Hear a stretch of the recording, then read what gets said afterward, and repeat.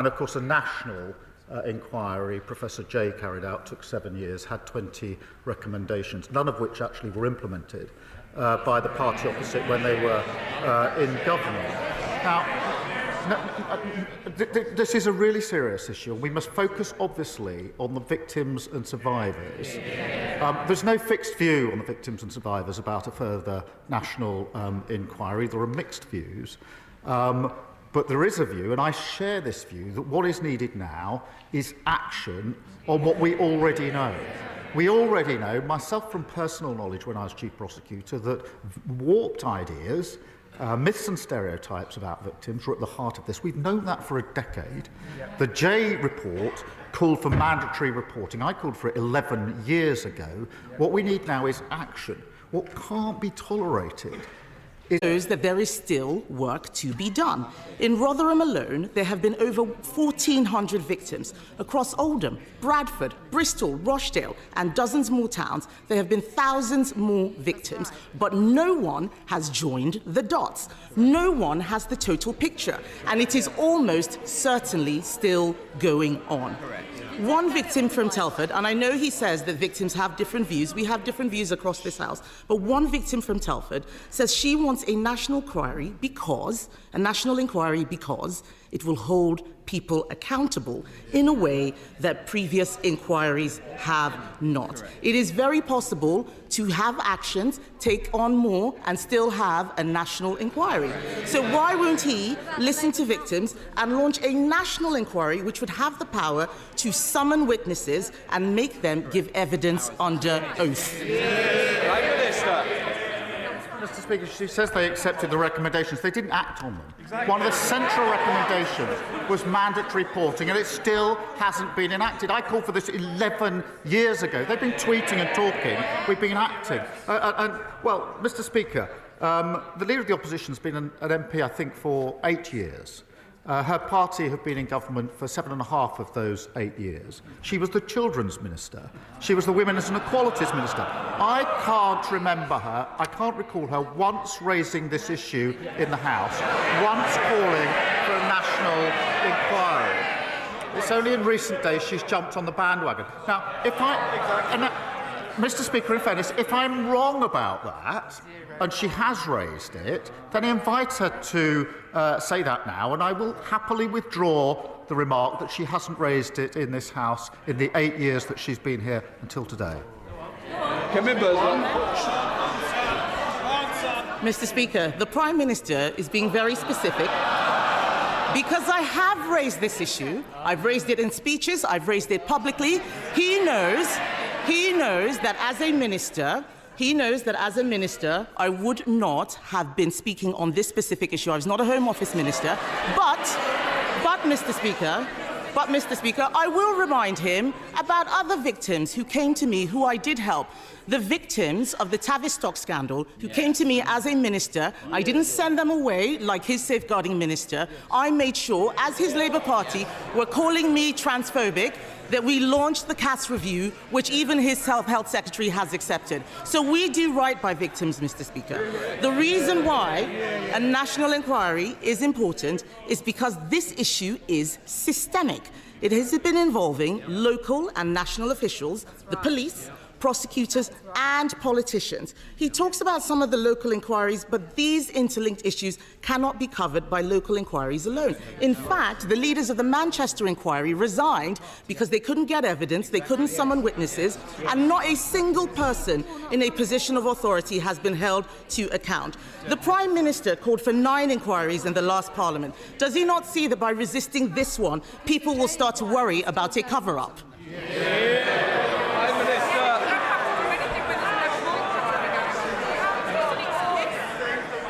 Mr. Speaker, this is an important issue, and we have to focus on the victims and survivors, and it isn't helpful. This sort of lies and misinformation and slinging of mud doesn't help them one bit. Mr. Speaker, she raised a question of a victim with me, and quite right to, and I accept that victims and survivors are in different places on this. Those that I've spoken to are worried about the delay of a further inquiry. The last inquiry took 7 years. That would take us to 2031. Now, these inquiries, amongst the issues that's been raised with me, and if she's been speaking to victims, they'll have raised this with her, is that it's very hard for victims and survivors to come forward to explain what's happened to them. They do not want to be rushed through this process, which is why the last one took 7 years. It's not sensible to suggest that this can be done in a hurry, on the cheap and comprehensively. Therefore, Mr. Speaker, that would take us to, let's say, 2030, 2031. The victims that I've spoken to want action today. I agree with them on that. But what I don't understand, I genuinely don't understand, is why anybody today would vote against the Children Wellbeing Bill, which will protect children who are vulnerable today. It will kill the bill. It will stop those provisions for children exposed at risk today. I implore them, vote for the bill. Don't wreck this in this misguided way.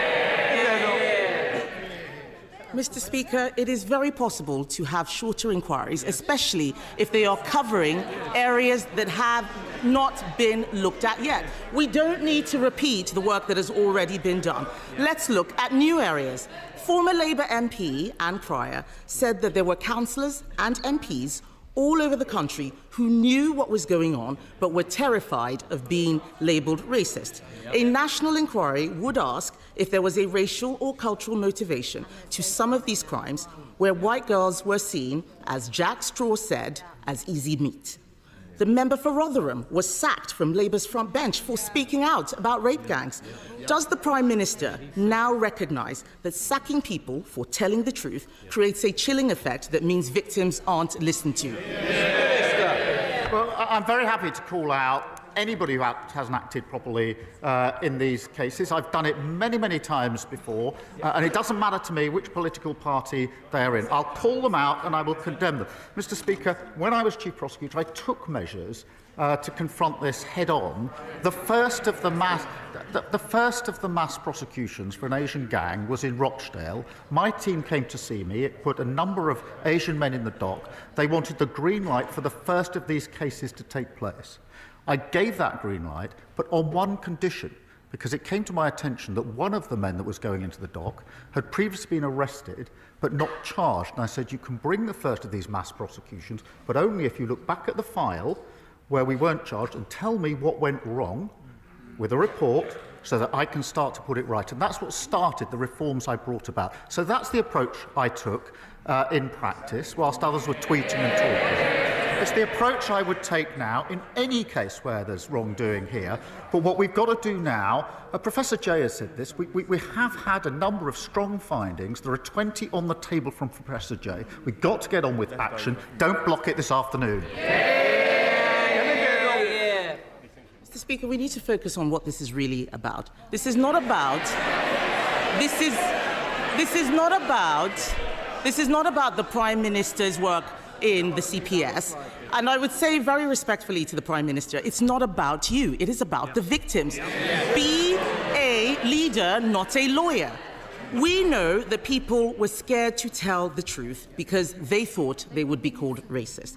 If we want to stop this from ever happening again, we cannot be afraid. The Labour Party has adopted the APPG definition of Islamophobia. That same APPG report said talking about sex groomers was an example of Islamophobia. This is exactly why people are scared to tell the truth. And the lack of clarity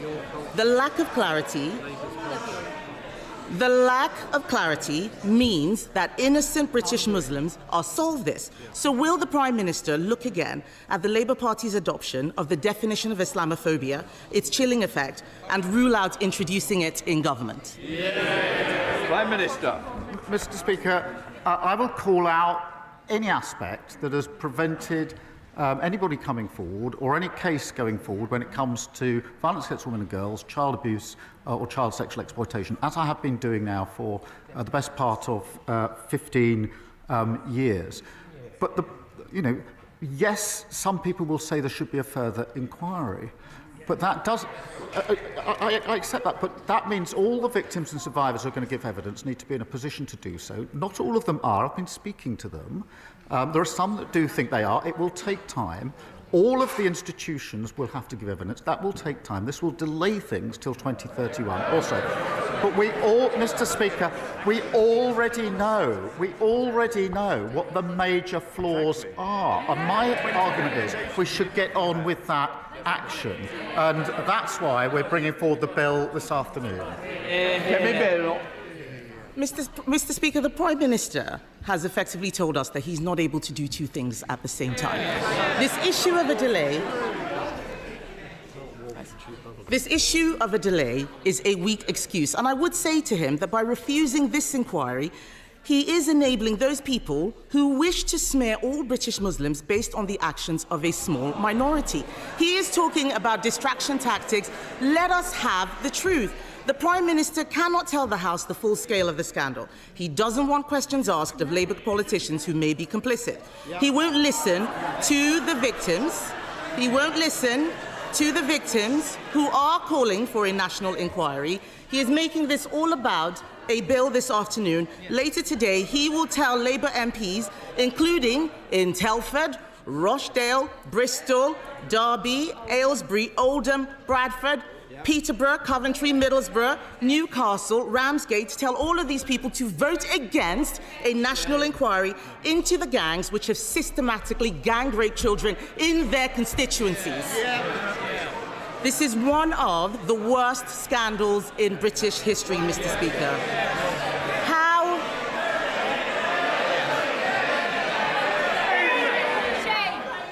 Sorry? This is a very, very important issue that does matter to the country. It matters to all our constituents. I want to make sure they can hear what's being said by the Leader of the Opposition and the Prime Minister of the Opposition. Mr. Speaker, this is one of the worst scandals in recent British history. But how are they going to explain to their constituents that obeying his whip is more important than doing the right thing? She's right to say it's one of the worst scandals. It's terrible. That's why I acted on it. Her recently acquired view that it's a scandal, having spent a lot of time on social media over Christmas, not once in 8 years did she stand here and say what she's just said. Not once in 8 years. They didn't act on the recommendations. They want a national inquiry. We had a national inquiry, the J inquiry, the J report. 20 recommendations, not a single one implemented. Not a single one implemented. And she said you can do two things at once. You can't kill the bill this afternoon, wreck that bill, and protect children. There was Mr. Speaker, there was a dreadful case of Sarah Sharif that everybody will remember. This was the girl taken out of school and abused by an abuser. The bill this afternoon fixes that gap. And I know, I'm looking across, I know there are honourable members on the benches opposite who know very well that what's in this bill is necessary, that it's the right thing to do, and that would want to vote for this bill. I urge them to think twice about following this short-sighted, misguided, bandwagon-jumping approach of the non-leadership of the Leader of the Opposition. I urge them to. Speaker, my constituent, Anne-Marie, and countless other armed forces families across Aldershot and Farnborough are living in shabby military accommodation that simply isn't good enough after 14 years of Conservative neglect. So can I welcome the Ministry of Defence plan to buy back thousands of homes in my constituency? And will the left behind by a past government will make life better for Anne-Marie and others like her living in the home of the British Army? Prime Minister. Can I thank her for her question? And we all owe extraordinary debt of thanks to those who serve. Mr. Speaker, by reacquiring over 36,000 service family homes, including 1,700 in my honourable friend's constituency, we can rapidly transform substandard accommodation. The deal that we've done also saves the taxpayer around £230 million per year in rent, and of course it follows the largest pay rise for the armed forces in over 20 years. There is of course still work to do, but this is a major step forward. We now come to the Leader of the Liberal Democrats, Sir Ed Davey. Thank you, Mr Speaker, and Happy New Year to you. And can I join others by offering my personal condolences to the Prime Minister on the loss of his brother? And can I take this opportunity to express my sadness at the passing of a much-loved member of the Liberal Democrat family, Baroness Jenny Randerson. Mr Speaker, fixing the care crisis is urgent. For the millions of people, elderly and disabled, who are not getting the care they need, for the millions of family carers who are making huge sacrifices to fill the gap, for the NHS, where over 12,000 people are stuck in hospital beds because they can't get out of hospitals, the care is not there for them. The Prime Minister is right to say we need a cross-party approach today, but as Sir Andrew Dillot has said today, that needn't take 3 years. So will the Prime Minister please speed up this work so 2025 is the year we finally rise to the challenge of fixing care? Prime Minister. I thank him for raising this important issue and thank him for his condolences. Yes, it is right we need to get this right. I want a cross-party consensus on this and invite him to work with us on this, as I know he will. But it is important, and he's right to say we need some action now as well. And that is why it's important I point out the immediate action that we've taken, the £3.7 billion of additional funding in the budget for social care, another £86 million to allow 7,800 more disabled and elderly people to live more independent lives, and of course the increased carers allowance. And the way in which we've set this up is in stages so that we can act and improve as we go along, but making sure that we've got consensus for the bigger changes that may be proposed in the review. And I do invite him and members across the House to work with us on this so that we can get this right and make sure that what we put in place endures beyond just a few years. Thank you. Fred David. Mr Speaker, I'm afraid if the government doesn't bring in these long-term social care reforms this year, their NHS reforms, this Parliament will fail. So I hope he will revisit the timetable. But moving on, Mr Speaker, while the Honourable Member for Clacton may miss out on his big allowance from Elon Musk, the spectre of the richest man in the world trying to buy a British political party should give us all pause for thought. And after years of the Conservatives taking millions of pounds of Russian money, will the Prime Minister now work with us to bring in long overdue reforms of party funding so that power in this country lies with the voters and not wealthy overseas oligarchs? I think we all had a smile on Sunday when the Honourable Member said how cool it was to have the support of Musk, only for Musk to say he should be removed. Just a few hours later, that's the rough and tough of politics. And of course, we're looking at the question of funding more generally. Cam Joseph. Thank you, Mr. Speaker. I welcome the efforts this Labour government has made to reset our relationship with the European Union and to seek to remove unnecessary trade barriers. The trading links between the UK and mainland Europe are of particular importance to my constituency of Ashford.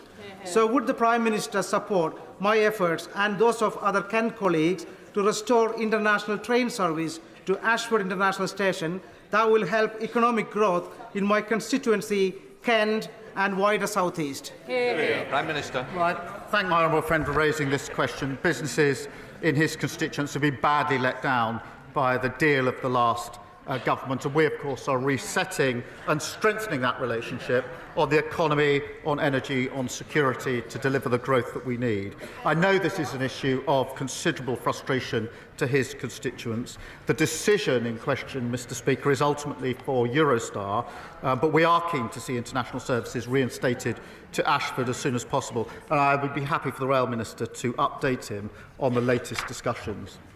Stephen Flynn. Mr Speaker, can I begin by doing something unusual, which is to commend the Prime Minister on his earlier answers to the Leader of the Opposition and, of course, to pass on my party's condolences to him for the loss of his brother.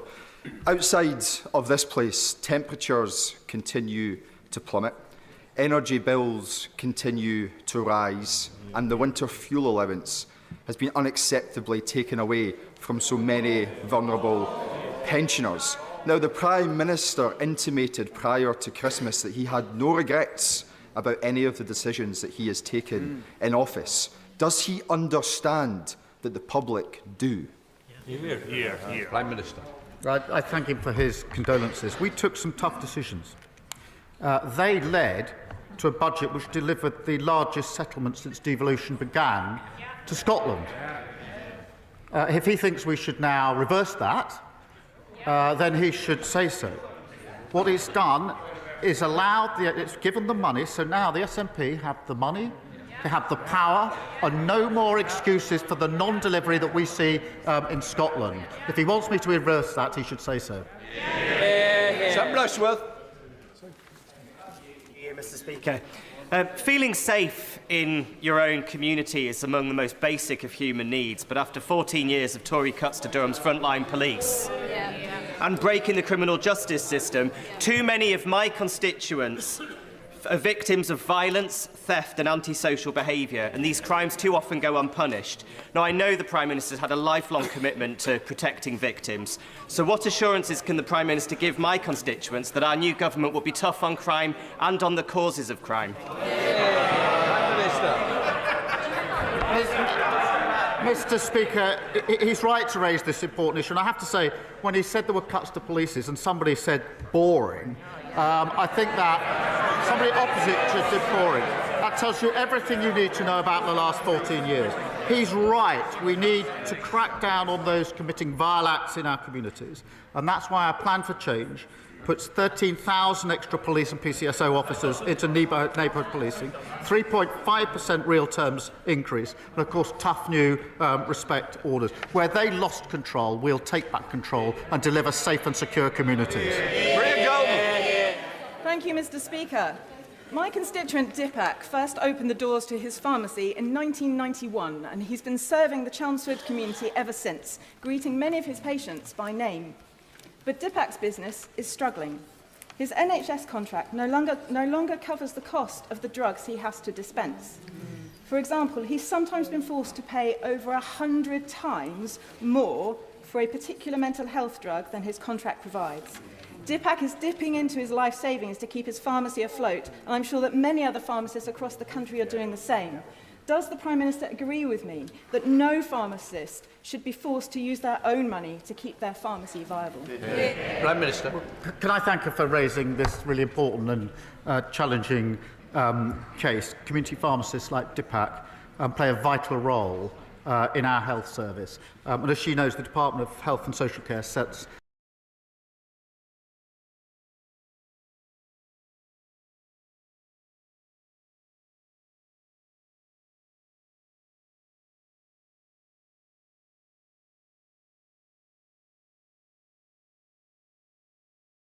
Last year, I was honoured to accept an invitation from the European Jewish Association to go to Krakow and discuss the role of Holocaust education in tackling the rising tide of anti-Semitism across Europe. We also visited Auschwitz and Auschwitz-Birkenau, where we laid wreaths and paid tributes to the many victims of the Holocaust. Given that this month marks the 80th anniversary of the liberation of those evil places, will the Prime Minister set out what this government is doing on Holocaust education to ensure that never again means never again? Prime Minister. Well, I thank him for raising this. Anti-Semitism is completely abhorrent and has no place whatsoever in our society. Mr. Speaker, I recently met with Jewish community leaders in Downing Street to discuss what further we can do to combat anti-Semitism, and that includes allocating £54 million for the Community Security Trust to continue their vital work, committing to building a new Holocaust Memorial and Learning Centre, and providing at least £2.2 million to continue the funding Lessons from Auschwitz. And I look forward to working with others on those important proposals. Victoria Collins. Thank you, Mr. Speaker. Businesses like Hicks in Harpenden, charities like the Hospice of St Francis in Berkhamsted, health and social care providers like the Elms Medical Practice in Harpenden, a GP, are amongst those up and down this country who are warning the government about the negative impact of the proposed changes to national insurance contributions. When will the Prime Minister heed those warnings and, at the very least, look at exemptions for health and social care providers like they have for the NHS? Prime Minister. Thank you for raising this. Look, we had to deliver a budget to wipe the slate clean and to deliver the stable basis for our economy, and at the same time repair our public services. That's why we invested £25.6 billion over 2 years in the NHS, including additional funding for GPs and for hospices. And we are taking measures to ensure that funding is there to support our vital services. Mr Speaker, every week I visit constituents in my Hackney South and Shoreditch constituency living in the most appalling, overcrowded social housing, some with triple bunk beds in the bedroom and the parents on a sofa bed in the living room. The nearest available property to buy would be £500,000, and it's out of the reach for these hard-working families. I really welcome our government's commitment to 1.5 million new homes. Will the Prime Minister agree that we need clear targets for the number of social housing units so that families in Hackney can live in dignity? Prime Minister. I'm grateful to her for raising this, and she describes an appalling situation when it comes to housing, and one will be familiar to a number of MPs on both sides of the House. And that's why we will deliver the 1.5 million homes that we desperately need across the country. She's right, and the budget announced 500 million into the Affordable Homes programme, which is hugely important, 100 million of that going to the Greater London Authority. And we will also, Mr Speaker, reform the right to buy to deliver a fairer, better value, a more sustainable scheme where long-standing tenants can buy their own home. Andrew George. Thank you, Mr Speaker. In Cornwall, in the last 10 years, over £500 million has been handed to holiday homeowners through various tax loopholes, etc., whilst local families are being evicted from their homes to make way for yet more holiday homes as the housing crisis deepens and worsens. The 6 MPs in Cornwall are determined to reverse this situation and to address these issues before the end of this Parliament. Will the Prime Minister agree to meet us so we get the full backing of government and deliver first rather than second homes for the good of Cornwall and the Isles of Scilly? Prime Minister. I thank you for raising this. We are committed to building those 1.5 million homes, and that includes 4,500 new homes every year in Cornwall. But I do recognise the point he makes, which is that excessive concentrations of short-term lets and second homes in places like Cornwall can impact the availability and affordability of homes. That's why we'll enable councils to charge a premium on the council tax bills of second homes, abolish the furnished homes let regime and introduce a registration scheme for short-term lets. But I am happy to make sure that he and his Cornish colleagues do get the meeting they want with the Housing Minister to discuss that further. Joyce Benton-Glenn. Thank you, Mr Speaker.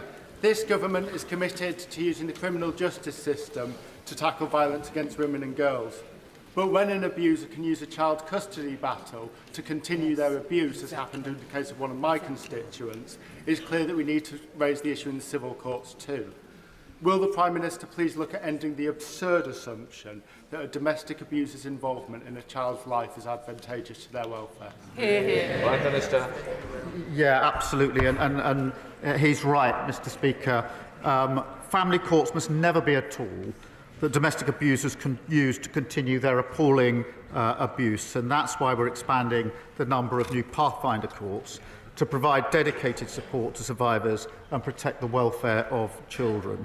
We are reviewing the presumption of parental involvement and we'll set out our position in due course. And I'll make sure that he meets the relevant minister to discuss this further. Christine Jolly. Thank you very much, Mr Speaker. And can I associate myself with the remarks of the Liberal Democrat leader and others today? Happy New Year to everyone, but 2025 is already proving a challenge for many of my constituents. Pensioners, families, small businesses, the hospitality industry, GPs, social care, as others have said. They know that the SNP has failed to deliver for Scotland. They hear when the Prime Minister says that the Conservatives left the economy in a mess, and they know that governments make difficult decisions. But what they are asking me is, when is this government going to do something positive for them to overcome the negative impacts they're facing from the budget? Prime Minister. Thank you very much. Can I just address something I should have addressed to our leader, which is to express our condolences about Jenny Randerson. I apologise, I overlooked that earlier on.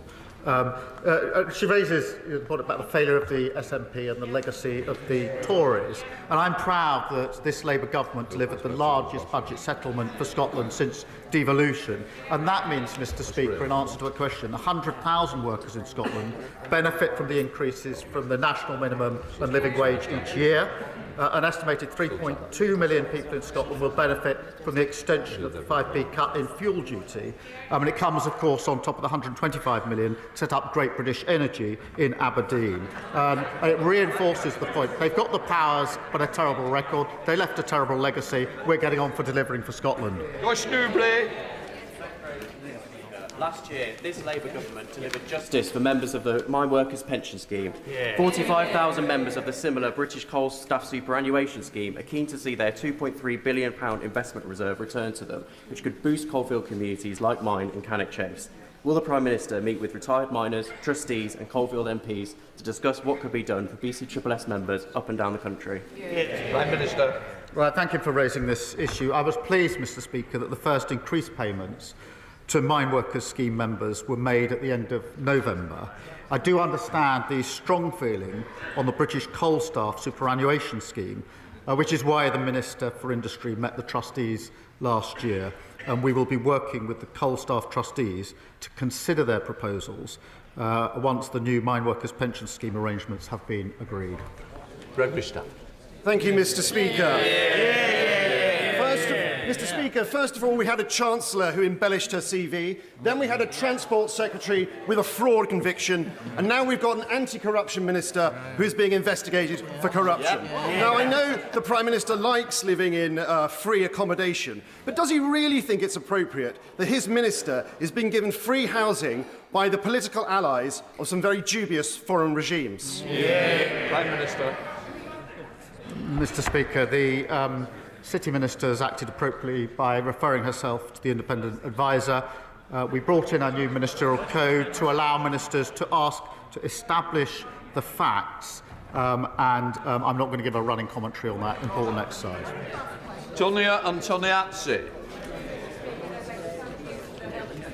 The last couple of days, I wrote to the England and Wales Cricket Board regarding the upcoming game in the Championship Trophy against Afghanistan on the 26th of February.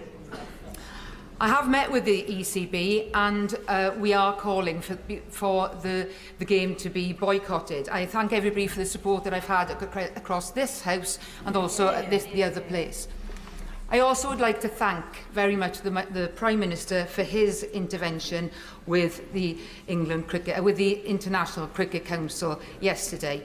But would he please agree to meet and talk to his counterparts in South Africa and Australia that they boycott the Games as well?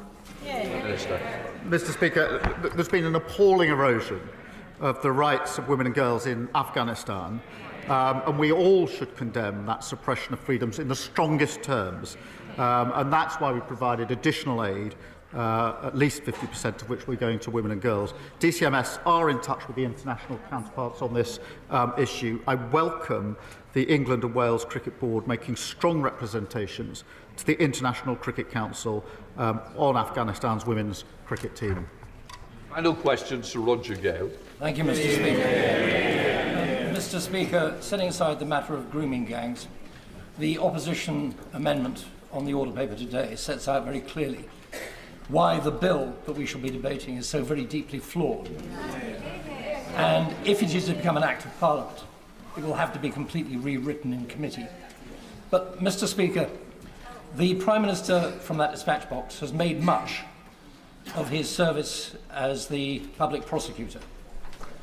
So could he tell the House in that capacity why during his time he declined to instigate a prosecution for rape and sexual abuse against Mohammed Fayed?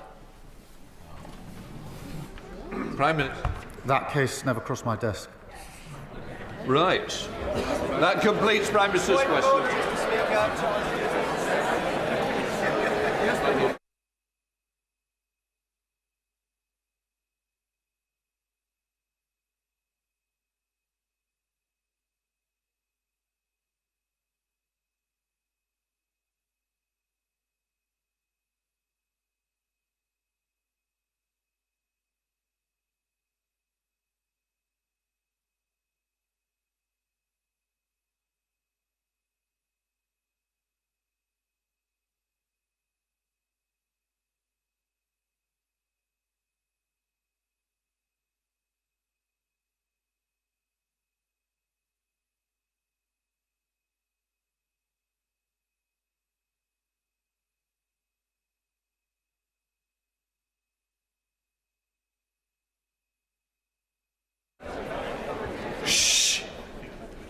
Point of order, Paul Holmes. Thank you, Mr. Speaker. On a point of order, during an answer about police numbers, the Prime Minister said that someone on this side of the House shouted boring. Can I correct the record following a request from Hansard that I actually said bingo because of repetitive and overused cliches that the Prime Minister was using during PMQs? Well, I would say you've corrected the record. The thing is, I wouldn't have owned up in the way you did, but there we are. Let us move on. Right, let us come to the 10-minute rule bill. Rupert Lowe. Thank you, Mr. Speaker. Mr. Speaker, I beg to move that leave be given to bring in a bill to prohibit quantitative easing, to prohibit the government from indemnifying any losses that may result from quantitative easing, and for connected purposes. The purpose of this draft legislation is to ensure that the state is as economically accountable to the people as the people are to the state. To do this means terminating the state's ability to debase the value of money through practices such as quantitative easing, which are not an option for the individual.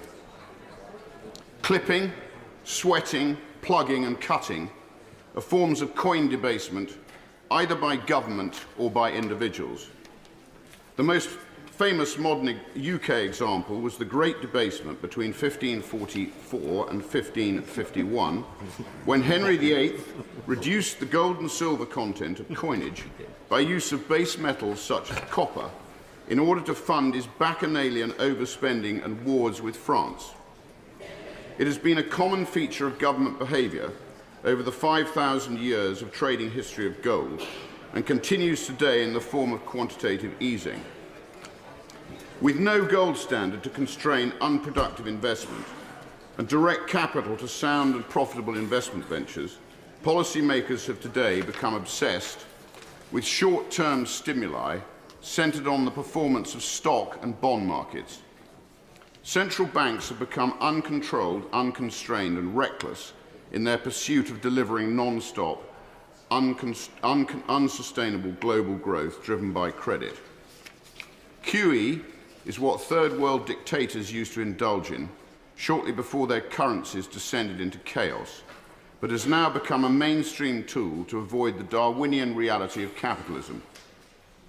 History is littered with examples of governments, dictators and kings abusing their hard-working citizens.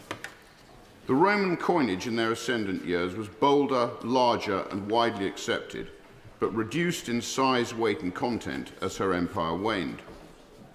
John Law's Mississippi scheme in France in 1716 to 1720, when he and the Duke of Orleans, who was regent for Louis XV, presided over an establishment-backed scheme on the premise that paper money was preferable to gold or a metal-backed currency, and shares were a superior form of money as they paid dividends. It was, in essence, the first national central bank. It ended in chaotic collapse and badly damaged France and her economy. National debt was supported by printed money in the same way as today through QE via central banks globally. I fear the ending will be the same in due course. In Weimar Germany after the First World War, the Reichsbank had become accustomed to printing money to fund the wartime economy, increasing marks in circulation from 2 billion to 45 billion between 1914 and 1919. State debt rose 30 times, from 5 billion marks to 153 billion marks. This continued with the value of the mark going into freefall in early 1923, and the issuance of notes of up to 100 trillion marks before cents returned. It was a time of moral decline, short-termism, prostitution, benefiting the opportunists, not the long-term wealth creators. With currency devaluation came a decline in all that had previously been cherished, including loyalty and faith, morals, innocence and honour. Over recent times, capitalism in the UK and globally has been undermined as states have grown in size and central banks have distorted logic. Systemic risk management in the 70s via the clearing banks was gradually replaced by more overt interventions in 1987 by Alan Greenspan, and again in 1997 when long-term capital management, an offshore company, was bailed out by the US government. 2008 was a watershed moment when Gordon Brown bailed out financial institutions with an estimated cost to taxpayers of £137 billion. This was followed by quantitative easing between March 2009 and August 2016. This was dwarfed by the actions of Hank Paulson and Ben Bernanke in the US in 2008, when they used $700 billion of intervention to prop up the financial system generally and AIG in particular. During the COVID crisis of 2020 and 21, when many bad decisions were taken by an already bloated state, between £310 billion and £410 billion, equivalent to between £4,600 and £6,100 per person in the UK, was spent in a number of questionable centrally planned interventions. In rather the same way as early Weimar Germany, Britain finds itself heavily indebted and continuing to run multiple deficits, making matters progressively worse. Our moral decline is clearly evident, as true capitalism has been undermined by regular intervention, increasing state regulation, and the growing bloated and inefficient state. It is interesting that Weimar Germany's revival started with the dismissal of many civil servants, and social welfare spending was massively cut. The French government's recent funding crisis makes it look even more like a national Ponzi scheme than in the UK. Both wings of French politics refused to sanction debt reduction, despite the budget deficit being expected to rise to over 113% of GDP by this year. Market concerns are pushing the euro lower and France's borrowing costs higher, with bond yields briefly surpassing Spain's for the first time since 2008. Javier Milei, Argentina's president since 2023, has brought significant economic reforms with his radical libertarian agenda, earning both praise and criticism. Milei's focus has been on cutting public sector spending, reducing inflation and implementing drastic fiscal adjustments, which have led to improvement in Argentina's economy. Inflation has fallen from nearly 300% to around 119%. Public sector jobs have been reduced by 35,000, and the country has achieved a primary surplus. Argentina's economy has also exited recession with a growth rate of 3.9%, and borrowing costs have dropped, signalling reduced debt default risks. Elon Musk has been appointed to lead Donald Trump's new Department of Government Efficiency, DOGE, which he will co-run with Trump ally and entrepreneur Vivek Ramaswamy. Musk said the department's creation would address government waste and inefficiency. Trump described Doge as a transformative initiative, likening it to the Manhattan Project, aimed at slashing bureaucracy, cutting regulations and restructuring federal agencies. Money is the foundation of all human exchange of enterprise and replaced barter in the earliest communities. It allows for the transfer of skills through a transferable medium such as a coin, a note, or indeed a transfer. By a continuous process of inflation, however perpetrated, governments can confiscate, secretly and unobserved, an important part of the wealth of their citizens.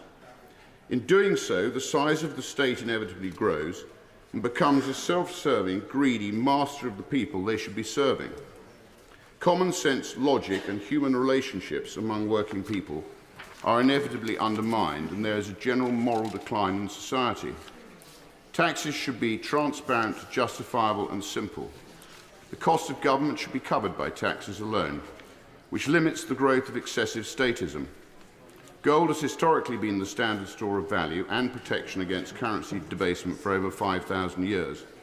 It's interesting that profligate governments always denigrate gold holding, and holding it is often banned by governments in crisis who have deceived their electorate.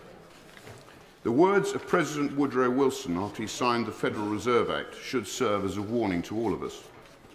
I am a most unhappy man. I have unwittingly ruined my country.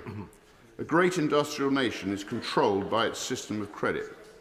Our system of credit is concentrated. The growth of the nation, therefore, and all our activities are in the hands of a few men. We have come to be one of the worst ruled, one of the most completely controlled and dominated governments in the civilized world.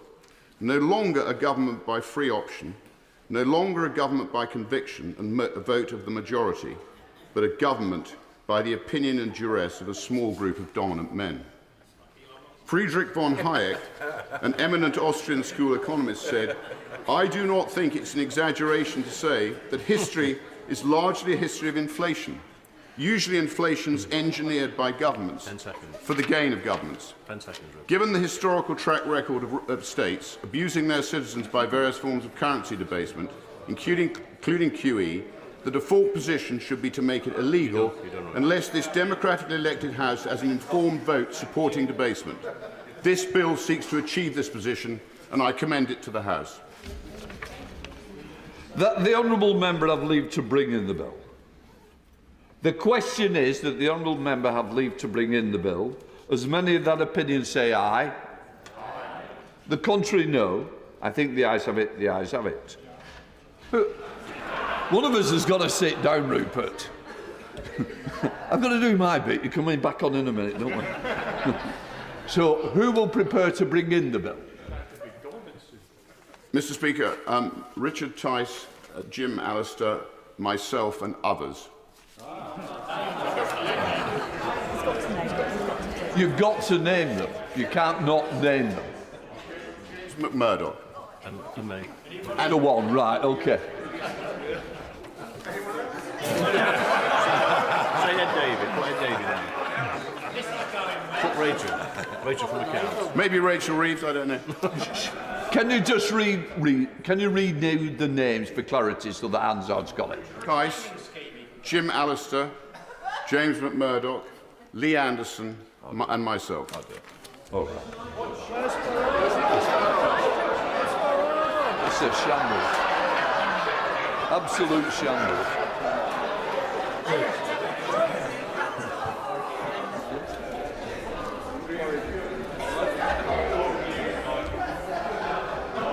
Rupert Lowe. Future leader.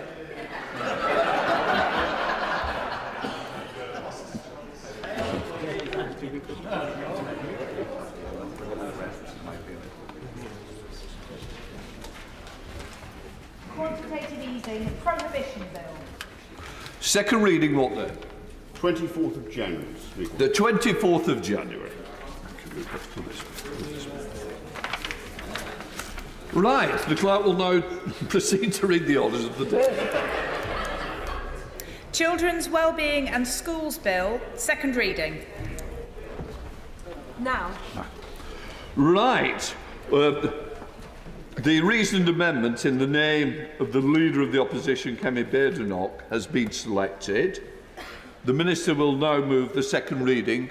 Secretary of State Bridget Phillipson.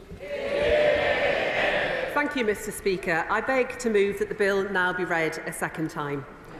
Mr. Speaker, in the week in which we return to this House and our children return to school, I am proud to be the Secretary of State for Education in a truly child-centred government. The actions I take, the decisions I make, they are always in pursuit of what is best for the children of this country. And that starts, Madam Deputy Speaker, with keeping them safe. And after little more than 6 months in power, we are delivering the change that is many years overdue. No more lessons learned, no more paper pushing, no more foot dragging. It is time for government to act. And this government will act with the urgency our children deserve and our country demands. So, Madam Deputy Speaker, this bill puts forward bold new measures to keep children safe. A new legal obligation for safeguarding partners to work hand in hand with education, because it's often teachers who first see the signs of abuse and neglect. A new duty to establish multi-agency child protection teams, because keeping children safe is everyone's business.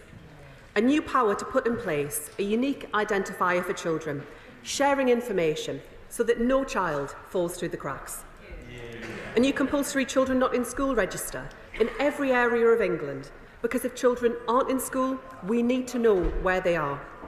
A new requirement for local authority consent for parents to home educate their children if they are on a child protection plan or subject to child protection inquiries.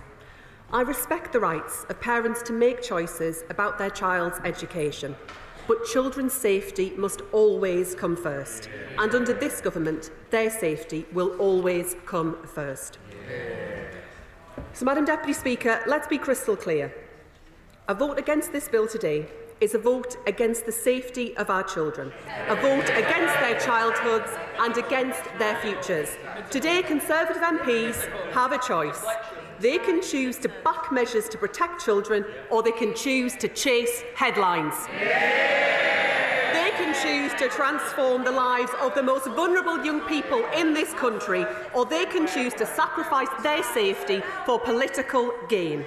They can choose to show the public that they have finally learned the lessons of their resounding election defeat, or they can show voters that they are still unfit to govern. Because, Madam Deputy Speaker, I want to be very clear about the conduct of politicians, be they on the benches opposite or anywhere else, who put the pursuit of headlines today above the safety of children tomorrow. It is sickening and it is shameful. And a previous generation of Conservative politicians would not have had the slightest hesitation in saying that the conduct of today's opposition in seeking to block this bill is quite simply beneath contempt. I will give way. Grateful to the Secretary of State for giving way, and she mentions previous generations of politicians.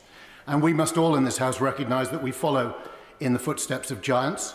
Tony Blair, Lord Adonis and others created the academy system, which was built on under the last Conservative government and brought about a transformation of English education. Why does the Secretary of State want to dismantle the work of decades by members across this House and bring about a kind of a gross socialist uniformity which will destroy the progress that has been made?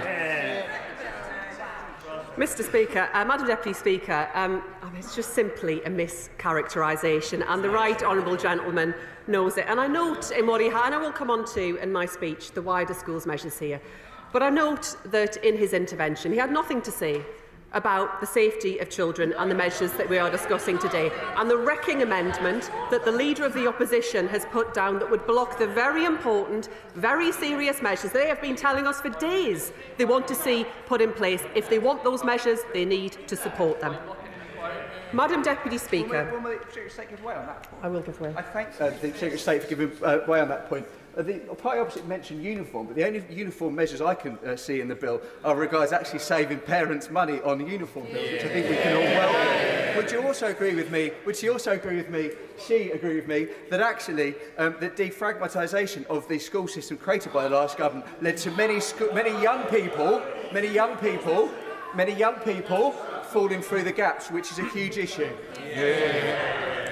Madam Deputy Speaker, I will come on to the wider point in my speech around collaboration, which I do believe is crucial across the school system. But my honourable friend is right to draw attention to the really important measures in this legislation that will put more money back in parents' pockets, cutting the cost of school uniform and bringing in breakfast clubs in primary schools across our country. Madam Deputy Speaker, this is child-centred legislation through and through, legislation that backs parents to do the best for their children. This government is on a mission to break down the barriers to opportunity, driven forward by the Plan for Change unveiled by the Prime Minister in December. The Children's Wellbeing in Schools Bill is a huge step forward in that journey of reform, starting with child safety and building from there. It's an agenda for excellence, for safe and secure childhoods, because healthy and happy futures are built on nothing less. It's an agenda for excellence, for high and rising standards, because we will accept nothing less. It's an agenda for excellence, for a top-quality core offer in all of our schools, because parents demand nothing less. It is an agenda for excellence, because every child in this country deserves nothing less. And it is what mission-led government is all about. Child-centred action across departments, between professions and through partnership. Madam Deputy Speaker, what matters about families is not the shape that they have, but the love that they give. And that's why back in October, we announced the expansion of our work on fostering and on the trialling of a new kinship care allowance. It's why in November, I came to this House to set out the biggest reform of children's social care in a generation. It's why this government then backed those changes with almost £300 million of investment, including the biggest ever investment in kinship care. And it's why today I return to this House to cement our reforms in legislation, to build a children's social care system that is forward-looking, excellence-driven and child-centred. Our first priority is to keep children together with their families wherever it is safe to do so. So the bill mandates all local authorities to offer family group decision-making. With the guidance of skilled professionals, families with children at risk of falling into care will be supported to build a plan that works for them. And we're strengthening support for kinship care so that vulnerable children can live with the people they know and trust wherever that is possible. But despite the best efforts of all involved, some children will inevitably need to enter care. So we must reform the system so it works for them. And I know that members here right across this House share my outrage at the excessive and exploitative profit-making we have seen from some private providers. It is shameful, it is unacceptable, and it will end. I will give way. I thank my right honourable friend for giving way, Madam Deputy Speaker. And I know she has a good head on her in numbers. Will she be doing some evaluation of the cost and benefits of investing in things like kinship care to save not just the cost to the child, but also the cost to the taxpayer of otherwise expensive child social care? My right honourable friend is absolutely right, and through my time with her on the Public Accounts Committee I learned all too well the importance of those principles. What I would say about the work that the previous government did in this area is that they did have work underway to understand not just the benefits that come to children where they can stay close to those who are able to care for them best, but also the spiralling costs and the need to take action. What we didn't, however, see from that government was action, and today that is why we are making sure we deliver better for our children. And this bill gives government, through the Secretary of State, the power to introduce a profit cap. And providers should take note. We won't hesitate to use this power to protect our most vulnerable children. Children must always have somewhere to live if private providers unexpectedly collapse. And that's why this bill introduces a new financial oversight scheme to increase transparency and strengthen forward planning. Children need support when they leave care too. So with this bill, we will require all local authorities to offer emotional and practical support through the Staying Close programme. Support to find a great place to live. Support to access the right services at the right time. Support for care leavers to go on to live healthy and happy lives. The Children's Wellbeing in Schools Bill provides the safe and secure foundation that all children need. And it builds on that foundation too, with urgent reform to all of our schools so that every child can achieve and thrive. That means schools at the beating heart of their communities. That's why this bill legislates for free breakfast clubs in every state-funded primary school, so that children get a welcoming, softer start to the day. Schools where children come together to eat, learn and grow. It's good for attendance, it's good for attainment, it's good for behaviour. And I'll give way to my own. Can I thank my right honourable friend for giving way? Before my election, I spent nearly 20 years as a secondary school teacher, seeing firsthand the devastating effects of food poverty on children's health, concentration and academic performance. I welcome the introduction of free breakfast clubs in primary schools, which will improve child health and learning outcomes in England, as seen in Wales. However, I urge further action to ensure all children can thrive. Will the government consider extending free breakfasts to secondary school students? And will considerations be made to access to free school lunches as well?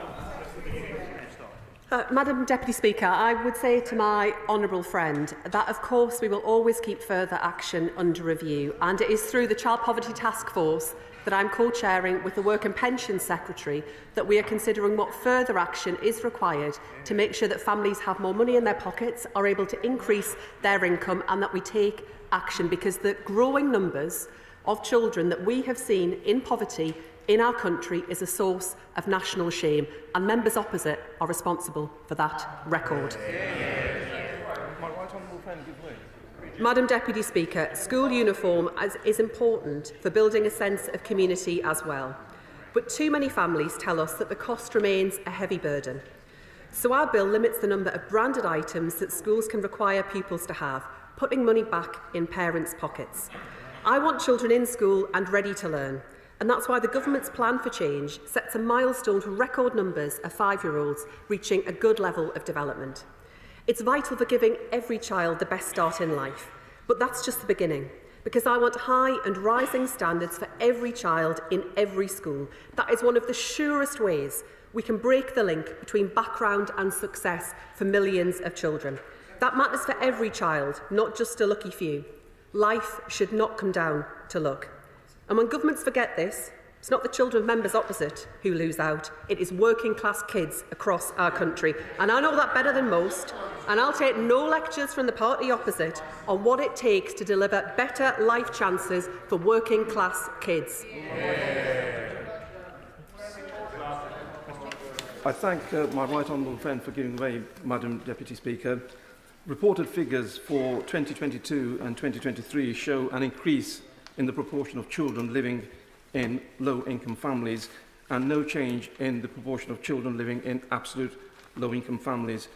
Does the Minister agree that this legislation will actually improve the household finances of families and the life chances of children in my constituency of Wolverhampton West? Absolutely, Madam Deputy Speaker. It will put hundreds of pounds back into the families' finances and back into parents' pockets by cutting the cost of school uniform, by introducing breakfast clubs in every state-funded primary school. But we recognise, Madam Deputy Speaker, that there is so much more that we need to do, because child poverty scars the life chances of far too many in our country. For giving way, and I'd like her to comment, if she could, on the issue of falling rolls in some parts of this country at the present time, particularly in London, which means that most local authorities then take the option of unfortunately closing the school, which is very damaging to the children and to local communities. Clause 50 of the bill appears to give her powers to do some degree of intervention where we could perhaps downsize schools to keep that sense of community school, which is so important, particularly in the poorest parts of many London boroughs. Is she able to give us some hope of intervention to ensure we keep community schools? What I would say to the right honourable gentleman is that there are a number of provisions within this bill that deal precisely with that challenge that he raises. We do recognise that here in London, but shortly right across our country, there are challenges that come of falling rules and of making sure that we manage that process properly. It will require schools to work together with local councils and to collaborate to manage admissions and place planning, and it will also require decisions about how we make best use of the school's estate. It's why we've started a process of encouraging primary schools to bid into open primary-based nurseries. The recent pilot programme for that closed, and we were delighted to see so many applications. But I think there is also an opportunity to think about how we use that space that is opening up through falling rules to create additional provision for children with special educational needs and disabilities, so that they can go to school much closer to home and with their friends in their local communities. Madam Deputy Speaker, there has been a welcome consensus that a high-quality state education should be the right of all children. That consensus has helped innovations from Ofsted to the national curriculum to academies to stand the test of time, as governments of all parties have driven reform. Academies, introduced by the last Labour government and expanded by the party opposite, have been instrumental in raising standards in our school system. They have delivered brilliant results, particularly for the most disadvantaged children, and they will continue their record of excellence under this Labour government. Yet this consensus must not stifle progress. And while the party opposite did make some progress over the past 14 years, it must reckon with its many failures. 1 in 4 children leaving primary school without meeting the expected standard in reading, writing and maths. Tens of thousands of children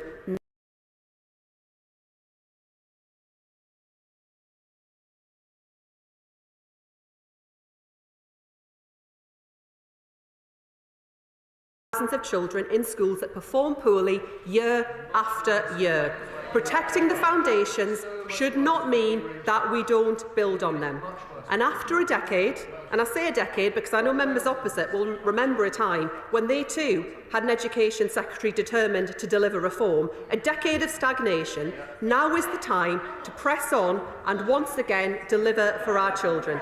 That is what members will see in this bill, a respect for the fundamentals, twinned with a drive to go further to deliver high and rising standards for each and every child. Because, Madam Deputy Speaker, we inherited a system that was too fragmented, that too often incentivised harmful competition over helpful collaboration. And I give way to the Honourable Lady. Thank you very much. And you talk about a lot of important statistics about how our children are developing, but also their mental health and well-being is very important. So would the Secretary of State consider a national well-being measurement to help look at those and really look at how we can improve the well-being of our children?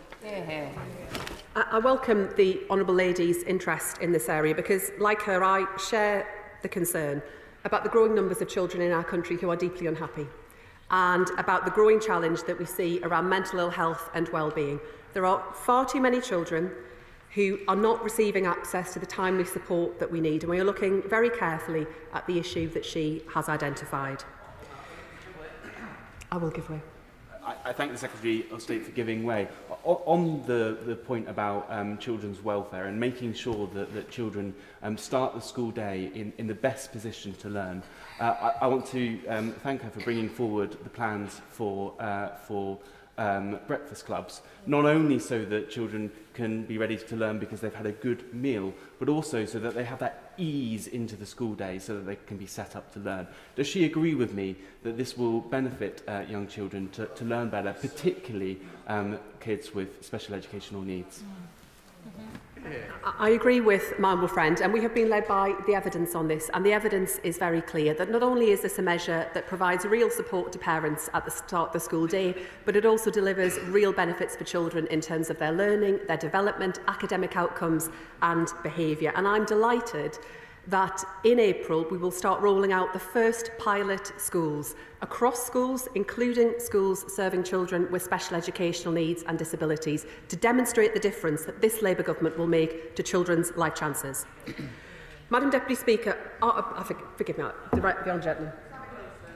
And I'm sure everyone in this House shares her objective of ensuring that children get the best education, have the best educational outcomes possible. But why then is she dismantling the infrastructure which has delivered improvements?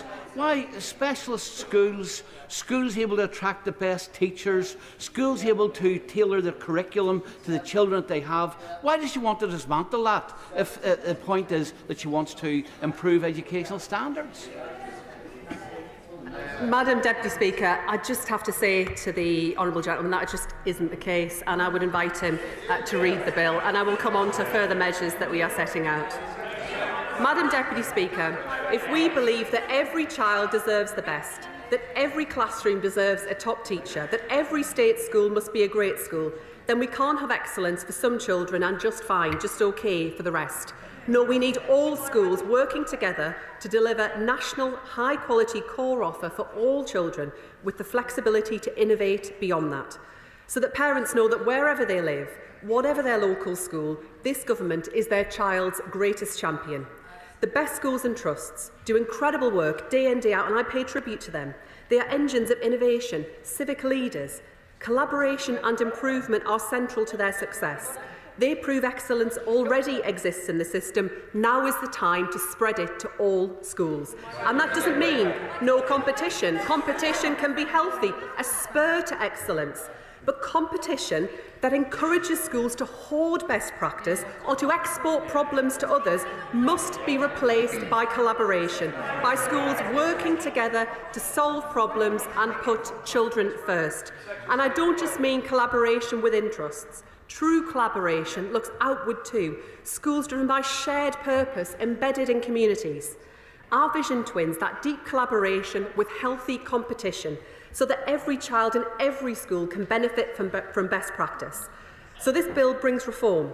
It demands high and rising standards across the board.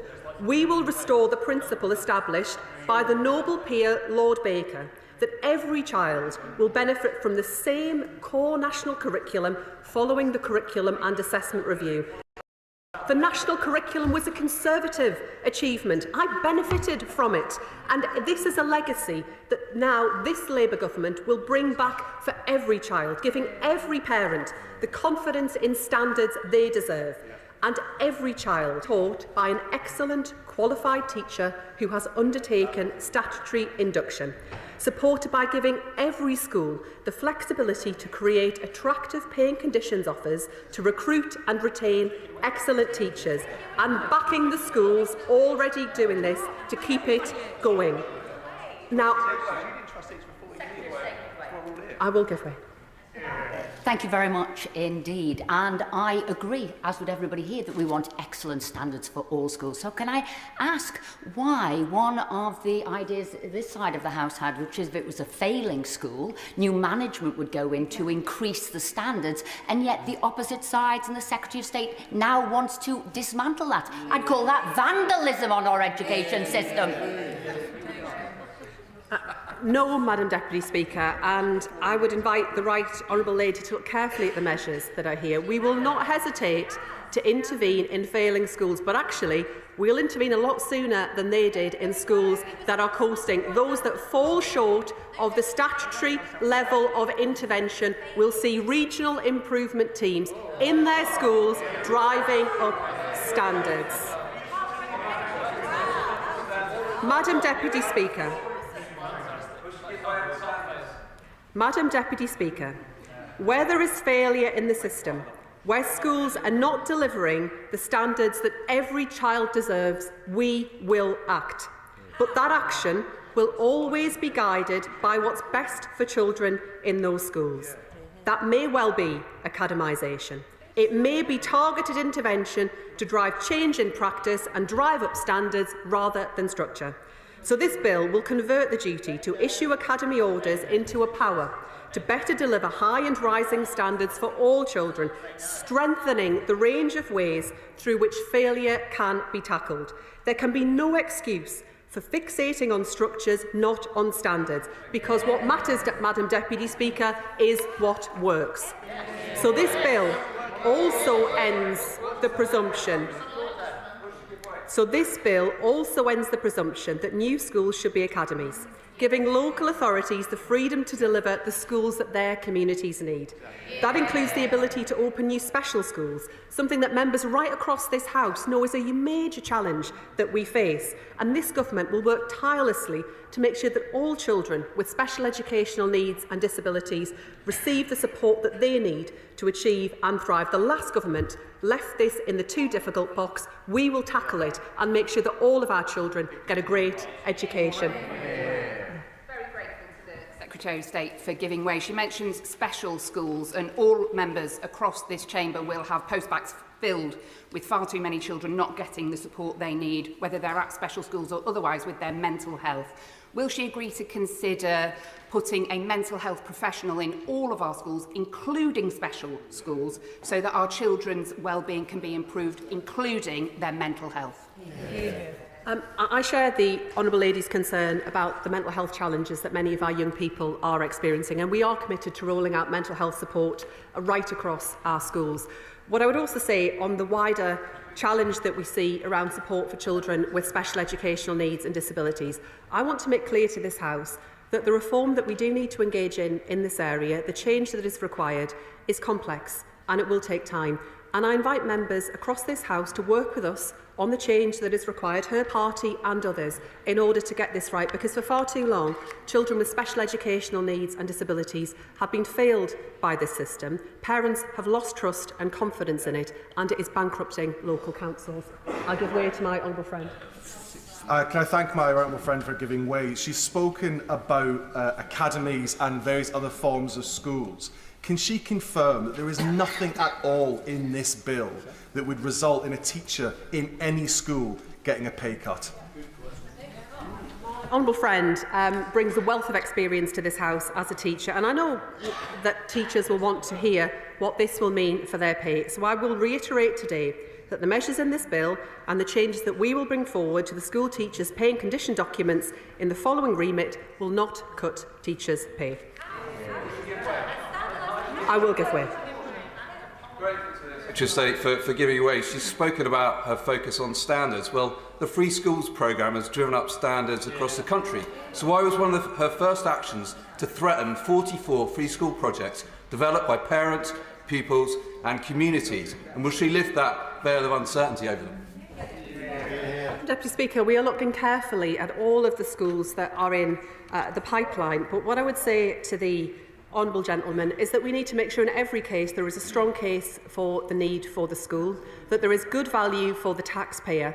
And, you know, we have inherited an enormous challenge where it comes to the public finances. And we have had to make difficult decisions because of the £22 billion black hole that he and his party left behind. And the right honourable lady opposite, who's chuntering away, was in Cabinet, in the Treasury and responsible for overseeing all of this as Chief Secretary.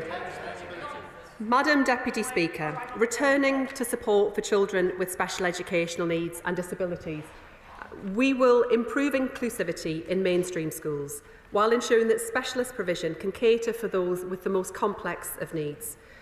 The changes this bill brings are underpinned by our wider reforms to drive improvement. New school report cards to give a full picture of a school's performance. New regional improvement RISE teams to draw on the excellence in our system and bring schools together to spread good practice and to challenge underperformance. Accountability and inspection should be a galvanising force for improvement, a catalyst for quality, raising the floor of success, not lowering the ceiling of ambition. Not to drag schools down, but to lift children up. It is about them. It is always about them. I will give way. I'm really grateful for the speech that my right honourable friend is making, not least the opportunity to raise standards for children with disability, children experiencing anxiety and children who have got care experience as well. Will she look at the role that local authorities can play in building that collaboration and ensure that they've got the funding that they need? Because the last government hollowed them out, and yet they've got a crucial role in raising those standards and supporting schools. Madam Deputy Speaker, I agree with my honourable friend that we do need to make sure that local authorities are working with schools, with health, with other partners in their area.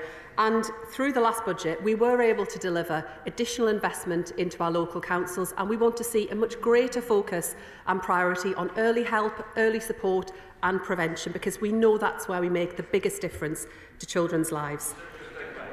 I will give way a final time and then I'll conclude. Secretary of State for giving way. I was Chair of Governors of the 15th Academy and welcomed Sir Tony Blair in 2008 to that academy in Northampton to show him the benefits of the freedoms for governors to act with regard to the national curriculum, with regard to pay and conditions and with regard to innovation. I think Sir Tony Blair and Lord Adonis will actually be horrified by these changes that will restrict those freedoms to innovate and to improve, and I think it's a great, great shame. He's not wrong, Madam Deputy Speaker, that is a total misunderstanding of the bill, and he shouldn't seek to speak for others in this regard. What I would say to the honourable gentleman is that we are restoring academies to their core intended purpose, driving up standards for the most disadvantaged children in our country, with innovation spread wherever we can do that. I will give way a very final time. My right honourable friend for giving way, and I really welcome the measures in this bill to make sure that the many children we have who are being homeschooled have all the support they need to get back into mainstream education. I was extremely concerned to find out that 800 children in Hastings in the last academic year are being homeschooled. That is 1 in 16 children, or 27 classrooms of children. While there will be parents who are providing a good quality education at home, I also know from speaking to teachers, from speaking to local shops who see these children in their establishment, that they are not necessarily getting a good education, and we need to get these children back into school. I agree with my honourable friend, and I recognise the challenge that she faces in her constituency and that we see right across our country. We have seen a big increase in the number of children being home educated, and whilst I respect the rights of parents to make that choice, I think there are a complex range of reasons why many parents are now making that decision. There are questions around how we support our children on their mental health. There are wider challenges on the SEND system. But let me be absolutely clear to the House. All children, when they are not in school, when they are being home educated, must have a good level of education. And we cannot allow the situation to continue where we do not have visibility of where children are, where they slip between the cracks, and we will ensure through this legislation that where there are child protection investigations underway or a child protection plan, local authorities will be able to decline that request from parents, because we all sadly know what can go terribly wrong when we fail to step in and protect children. I'm afraid I'm concluding now. Madam Deputy Speaker, we are bringing together the system's many parts into a collaborative, coherent whole with children at its heart. And our ambition to support children doesn't stop here. We expect to bring forward further legislation when parliamentary time allows. And our work to erase the stain of child poverty must and will continue through the Child Poverty Task Force, which I am proud to co-chair with the Work and Pensions Secretary, reducing the burden on schools, freeing teachers to teach and children to learn. Today is about action.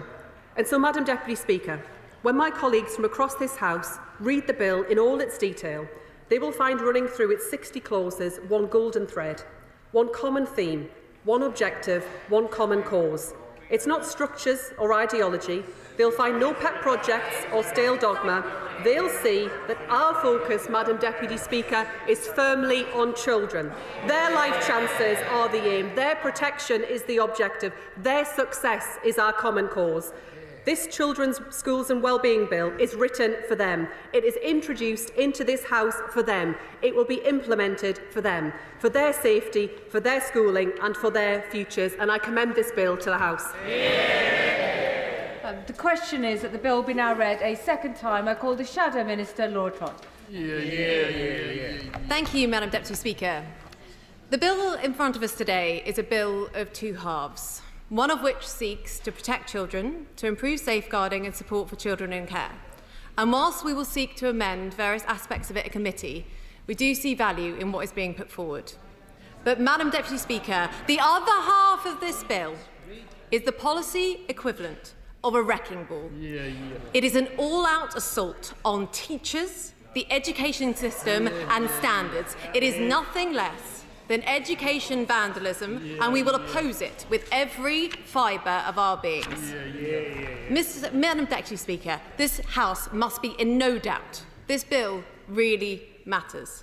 It destroys the consensus built over 2 decades in England on how to improve schools, a consensus that has led to English children being the best in the Western world at reading and maths. I cannot understand why they would seek to reverse this progress. What are they hoping to achieve? It seems to be policy purely built on ideology. More than that, it is wrong, and I desperately hope the members opposite will come to this. I'll do this shortly. You would think, Madam Deputy Speaker, that Labour government will feel proud of the record they had under Blair in education. It was the Labour government that innovated and made way for academies. When Blair talks about academies, he says an academy belongs not to some remote bureaucracy, not to the rulers of government, local or national, but to itself, for itself. The school is in charge of its own destiny. And it's this Blairite principle, a school in charge of its own destiny, which was built on and expanded by subsequent Conservative governments. And what has been the result of this largely cross-party consensus? A thriving education system in which English children have soared up the PISA rankings. But before me, I see a move away from all of these things that have enabled this success. This bill seeks to turn its back on Labour's history, take back those academy freedoms, on curriculum, on pay, on behaviour. You name it, they are reversing it. All the things that have done so much to improve our education system. Step by step, the very policies that saw our schools rise up the international league tables are being reversed. And I guarantee you, Madam Deputy Speaker, just as we went up, as a result of this bill, we will come down those very same rankings. And who will be the ones that will suffer? The poorest pupils in society. I will give way. I've lived the dream of the Academy programme from the very beginning under London Challenge and seen Hackney children go to university when I was first elected they weren't. But what the last government did was bring a wrecking ball. It made a smorgasbord of free schools with an open chequebook from government paying over the odds for inadequate sites which children are condemned for years, and no accountability in the system as each bit of fractures away. And on the issue of standards, the reason that standards haven't notionally gone up is that some schools went 11 years without an inspection when they were outstanding, or were far from outstanding when they were next inspected. So she needs to take responsibility and accountability for what her government did, and applaud the Secretary of State for what she's trying to do to put it right. I have a huge amount of respect for the Right Honourable Lady, but she will know that the Academy programme was expanded over 50 times under the last government, and that we went up in terms of educational rankings, not down, which is what happened under the previous government. This bill is abolishing academies in all but name. And for what? Because education ministers think that they know better than Catherine Birbalsingh and Sir John Coles. As Blair said in 2005, command public services today are no more acceptable than a command economy. Well, somebody needs to tell the Education Secretary, because that is exactly what she is proposing in this bill. It is anti-rigour, anti-choice and anti-accountability. Will my right honourable friend give way? Absolutely. One of the most impressive aspects of the previous government was the work instituted by Michael Gove to build on the reforms of Tony Blair, carried on by successive Secretaries of State like my right honourable friend. Will my right honourable friend commit the next Conservative government to reversing these changes and ensuring that we have more choice for head teachers on curriculum, on hiring and firing, on expulsions, so that we bring competition to the school sector, not the dead hand of a Whitehall bureaucrat? My honourable friend is absolutely right. And to be clear, this bill is proposing a pay cut for nearly 20,000 teachers in future years because they are imposing national terms and conditions on teachers in academies. You have to ask, Madam Deputy Speaker, what is the problem that the government is trying to solve here? Teachers outside of national pay scales are paid more, not less. What have they got against high-paid teachers? Why on earth are the government coming here today and telling tens of thousands of teachers that their pay is too high? It is absurd. Levelling down seems to be this government's priority. And the flexibilities given on terms and conditions allow academies to offer things like a longer school day. Are the Labour government proposing to ban this? The explanatory notes to the bill set a new standard in doublespeak when they praise the positive innovation and good practice in teachers' pay and conditions in some academies, and say that they want to ensure that local authority maintained schools also have the opportunity to implement it. So, what are they doing? Are they giving these same pay flexibilities to local authority schools? No, Madam Deputy Speaker, they are doing the opposite. They are taking pay flexibilities away from academies. And don't try to make any sense of this, Madam Deputy Speaker, because it's impossible. It is entirely contradictory. The government are also removing the requirement for failing schools to be taken over by an academy, despite recognising the, and I quote, strong track record of multi-academy trusts in turning around failing schools. And what are they replacing it with?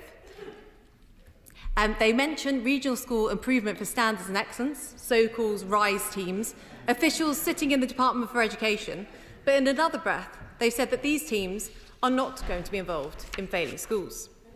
The government have clearly themselves totally failed because they do not understand that the reason failing schools become academies by default is because it is the most effective intervention.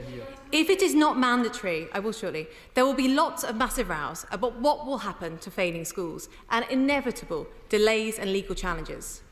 And what is the upshot of this? More time with children in failing schools not being dealt with. So what is their plan for failing schools? What is their plan to protect these children from falling behind? What is the evidence that this approach is better? Have they trialled this anywhere? Why on earth are they putting this into a bill without a really clear alternative failure regime in place, which evidence shows is at least as good? It is totally unacceptable, misunderstands why the Academy order has been so important. And I cannot say this strongly enough to the benches opposite. It needs to change. I will give way to the Honourable Lady. grateful for the honourable member for giving way in this point. Will she concede that the academisation process has meant that the off-rolling that we've seen up and down this country has led mostly to the crisis we have in SEND? And actually that is the whole point of how the academy systems have apparently improved standards. No, they haven't. They have decreasing inclusion.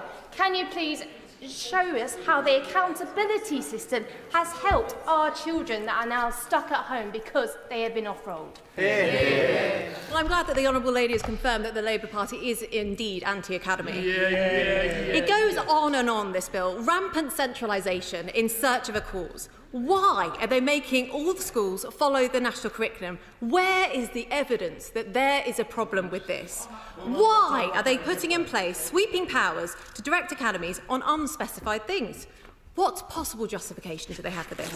They say in the notes this is to prevent unreasonable use of power. I say, look in the mirror. I'll give the vote to the Honourable Director. I'm grateful to my right honourable friend for giving way, and she's mentioned pay and power. And I think they lie behind this because it's the education unions have opposed every step in the way under the last Labour government and under the last Conservative government. And we have the dinosaur tendency, of which we just heard from the honourable lady opposite, showing that they viscerally dislike freedom of academies and they turn their face against the transformation of educational outcomes, not least for the poorest, because of ideology rather than a genuine commitment to the child. Sadly, I think my right honourable friend is absolutely correct. I see no other reason why the academy provisions in this bill would be in place. It actually says in the explanatory notes of the bill that the primary aim of this legislation is to make the education system, and I quote, more consistent. This, Madam Deputy Speaker, is at the heart of the problem today, because more consistency does not a better education system make. This is a classic Labour argument, one size must fit all, lobbing the tops of the tallest poppies. God forbid that schools might be able to innovate and learn from each other. Teachers might have freedoms in the classroom to try new things, backed up by a regulator which rigorously inspects and identifies failure, because that is an excellent education system. A system which aims solely for consistency is not. A system of command and control, stifling teachers, suppressing innovation, everything decided in an office in Whitehall, far away from the classrooms. Same old Labour, consistency for all and excellence for none. I will give way to the Honourable Lady. He has referred repeatedly to command and control and consistency as if the latter were a problem. The Right Honourable Lady was presumably part of the government which sought to use academies as a mechanism by which to literally control individual schools from Whitehall rather than having the individual involvement of local authorities. The whole point of academies is to drive up standards by freeing it from state control. The bill undermines all of this, which is why it's abolishing academies in all but name. I urge members opposite to actually look at what the education part of this bill will do. Look at the Labour history under education secretaries like Laura Donis. Don't destroy something that the Labour Party helped build. The government must get rid of the academy elements of this bill. They will not improve the school system. They will make it worse. Don't destroy the work and policy of 2 decades at the stroke of a bureaucrat's pen. We have to ask ourselves, who is this all about, Madam Deputy Speaker? Are we on the side of ideology, unions and bureaucrats, or are we on the side of children and teachers and making sure the disadvantaged get the best possible education? If it's the latter, the education sections of this bill must go. And lastly, Mr. Speaker, I have to come to the final part of our amendment, a national grooming gang inquiry. This debate has been taken too far away from the victims and what is right for them. There are legitimate arguments to be had in this area, but the one I will not accept is to call for this is to be far right. The Labour government have to understand that they must explain their actions, not just call the opposition names. Local inquiries, which the Labour government say is the answer, don't have legal powers to summon witnesses, take evidence under oath or requisition evidence. Indeed, some of the leaders in the Manchester inquiry resigned after they said they were blocked from accessing information. I'll give way to the honourable gentleman. First of all, can I commend the Shadow Minister for our amendment, but indeed for the last part in particular. My politics, Madam Deputy Speaker, is very much left of centre. Everyone in this chamber probably knows it. But in this amendment, as put forward by the Conservative Party, I fully support what they're doing, and my party will be supporting them as well in relation to it. And the reason why we're doing that is quite simple. There's been women and children who have been faced injustice over the decades, and they deserve to see those grossly perverted perpetrators who carried out unbelievable things against children over those years. We seek justice for them. The Conservative Party seeks justice, and today the amendment, as put forward by them, encapsulates not just the feeling of this House, but the feeling of this nation. I'm enormously grateful for the right honourable gentleman's support, and I completely agree with him. This is an enormous scandal, and yet we do not fully know the number of victims, the number of perpetrators, and where this has taken place. Of course. For giving way, I hope that the Right Honourable Lady and members opposite will reflect that recently we've seen a case study in disinformation turbocharged by social media, including personal smears, and today is the latest example, Madam Deputy Speaker, of how those who flirt with populism misuse sensitive and important issues, and it's exemplified by how today she is willing, and her benches are willing, to wreck a bill which is actually about improving children's well-being. She should reflect on how they chase headlines and jump on bandwagons, while my right honourable friends on the front bench take action after years of inertia. Madam Deputy Speaker, I've been very clear today that this bill destroys the education system in this country and the progress that we've made, and that is why we are opposing it. But on the broader point that he makes, I condemn this morning the language which has been used against honourable members in this House. But he will recall that there was a social media graphic which was put out by the Labour Party, which greyed out the then Prime Minister and said that he said that paedophiles should not go to prison. It is incumbent on all of us in this House to be moderate in our language. So to continue, this is an enormous scandal, and yet we do not know fully the number of victims, the number of perpetrators, and where this has taken place. The previous Conservative government set up the Grooming Gang Task Force, which made over 500 arrests in the first year. There were 1,400 victims in Rotherham alone. This will potentially encompass tens of thousands of children. And that's why we think we need a comprehensive national inquiry into grooming gangs to tell the truth.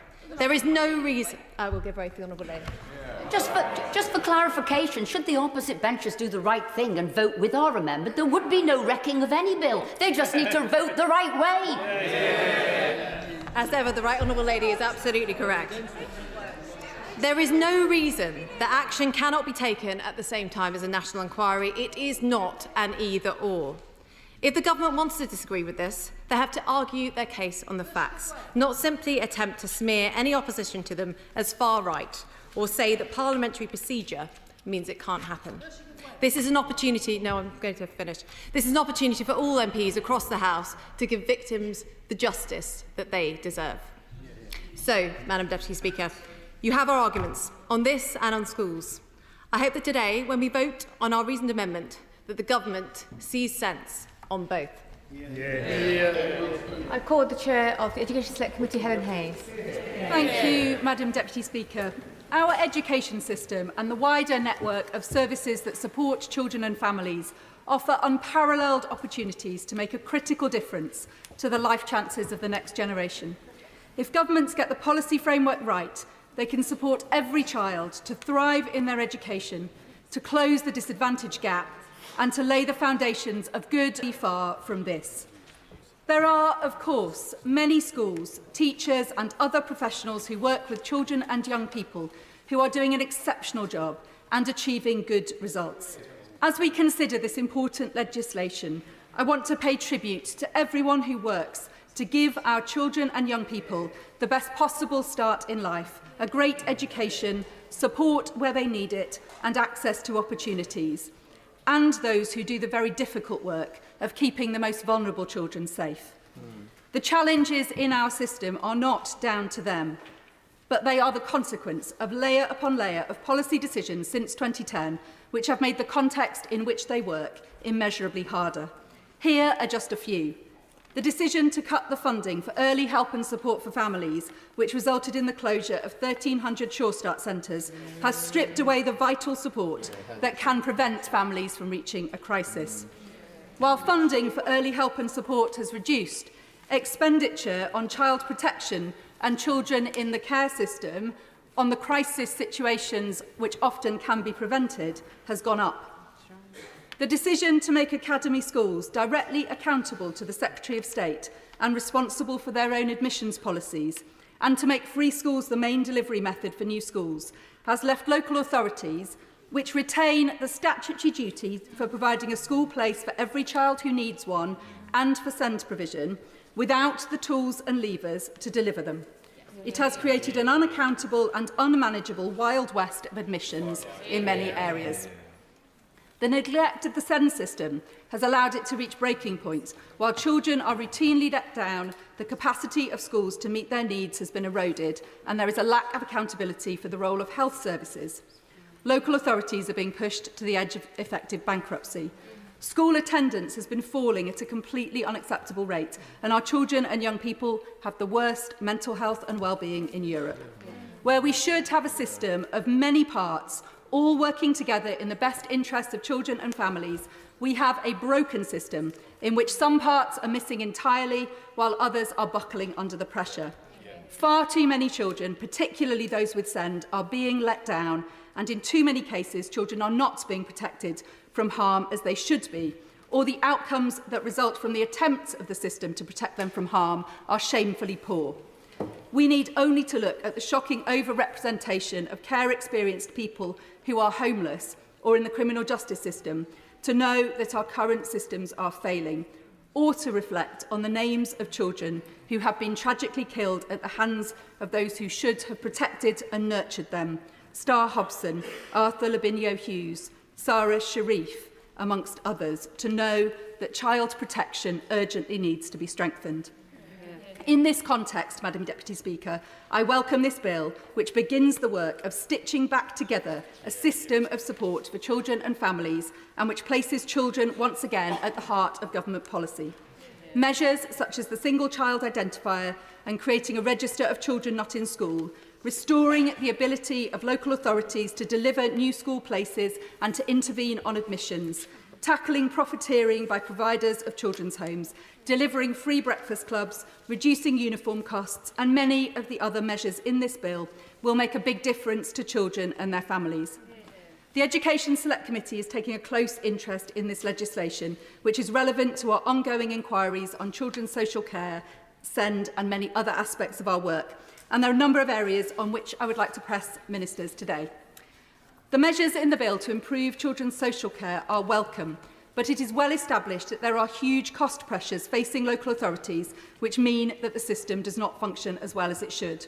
Local authorities that are currently trapped in a cycle of spot purchasing residential places for looked after children from expensive providers out of area will need support and funding to make the transition to more positive ways of working, even if new ways of working can bring down costs in the longer term. So I want to ask what investments the government will make in children's social care to ensure that the changes in this bill can be fully delivered with the maximum impact. The £30 million of funding for breakfast clubs provided in the autumn budget will extend the existing breakfast club scheme from around 2,700 schools to around 3,450 schools. But there are over 16,700 state-funded primary schools in the UK.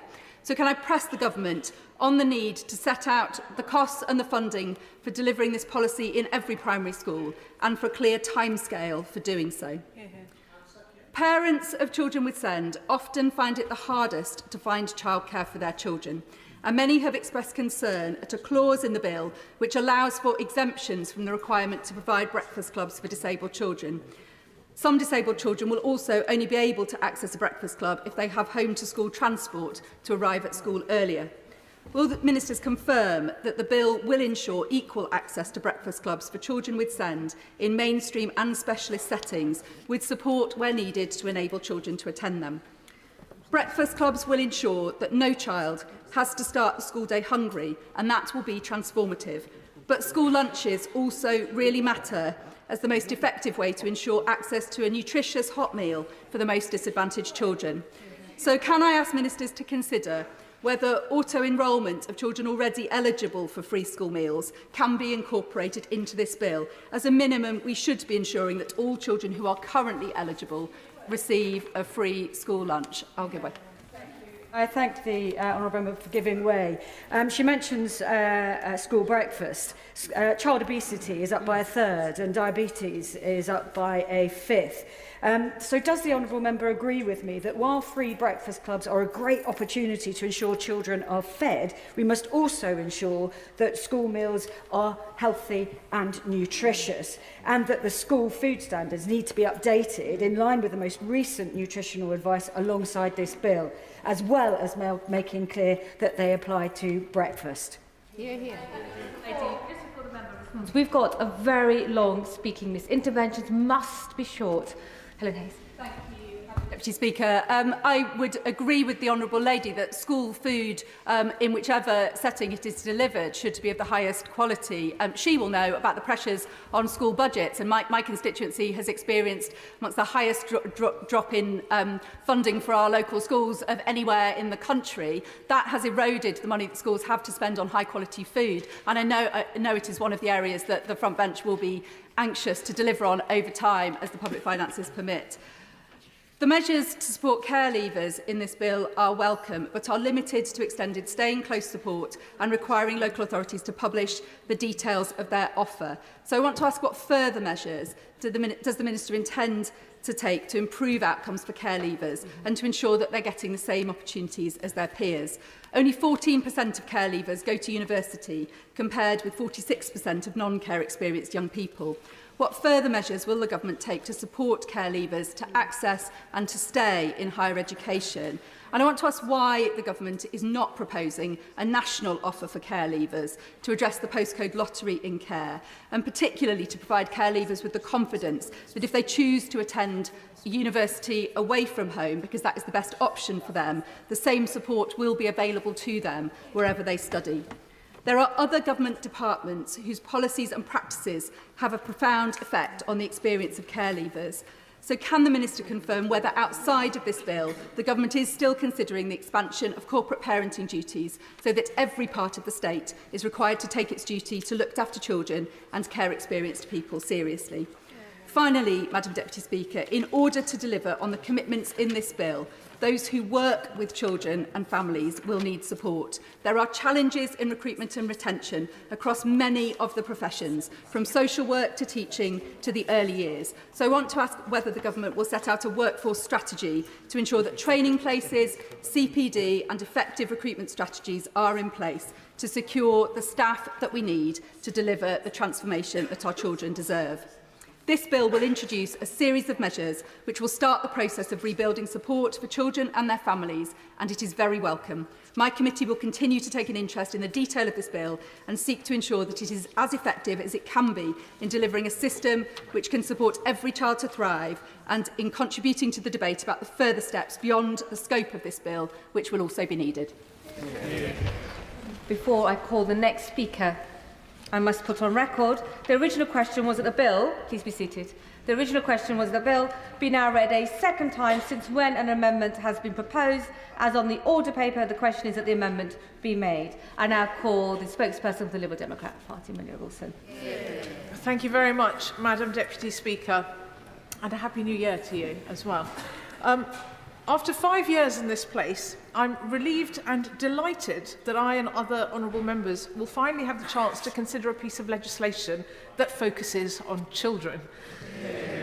This bill gets to the heart of our shared duty as public representatives to ensure the safety and well-being of our children. Liberal Democrats will approach this bill in a spirit of constructive cooperation, and I would urge colleagues across the House to do the same for the sake of our children up and down the country. So on that particular note, I turn to the reasoned amendment, which has been tabled in the name of the Leader of the Opposition. Everyone in this House agrees that no child should ever face sexual abuse and exploitation. We all agree the state must comprehensively investigate all allegations. We must deliver justice and prevent these sickening acts happening again in the future. Where we disagree is on how to achieve that. And we on the Liberal Democrat benches want to see action that helps victims and prevents these crimes happening again. The Conservative Party wants to derail this important bill instead. And so we will table amendments. We will table amendments ensuring the recommendations of the J inquiry are implemented in full. We will be a party of constructive opposition, and we will aim to strengthen this bill and its crucial measures on child protection and safeguarding. And for that reason, we cannot accept this wrecking amendment. Our children's safety and well-being is simply far too important, Madam Deputy Speaker. We owe it to them all to get this right. Will the Honourable Lady give way? I will give way. I'm grateful to the Honourable Lady. Could she set out in what way exactly this amendment, which I think is entirely constructive, which accepts the safeguarding elements, but challenges the educational vandalism which is being undertaken by the government? What exactly does she find so objectionable? I would humbly say to the right honourable gentleman who's been in this place much longer than I have, I understand that a reasoned amendment, if it were passed, would make this bill fall. That is why it is not a constructive amendment. That is why it is a wrecking amendment. I don't think killing a bill that seeks to improve safeguards and safety for our children is the way to get justice for innocent victims of sexual abuse. So there is much in this bill that we on these benches welcome, but of course there are areas of detail where we will seek to probe, where we will seek to strengthen, and measures where we will seek to go further. And as this bill makes its way through the House, we will provide that detailed scrutiny, challenge and improvement. Some of those important changes, Madam Deputy Speaker, are in the provisions on kinship care. The Secretary of State will be aware that this is a subject that is close to my heart and the hearts of my party colleagues. On that point, my honourable friend give way. Oh, give way.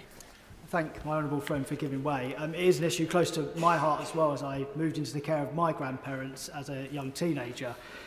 Does she agree with me that it's crucial we get this absolutely right first time, because it's such a rare opportunity to address kinship care, and so that ministers should keep listening to kinship organisations to fill in the gaps that they see in this bill, particularly in relation to the definition and mental health care support? Can I thank my honourable friend for his intervention? He's absolutely right, and I welcome measures that put information about the local kinship care offer on a statutory footing, recognising the crucial role of kinship carers, as is finally putting a statutory definition into law, which we have long called for. Yet a definition in and of itself will not provide the financial and indeed the practical support many families and children need, and areas where the government is taking action are limited to certain subgroups of kinship carers and their children, thus undermining the value of the proposed definition. And Kinship, the charity, have said that they hope to see future legislation and the forthcoming multi-year spending review further prioritise wider kinship care reform.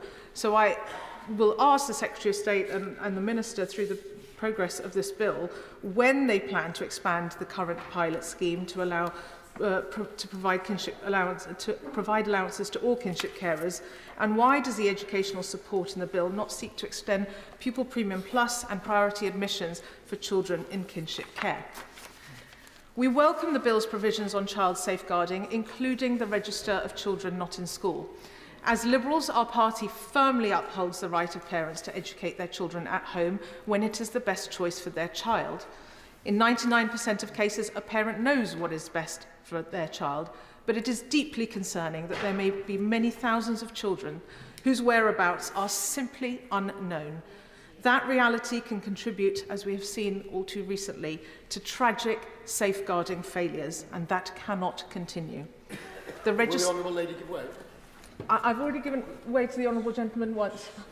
Oh, okay. I'm grateful, Honourable Lady. I wonder if you can give a single instance where a child who was in home education, you've got to remember that children spend about 86% of their time when they're at school, out of school. A single instance where a child who was at harm wasn't known to social services already. And there's a conflation of a failure of social services, which needs to be fixed, with home education, which is entirely separate. So I thank the honourable gentleman for his intervention. That all the evidence points towards the fact that education and schools, and that's why it's in the bill, have to be a key safeguarding partner. So where a child is at risk and been identified as being at risk, ensuring that that child is in school, as this bill seeks to do, will help to safeguard them. But we saw too tragically in the recent case of Sarah Sharif, the fact that she was taken out of school and then being abused at home and tragically died. But the point is, this is just an additional measure to make sure that she's safe. I want to reiterate again, and to colleagues on all benches, that we absolutely support and champion the right of parents to home educate. This is not an attack on home education. This is about ensuring that all children are safe. And when the Children's Commissioner, when the NSPCC, when many other organisations, and in fact parties on all sides of the House, the Conservatives themselves started to legislate for this in the last Parliament and then binned the provision. So I think there is actually cross-party consensus on this measure. And as I'll come to, there are areas of detail on this measure that we need to dig into through the progress of this bill. But in headline terms, I think having a register is a crucial tool in the armoury that we give to local authorities to make sure our children are safe. So, as I've said, the register has been called for by many organisations and all parties. However, the volume of information requested from parents, as written in the bill, places a significant and potentially intrusive burden on those who choose to home educate for the right reasons. So we must ensure that data collection is strictly necessary and proportionate and being used appropriately. And on clause 24 specifically, which lays out the cases in which parents and carers must seek permission to withdraw their child from school, I would question the inclusion of children placed in special schools. Where there are safeguarding concerns about a child, it is right that the local authority should be able to step in to make sure they receive their education in school. However, in some cases, children will not have their needs met in the special school in which they are placed, and parents may feel that they have no option but to home educate. So shouldn't the presumption be in such cases to improve the child's experience of their special school or work with the family to secure alternative provision rather than the blunt instrument of clause 24? Now, turning to the bill's schools measures, we know after years of neglect and mismanagement by the Conservatives, our schools are crying out for support. For students, parents and teachers enduring crumbling buildings, persistent underfunding and a spiralling SEND crisis, hearing the Conservatives' rhetoric today will be utterly galling. This bill takes welcome steps in restoring local authorities' powers to propose new maintained schools, especially given the desperate need in many areas for new special schools, which local authorities have been regularly prevented from establishing in recent years. And it's disappointing that this bill does nothing else to start addressing the desperate reforms that we need to improve the special educational needs system. We also welcome cooperation on school admissions criteria. Together, these changes empower communities to allocate education resources locally. However, some clarifications are needed, and specifically I would like to ask what assessment the government has made, and have they spoken to the sector about the impact of requiring every single teacher to have or have worked towards qualified teacher status. We all agree we want qualified teachers in our schools, but there may be some unintended consequences where some non-qualified teachers are brought in to run certain services and extracurricular activities. Are they confident that this measure won't lead to those unintended consequences?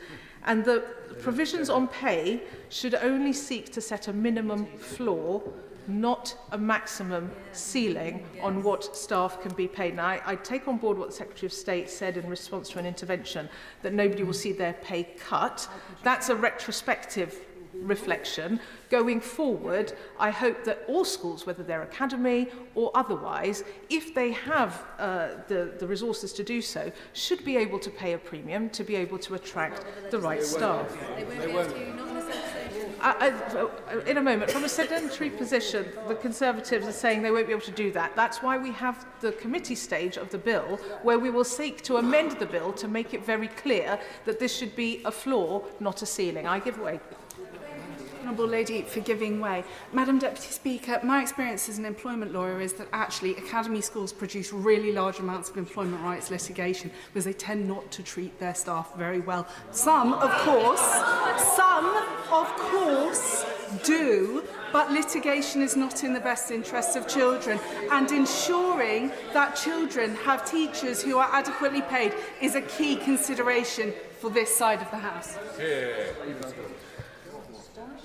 Madam Deputy Speaker, I'm not in a position to comment on what the stats are with regards to employment law issues in different types of schools. I suspect that whichever type of school you look at, there will be cases across the board. I'm not sure that's up for debate today here.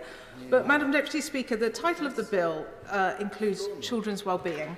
And child poverty is the key issue hindering the well-being of our children in the UK today.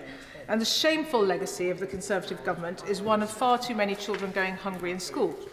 Now, we Liberal Democrats have put forward a fully costed plan to extend free school meals to the 900,000 children in poverty up to the age of 18 who are currently excluded. It's disappointing to see the government has not taken this opportunity to ensure that no child goes hungry throughout the school day. A meal at lunchtime might be the only hot, nutritious meal some children get. And all the evidence shows it helps them to concentrate and learn through the course of the day and achieve better outcomes. We must also remember that hunger doesn't end at 11. Breakfast clubs can be useful, but expanding lunch provision is a far more ambitious measure and one that would make a greater impact on child hunger. And I will in a moment. And the fact is that far too many children who are entitled to claim free school meals aren't doing so, as the Chair of the Select Committee pointed out. Estimated 470,000 such. Not only are those children missing out on the hot meals to which they are entitled, the schools are also missing out on much-needed pupil premium funding. I give way to the Honourable Gentleman. Thank the Honourable Lady for giving way. And I welcome her comments about the need for young people to get hot food. In Durand's primary school in my constituency, their kitchen is closed because of RAC and a failure of the last government to actually provide the funding for that school to actually have a kitchen, so the children can't have none of them can have hot food. Would you agree that would the right honourable lady agree that that is not good enough? I thank the Honourable Gentleman for his intervention.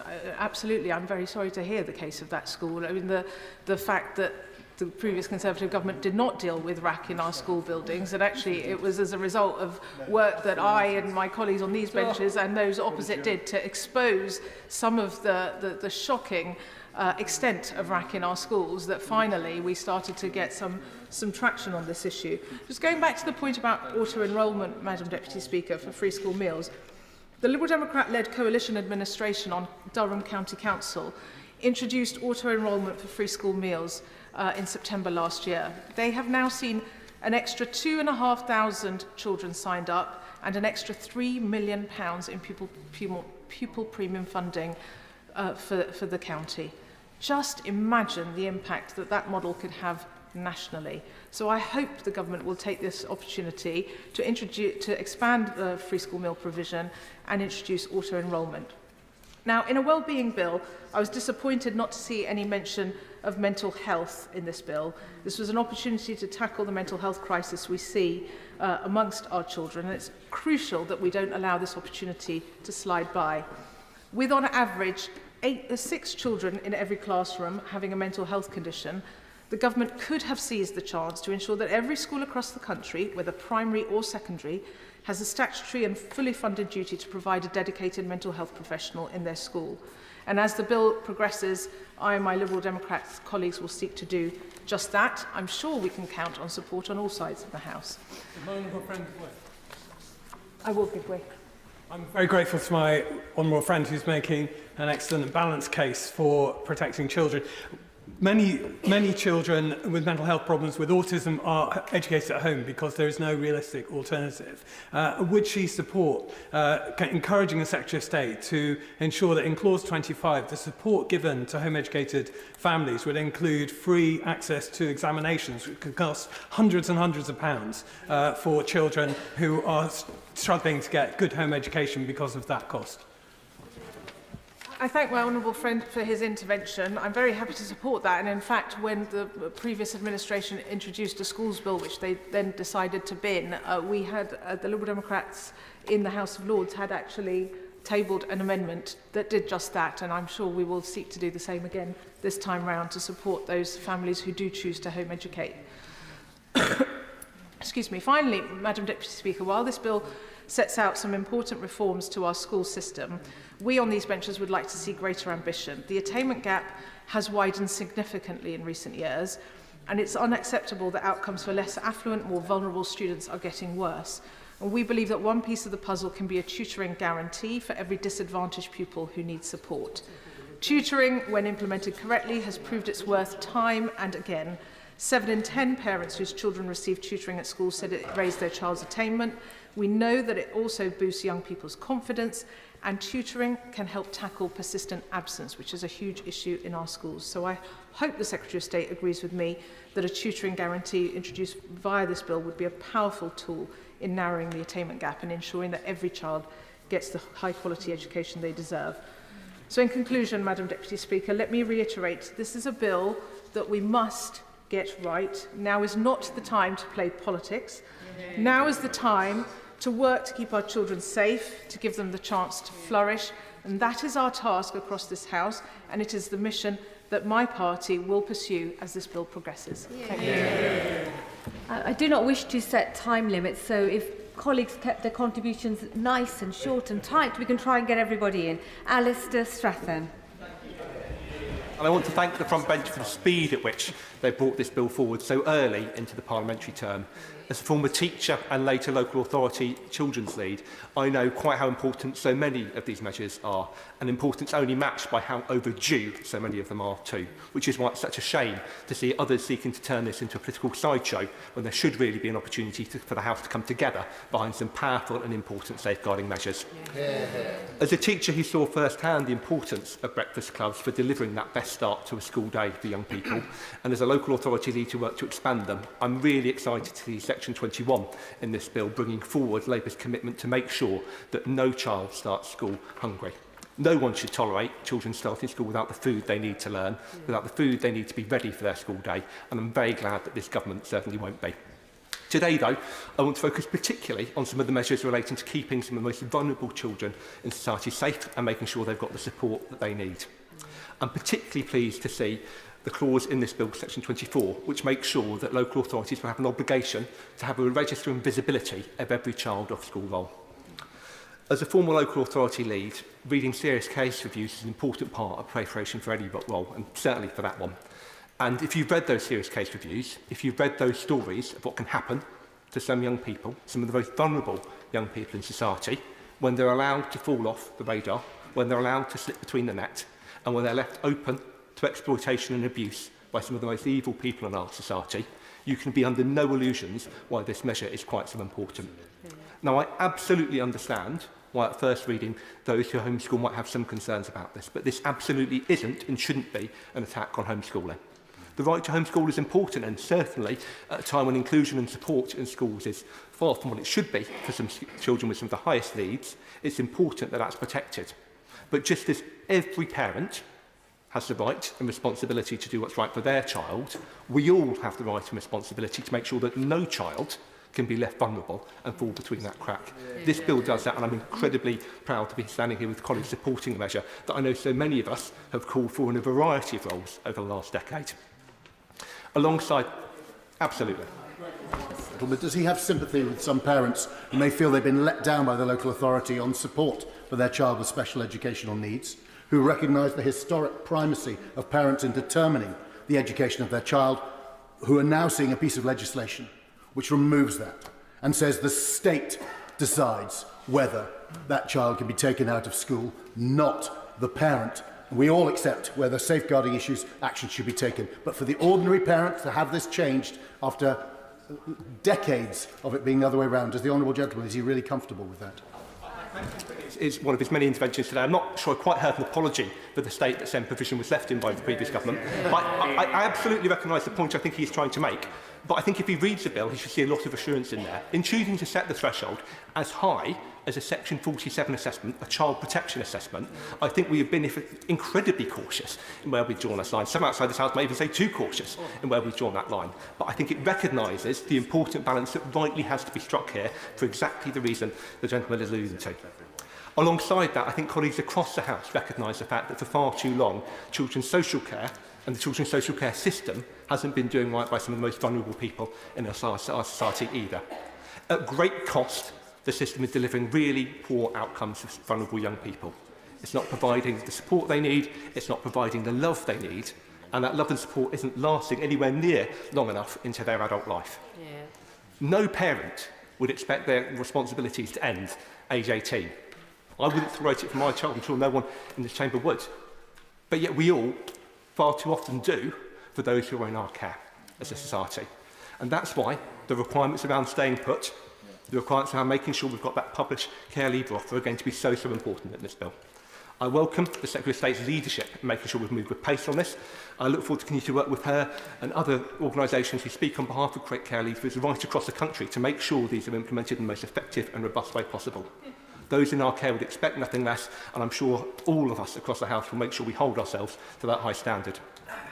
Alongside that, I think it's pretty clear and fair to say that the care system for far too long hasn't recognised the value and importance of wider family networks in delivering the best possible outcomes for vulnerable young people. That's why Section 1 of this bill, bringing forward that requirement for family group decision-making, could be such a powerful tool.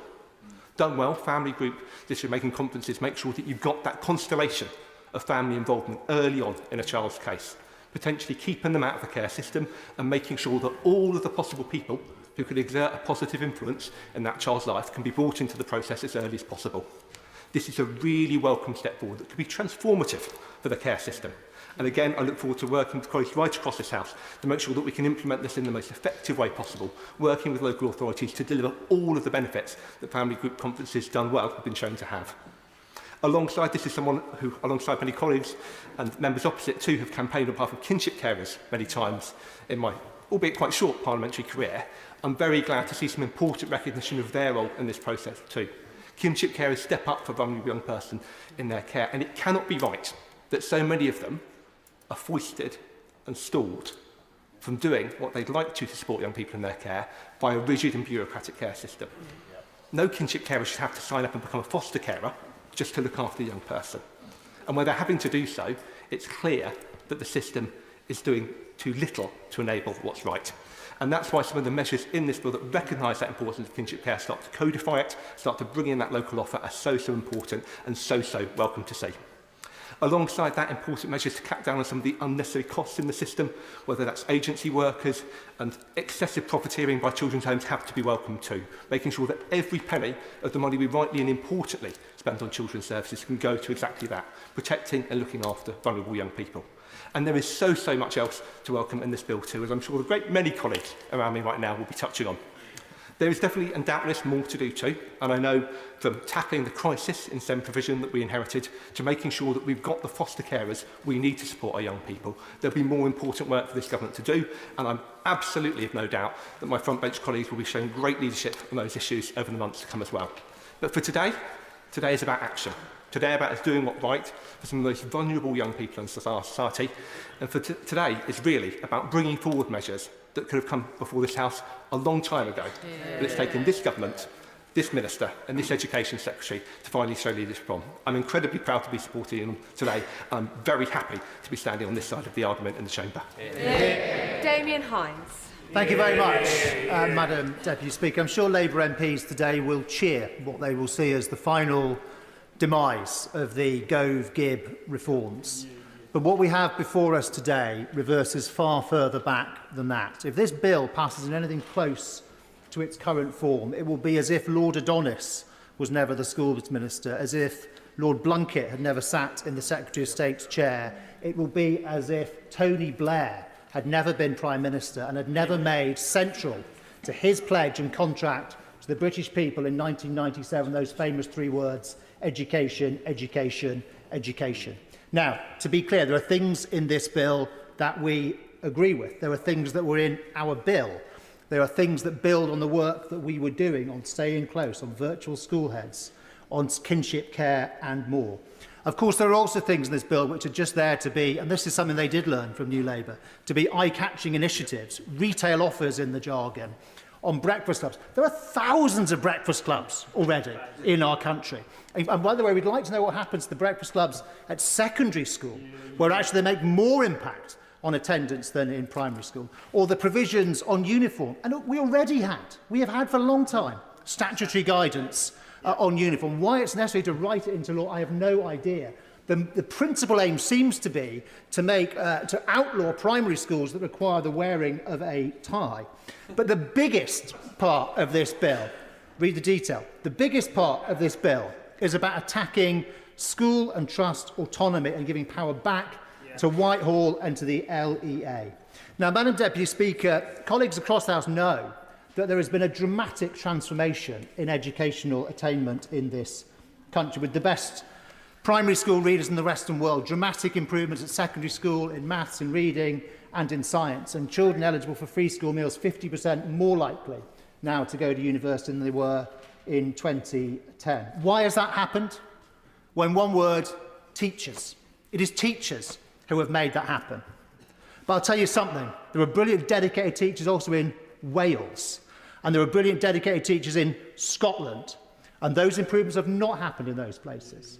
Because to be the most effective teacher, you exist in a whole ecosystem. And what has really created the potential for these improvements has been brilliant teachers supported by our reforms. And those reforms have always had two sides to them.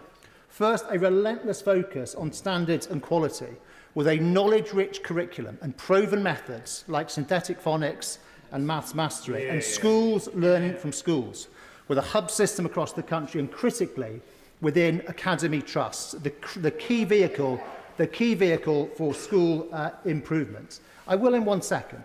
But we've always also known that has to go hand in hand with something else, and that is diversity and choice. That parents must be able to select what is best for their children, and we believe there is a role for big schools, small schools, co-ed schools, mixed schools, denominational schools, and so on. And of course, academies and free schools have enabled that diversity to increase further. We also know that to have effective school choice, there has to be capacity in the system. There have to be more places than there are children. That's why we added over 1 million new places in our school system since 2010, following the Labour Party, when they were in government, unbelievably cutting places by 100,000 in their last years. And finally, for diversity and choice, we know you have to have clear information. And the key metric of progress rate is so much better than what came before, the 5+, C+ at GCSE or contextual value added. And that is was combined with clear Ofsted judgments that let parents understand quickly and easily about what was going on in those different schools. I give way to the honourable gentleman. Thank the honourable member for giving way. I could raise some points on the point he's made around progress rate. That's not why I rose today. Just yesterday, my local paper in Lichfield, on my local news website, reported that the founding head teacher of Maple House School for Dyslexia in Lichfield, which is an award-winning school, and Dr Brown is an award-winning head teacher, in his 90th birthday message, he used that to say that the obsessive focus around synthetic phonics is actually holding back pupils. That is not me saying that. That is coming from an award-winning head teacher in an award-winning school. Full to him for letting this House know what is the view of the new Labour Party. That the synthetic phonics programme, which has the most remarkable depth of evidence behind it, they still reject in favour of their fashionable progressive policies. And that is why I say, Madam Deputy Speaker, that all of the progress that we have talked about from our reforms, all of it is now at imminent risk. They have already stopped new free schools. Now there will be far fewer academy conversions, and even for those that are already in place, the academies that already exist, their freedoms are about to be eroded. And what is the practical benefit of all these erosions? The QTS, Qualified Teacher Status requirement, schools are not going around en masse recruiting teachers without qualifications. But of course there can be times when it makes sense. It is right for that school to employ a teacher from the independent sector or employ a teacher from another country. Why? What does that achieve? Or the statutory pay and conditions framework. Madam Deputy Speaker, I know of no evidence, and if any colleague, if any MP opposite does, please stand up. I will take the intervention. I know of no evidence that says academy groups are saying they're undercutting pay and conditions. Some of them, though, some of them pay more. And you know what that means? That means they're investing in... Let's hear it. I think what you need to, what the honourable gentleman needs to understand is it's not just about pay, it's about school teachers' pay and conditions, and that needs to be nationally if we're going to recruit and retain the teachers we have. The previous government failed on every single measure to retain and recruit qualified teachers in schools. Madam Deputy Speaker, again, look, I'm very grateful to colleagues opposite for their interventions, because they tell us, they tell this House, they tell the country what they need to know. And that is that, so all these successful schools, these successful trusts have been doing exactly that, that have been bringing new talent into the profession, that have been helping to improve retention, that no. They're not the right people to make that decision, are they? No, Labour MPs, Labour ministers should be making that decision for them. And, Madam Deputy Speaker, the national curriculum. Look, the vast majority of schools do follow the national curriculum. Some, though, innovate. What's wrong with that? To add something on top of the national curriculum. In any case, every school is required statutorily to deliver a balanced and broadly focused curriculum, and they will be checked on that by Ofsted. And finally, the power for councils to stop a good and popular school expanding. What could that possibly achieve, except for there to be more disappointed families, more disappointed children, more disappointed parents? I'll tell you, for all four of those things, what more it could achieve. It could tick box one more of the union demands. We can't see this bill in isolation. I think if you look at the broader set of measures this government has been putting forward of late, the Latin Excellence Programme, scrapping it. Scrapping the expansion of the cadets programme in state schools. Making Ofsted judgments less transparent. Putting tax on independent sector education for the first time in the history of our country, and almost uniquely in the world, in a way that will just fill up more of the most popular state schools and make it harder for families to get their child into the state school of their choice. And then, of course, there is potentially the biggest thing of all, which is the curriculum review. Now, this bill says that schools must follow the national curriculum before the new national curriculum is actually set out. It preempts that. Now, we don't know what will be in that review, and we have to keep an open mind and see what comes forward. But I would also remind colleagues that the government is not forced to adopt what the independent reviewers come up with, nor are they obliged, of course, to stop where the independent reviewers come to. And in sensitive subjects like history, like English literature, like RE, we've always in this country, since the start of the national curriculum, taken an approach of not specifying exactly what kids will learn. Quite often people misunderstand this, but it's not actually a list of things that you learn in school. It's a broad framework, and that has helped to guard against the politicisation or the over-politicisation of our education. And I say to ministers, it would be very dangerous if they came up with instead a more prescriptive approach to the national curriculum, and especially so if this bill removes the safety valve of schools being able to deviate somewhat from it. The honourable gentleman. The honourable member for giving way. I listen with interest to the points that he's making about the national curriculum, and we know that academies don't have to follow the national curriculum should they wish at the moment, but I note that 42% of schools across this country no longer enter any pupils for GCSE music, 41% of schools no longer enter any pupils for drama at GCSE, and 84% enter no pupils for dance at GCSE. Does he think that's a factor in why we've come to that space? The GCSE numbers with the technical and vocational qualifications for things like music, because it's misleading otherwise. But we all want kids to be studying, those who wish to and can benefit from it, to be studying all those subjects. I'm not sure quite how what he just said negated what I just said, which is normally how we do things in this debate. And I should also say that this is a curriculum review, but it's also an assessment review, a curriculum and assessment review. And we've heard much, much less about what that means. But we do know that the Labour Party has form on this when they were in government, with that target-rich, I might say target-obsessed approach to 5 or more GCSEs at grade 0 above, including English and Maths, which, of course, on the face of it, is a perfectly good target.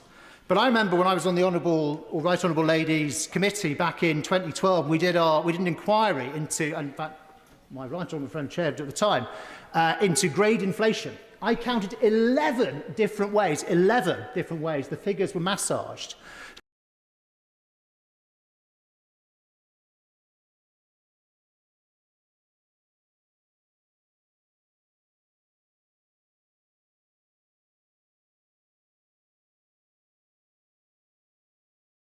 What gets measured gets mangled, and I worry that is about to happen all over again. It also does children no favours. It's not only those international rankings.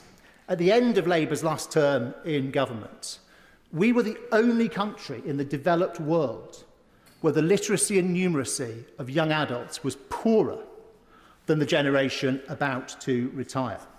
But at least in the new Labour era, at least they believed they were pursuing academic excellence. That has now gone, I'm afraid, out of fashion.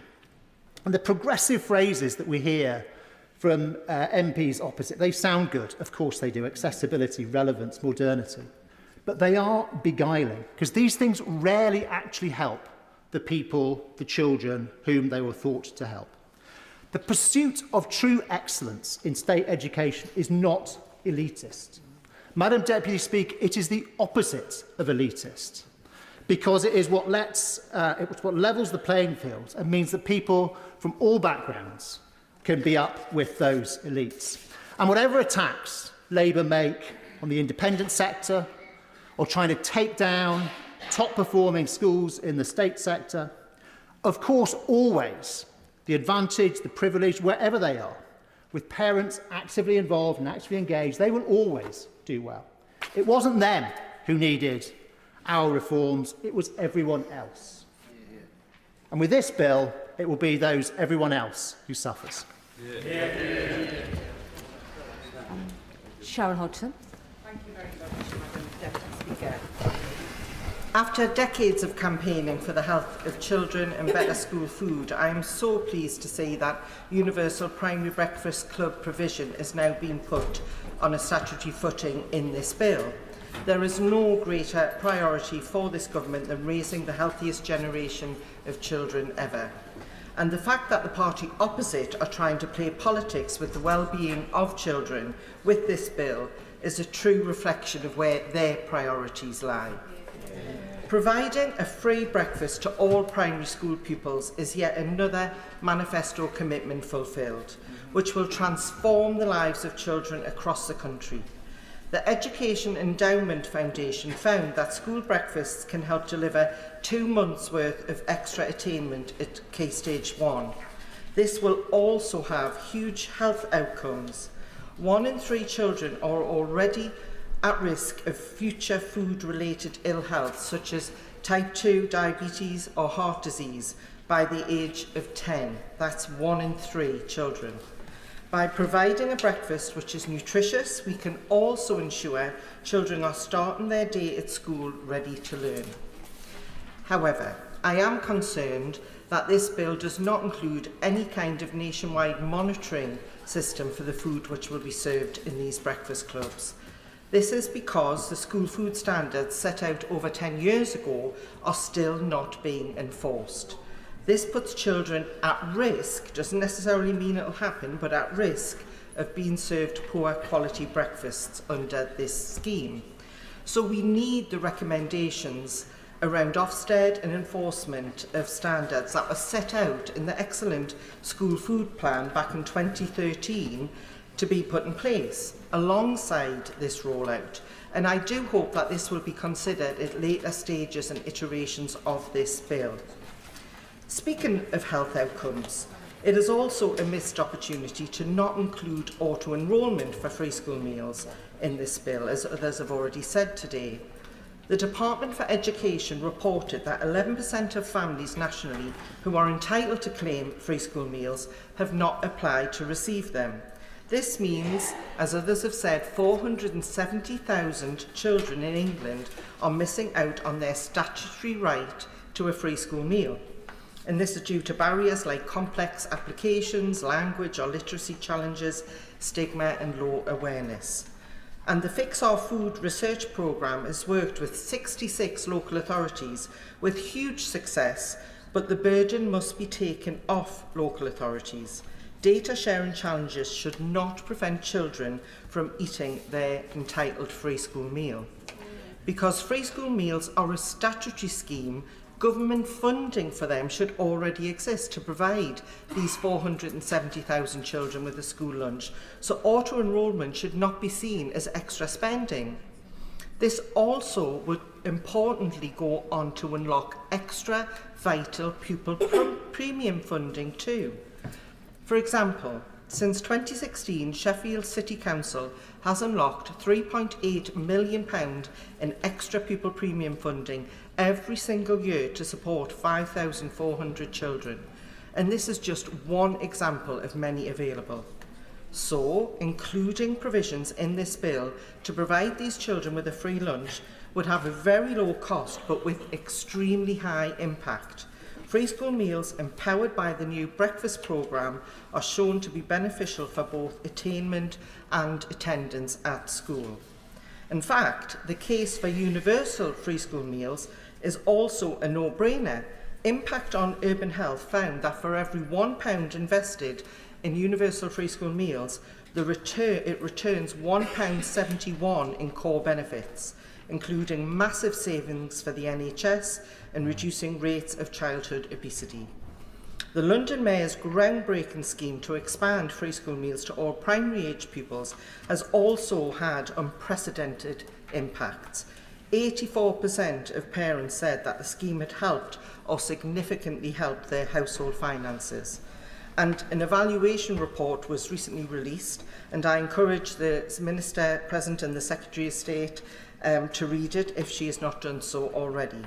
It contains significant findings that more than make the case for universal free school meals to be rolled out.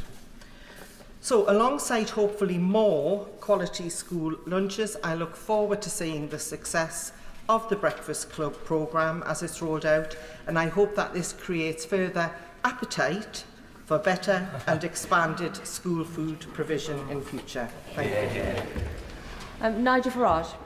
Thank you, Madam Deputy Speaker. I have no doubt this bill is based on socialist dogma. It will reduce choice, it will reduce competition, it will take away parents' freedom to educate at home, ultimately, and I'm against it. And I'll vote against it, and the government will vote for it, and that's how politics in this country works. But how on earth can we look up at the screens and see children's well-being and debate and vote on that when out there in the country our constituents are talking, well, we used to call it grooming gangs. I think we've moved on now to mass and gang rapes. I've tried a campaign since 2012 for more truth, more honesty about what has really gone on, although the Labour MP for Keighley, Anne Cryer, was doing this as far back as 2002. But at every attempt to try and have a proper national debate on the scale of this problem, it has been shut down. Now, we thought initially that in half a dozen northern towns there was a serious problem. Mass sexual assaults and rapes of children and young women. But recent research from journalist Charlie Peters at GB News now says he's certain this has taken place in at least 50 different towns in our country, at least 50, and that it's still going on today. I will give way. Thank you. I really sincerely thank the member for giving way. I appreciate the need to look at these issues in the round. But does he accept that there are measures in this bill that will protect children based on what we already know? That it will help children stop them being abused and make it harder for groomers to get access to them across this country? And that's what we all want to do, isn't it? I hope he agrees with me. I don't. No, I don't. And whatever measures are in this bill to protect children, and we all want to see children protected for goodness sake, no, it will not. And here's the thing. Here's the thing. The Prime Minister is doing his best to tell us there's been an inquiry. The J inquiry. Well, there has, and it's 459 pages long. Grooming gangs are not mentioned once. Rotherham is literally mentioned once in passing. And the scope of that inquiry was like a shotgun. It was to cover a whole range of areas in which children were being abused. What we need and what we're calling for is a rifle shot inquiry, one that looks specifically at to what extent were gangs of Pakistani men raping young white girls. Because ultimately, it seems to me there's a deep racist element behind what happened. Now, I might be right, I might be wrong, but doesn't the country deserve a full, open national inquiry? And I'll say this, if the government won't do this, and I do believe there is now overwhelming support on all sides of the political spectrum for this, and Parliament should not be in denial about this. If it doesn't, then we will raise the money at Reform UK and appoint independent arbiters, because we need the truth to be out there. Now I will vote with the amendment that's been put forward by the Leader of the Opposition, although I do note that as Women and Equalities Minister from 2022 to 2024, she didn't meet a single victim of these rapes and never raised the issue once. Insincere though it may be, I will vote for it, we will vote for it, but I beg those on the other side of the House to think, don't you believe that your constituents need to know the truth about this great evil that has happened in our country? Hear, hear. We have over 60 colleagues hoping to get in, so I will implement a 5-minute time limit. And the next speaker for 5 minutes is Nadia Whitto. Thank you, Madam Deputy Speaker. Madam Deputy Speaker, every year around 500,000 children in this country are abused. It likely could be higher because, of course, the vast majority of abuse is hidden.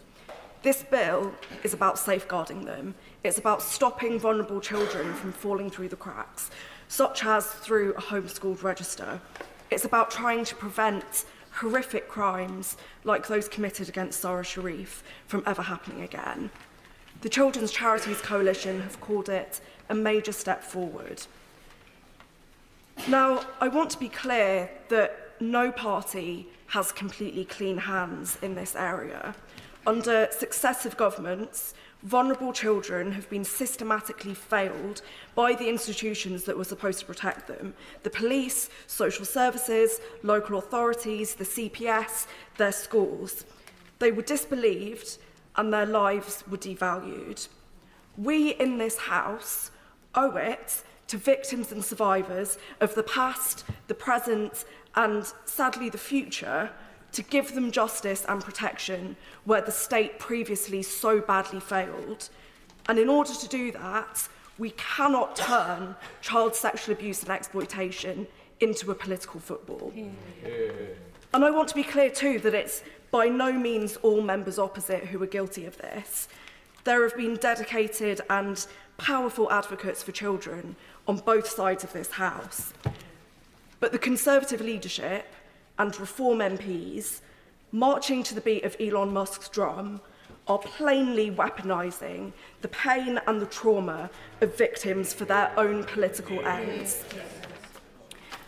I don't know if they just don't realise how deeply painful and re-traumatising it is for survivors to hear their abuse being spoken about so flippantly and often in graphic terms by people professing to care who didn't act when they had the power to do so, just to bolster their own unrelated political agendas, or if they just don't care.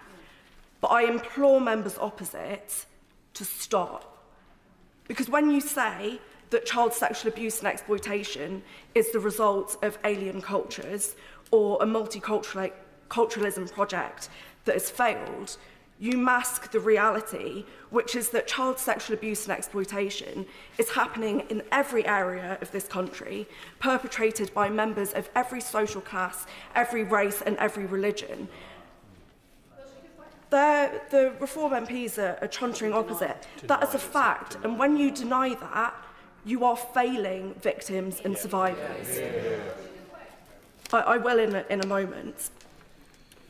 And when you say that abuse is imported by other cultures, you imply that abuse is the norm and is okay in some cultures towards some victims. It never is. Just as perpetrators are diverse, so are their victims. If you mask the reality, Madam Deputy Speaker, you cannot tackle the problem. The truth is, what the vast, vast majority of these perpetrators have in common is that they are men. Of course, it's not all men, but it's enough men and it's enough victims that male violence is a national emergency, and it is one that this whole House must commit itself to ending. I'll give way. Does you worry, like me, that this recent attempt to reopen an inquiry in the debate is less about supporting victims and stamping out sexual violence, but more about enticing racial tensions?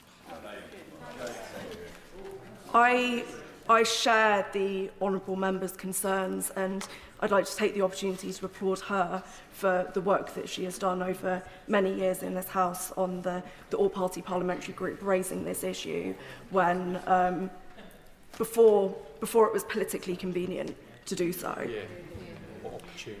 Madam Deputy Speaker, I also want to speak about some of the other important aspects of this bill.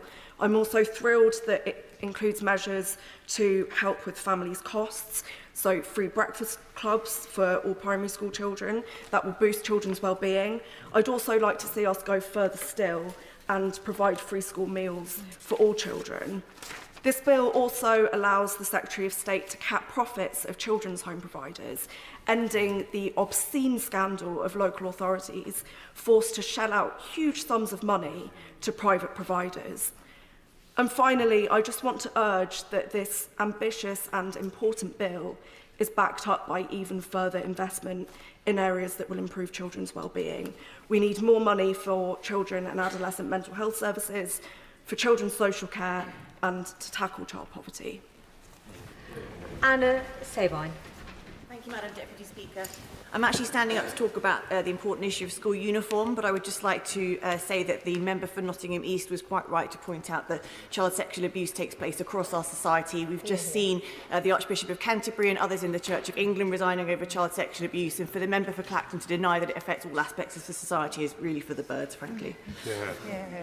On school uniform, I'm a single parent to 2 teenagers, and like many other parents in this place, I know how many expenses are involved in sending children to school. As they grow and progress through school, they require different pairs of shoes, sets of stationery, and money for school trips.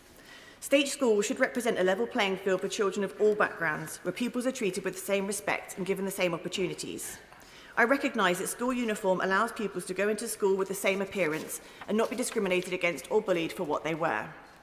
However, school uniform is one of the biggest costs in sending children to school, and while I welcome the government's commitment to limiting the number of branded items students are required to have each year, I think that more needs to be done to support parents during the cost of living crisis when they're already facing higher energy bills and food costs. From my experience of sending my daughter to state school, branded school uniform items are being sold for an inflated price from monopoly suppliers compared to those items bought from high street shops and charity shops. This bill talks about restricting schools to 3 branded items of uniform, which, by the way, I don't read as excluding primary schools from letting kids wear ties, but anyway. The bare minimum of 3 branded items of a jumper, a polo shirt and a skirt for my daughter's school costs over double that than from a high street shop. For a family with 3 children to have 2 sets of 3 branded items per year costs over £300 compared to £108 from my local supermarket in Frome, nearly 3 times as much. This doesn't even account for a sports kit and shoes, or for the fact that children often require new items each year as they grow. There are also parts of my constituency of Frome and East Somerset which operate a 3-tier school system, meaning children move around 3 different schools with 3 different uniforms before they're 16. This can mean that parents have to adapt to 3 totally different uniforms, colours and requirements. We should aim to strike a balance between students looking smart and not making uniforms overly complicated and exclusive. The more simple the uniform, which is based on staple and easily available items and colours, the more reusable. We should foster an environment where school clothes can be easily handed down through families, regardless of gender, and exchanged between families, either through the school or through charity shops, instead of focusing on brand new items for each child. This also reduces clothing and textile waste. I would ask the Minister to consider, for example, why 3 items was chosen rather than perhaps 1. A school tie or jumper, which makes students easily identifiable as from a particular school, but which leaves maximum options for parents to buy the other uniform elements from other retailers. Or indeed, what other additional measures could be taken to keep down the cost of uniform. Kitting a child out for a new term at school is an expensive business, and anything the government can do to support parents in keeping these costs down would be most welcome. Jake Richards. Madam Deputy Speaker, this bill is an important moment. And for many decades, children's social care has been overlooked and afterthought for government. And over the last 30 years, politicians of all different colours have too often failed the most vulnerable children in this country, the children who are unable to be looked after by their own family. And I'm delighted that this Education Secretary and her team have put these children at the heart of this piece of legislation. It's a testament to her personal commitment to social justice and fairness. The statistics on outcomes for children in care and the risks of exploitation are well known. They represent 1% of the child population, but 37% of those in youth justice. Just 15% of those looked after children receive GCSEs from C to A star, compared to the national average of 55%. But, Madam Deputy Speaker, I want to focus on the child placement estate, which is a more dry topic. But if we do not provide sufficient and safe accommodation for these children, then the rest is frankly broadly redundant. And I have personal experience of this. Before being elected as an MP, I was a barrister, often working in child protection law, and many Friday afternoons would be spent in court seeking orders on an urgent basis for removal of children from their primary carer before the weekend. My work would be done upon judgment being given and my drafting of the order, but for my social work team, their work had only just started. They would have to collect the children, often relying upon the police to assist, and then often late in the evening, the arduous task of attempting to find suitable accommodation for these children would begin. Calls late into the night, pleading with reluctant foster carers or residential units to take young people, who would often sit obediently at the local authority offices, waiting for their fate to be decided. I have known of incidents whereby children slept on the floors of such offices while searches were being undertaken. It's a complete disgrace about the lack of sufficient accommodation in this country. And, Madam Deputy Speaker, the government cannot say that they were not warned about this. In 2022, the High Court sent a judgment, took the unusual step of sending a judgment to the relevant ministers, raising the issue about the lack of appropriate accommodation for such children. If I can just find my place in my speech. The honourable member gives way. I'm very grateful. Very grateful that the honourable member has given way. Does he agree with me that provisions in the bill for measures such as regional care cooperatives that would agglomerate services, bring them together across local authorities to do some of this commissioning, recruiting and building of children's homes would help with the problems that he's describing? I'm very grateful to my honourable friend, and his review before being elected to this place raised some of the provisions which are now in this legislation. He should be praised for that review. Madam Deputy Speaker, the High Court, as I was saying, raised this issue in 2020. They took the unusual step of sending a judgment to the relevant government ministers, setting out, quote, the nationwide problem of demand outstripping supply and accommodation. The facts of that case show the human cost of a lack of investment and strategy. A 15-year-old girl from a family unable to care for her had been moved 14 different placements in 12 months. None were suitable. She had repeatedly fled unregulated accommodation units and was deemed to be a serious risk of self-harm and sexual exploitation. And, Madam Deputy Speaker, those who raise the important issue of child sexual exploitation but have shown no interest in children's care services should hang their head in shame for trying to make political points of this very, very important issue. Now, this bill takes important steps in this regard, and my right honourable friend for Whitehaven and Workington has already raised the important introduction of regional cooperation, which will certainly add capacity. There is also, however, as has already been raised, the financial backdrop to this issue, and I no doubt that ministers will be making representations to the Chancellor about the estimated £6.2 billion funding gap for local authorities and social care. But, Madam Deputy Speaker, it's not just about money. Whilst capacity is undoubtedly required, the system also needs national and local leadership and a national and local strategy. There remains, despite this very welcome bill, a lack of a comprehensive and national plan for care placements, There is a lack of an overarching assessment of how this market will fulfil the functions necessary in the years and decades ahead. Bluntly, we will still not know what is needed and where from across the nation. And we know from experience that the market will not do it for us. We have learnt that lesson already. There needs to be an accurate assessment of the need in the sector, the types of placement, the number and location of care settings across the country. There needs to be a funding strategy. Madam Deputy Speaker, my private member's bill provides for a modest change in this area, simply requiring for all local authorities to think ahead, to have a plan for types of placements they are able to offer, and a strategy for where they will need to be based on an assessment of the need of the demand. Whilst there is a requirement in the guidance, there now needs to be a statutory responsibility for local authorities to think ahead in this area, because at the moment, the issue is not merely about capacity, but where the accommodation is.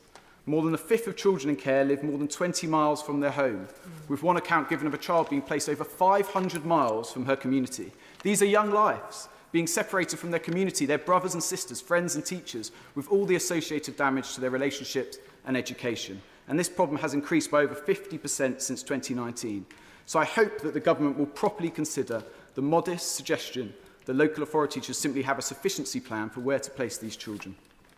Madam Deputy Speaker, I'll briefly touch upon one final aspect, which is about the identifier of children. This is a really useful and important step to safeguard children, but I hope ministers will have discussions on a cross-departmental basis with the Home Office, as well as the Department of Health, about working regarding the development of digital ID and patient passports in those areas as well. Thank you, Madam. Rebecca Smith. Thank you, Madam Deputy Speaker. Clause 7 of this bill, Stay in Close Support, builds on the previous Conservative government's Stable Homes Built on Love strategy, in particular the pledge to strengthen the Stay in Close offer and provide a statutory basis for it. So therefore I welcome the commitment to this within the bill, in particular the requirement of local authorities to provide suitable accommodation for formerly looked after children well into childhood. At an event last year, which was also attended by the Minister for Children, the member for Lewisham East, who's no longer in the room, I had the privilege to co-host, and we heard from 4 young people, Tahir, Bella, William and Jess, who have all been supported by Home for Good and Safe Families in supported lodgings. Now, supported lodgings is where you stay with a family who provide you with life skills, essentially. There's more to it, I can explain another time, but that's the basics of it.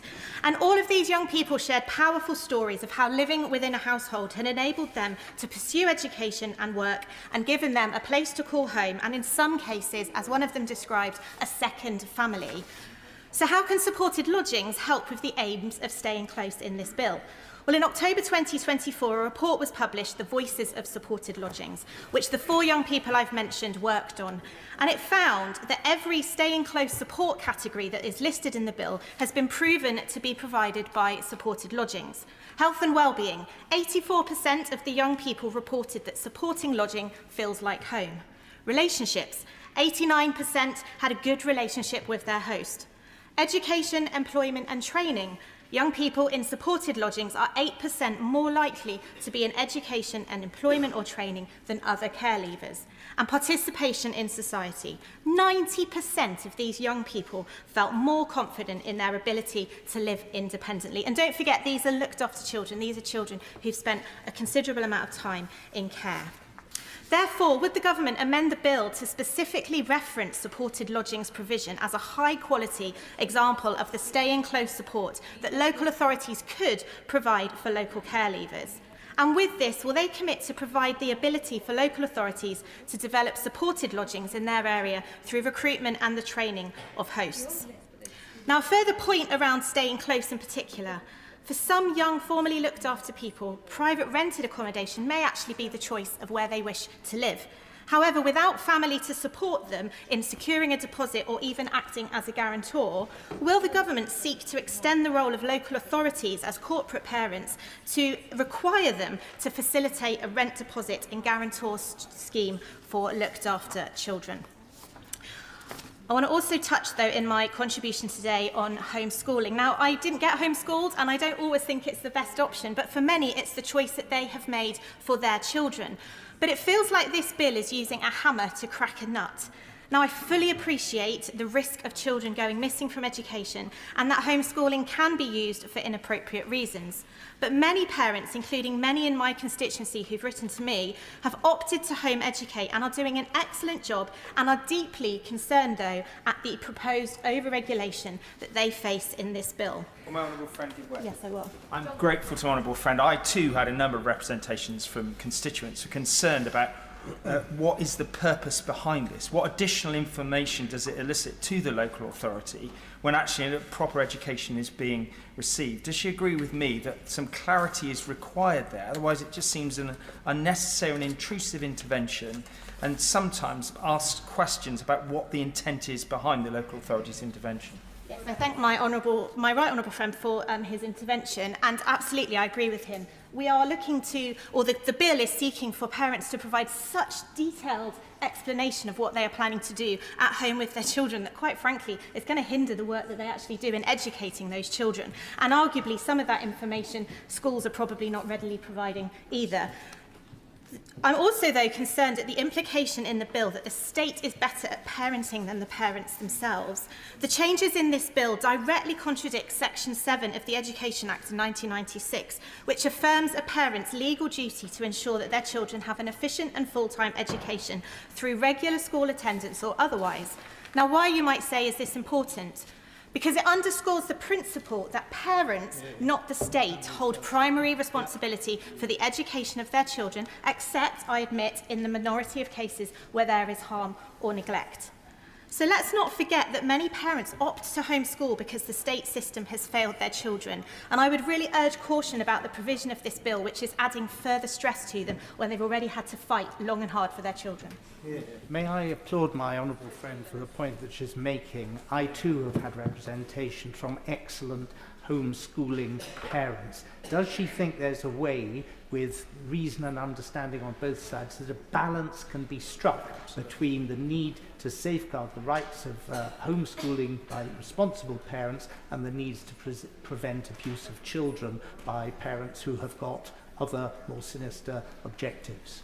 Yes, I thank my honourable friend for that contribution. I think he's correct. You know, there has to be a middle ground that we could find here. I suggested, didn't I, that we're using a hammer to crack a nut. I don't think a lot of these parents are against having to say something about what they're doing, but to suggest that they have to give absolute chapter and verse to their local authority, who in many cases are going to have failed them already, where that relationship may well have broken down, feels like it's too much of a strike. I'm going to continue to make some progress, if I may, because I won't get any extra time either. The requirements in the bill, therefore, risk hindering families who, for legitimate reasons, and often because of failures in the SEND provision that they have needed, have opted to educate their children in this particular way. So to conclude, I have 3 questions that I'd like to just raise for the government on this. Will the government confirm that the evidence base for this particular part of the bill is founded on accurate data and genuine needs, which I think reflects the questions that my honourable friends have asked already? What assessment has been made of the potential consequences of the bill on home educating families and their ability to provide a tailored high-quality education? And are we actually inadvertently hindering them from doing that? And will the government work to protect the rights of home educators and prioritise the well-being of children over administrative convenience? Now, we've heard all sorts of contributions this afternoon on many of the topics, but for me, I said in my maiden speech, looked after children are one of the key things I wish to speak about, and I believe very strongly in the rights of parents to choose what is best for their children. And I really hope that the government will listen to the contributions from the House today on both of those points, and that we could see some amendments in the next stage of this legislation that would tighten this up and make for an even better piece of legislation. Jess Phillips. Can I start by thanking my right honourable friend, the Secretary of State for Education, for bringing forward this landmark piece of genuinely transformational legislation. As someone who spent 3 years in the voluntary sector fighting for vulnerable children, I know this bill prioritises children and their needs, righting many of the wrongs of the last 14 years of failure under the Conservatives. This bill signifies a much-needed movement towards preventative services, shamefully slashed by the party opposite. Sure Start, with its huge impact on child development, disappeared. Youth services, decimated. Due to the huge cuts by the party opposite, in England we spend 11 times more on late intervention and spending on early intervention has fallen by 44% since 2010. The reforms laid out today, coupled with the funding needed to properly realise them, have the potential to ensure that with the right support, more children can remain safely living with their birth families. It should also ensure that when children do need to live with foster parents or in a residential home, we are able to provide them with the best possible care. These children, after all, are the responsibility of the state. We are their parents, and we need to have the same high ambitions for them as we do for our own children. The recognition in this bill that young people need more support when they first leave care must also be celebrated. The bill will help to improve this situation by finally extending staying close to all areas of the country. This was a key recommendation of the independent review of children's social care. However, that review also recommended extending corporate parenting principles so they applied not just to children's services, but to a greater range of public organisations. In November, the government outlined that this important reform would be implemented. So therefore, can the Secretary of State confirm that extending corporate parenting responsibilities remains part of the government's plan to improve support for care leavers? We've also heard about the postcode lottery in the help available for care leavers. The support a young person receives too often depends on where they live, not what they need. That is why I believe that we need a national offer of support. It could include things suggested by children's charity Barnardo's, such as a right to a free bus pass, free prescriptions, and help with rental deposits. And finally, like the Children's Commissioner for England, I believe this bill presents an opportunity for this House to finally ensure that children in England, like their counterparts in Scotland and Wales, receive equal protection from assault and battery. We cannot adequately ensure children's welfare if we fail to protect their physical safety and well-being. A 2021 Lancet review of 70 studies found that physical punishment had no positive outcomes for children and was instead linked to greater child behaviour problems over time. The Royal College of Paediatrics and Child Health have also found that children who experience physical punishment are 2.6 times more likely to experience mental health problems and potentially 2.3 times more likely to experience more serious forms of physical abuse. These children are also more likely to believe that violence is an acceptable and normal way of expressing frustration, contributing to a cycle of violence in society that we need to break.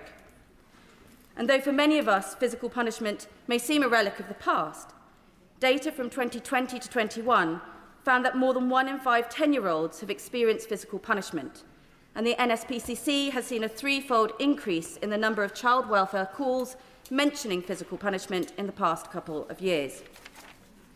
Given 71% of adults believe physical punishment is unacceptable, the time to end this injustice is now.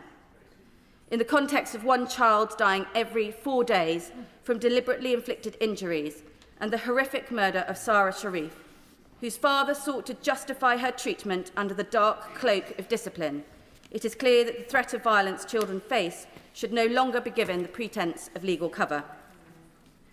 This bill does so much for children and young people, and it's my view that by extending corporate parenting, ensuring equal protection, and establishing a national care leavers offer, we can do even more to ensure that everyone growing up is given the opportunity to flourish. Thank you. Rupert Lowe. Thank you, Madam Deputy Speaker. Given that the opposition amendment has been accepted, I'm not going to stand here and outline my disgust at what has happened with regard to the historic grooming scandal. The British people want answers, so I'm going to ask questions of the Labour Party, and several of them. Will the government commit to urgently deporting all guilty foreign nationals involved, including family members who were aware of the crimes and therefore complicit? Wives, sisters, mothers, cousins, if they knew and said nothing, these individuals are just as guilty as the rapists themselves. Will the government commit to stripping citizenship from dual nationals implicated and deport them as well? Race or religion must protect nobody. Will the government commit to pausing all Pakistani visas and foreign aid into the country until the Pakistani government agrees to accept any of its deported citizens that have perpetrated these crimes on British soil, and also imprisons these rapists and their accomplices in Pakistan, however they see fit? Will the government undertake a full investigation into officials who had knowledge of these crimes, yet failed to act?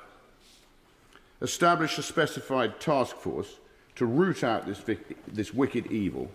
Don't just fire these vile individuals, prosecute them. How many girls are estimated to have been raped? Is there a tally for the overall number of rapes? Horrifyingly, it may well be in the millions. We just don't know. How many vulnerable young girls are estimated to still be involved in these gangs?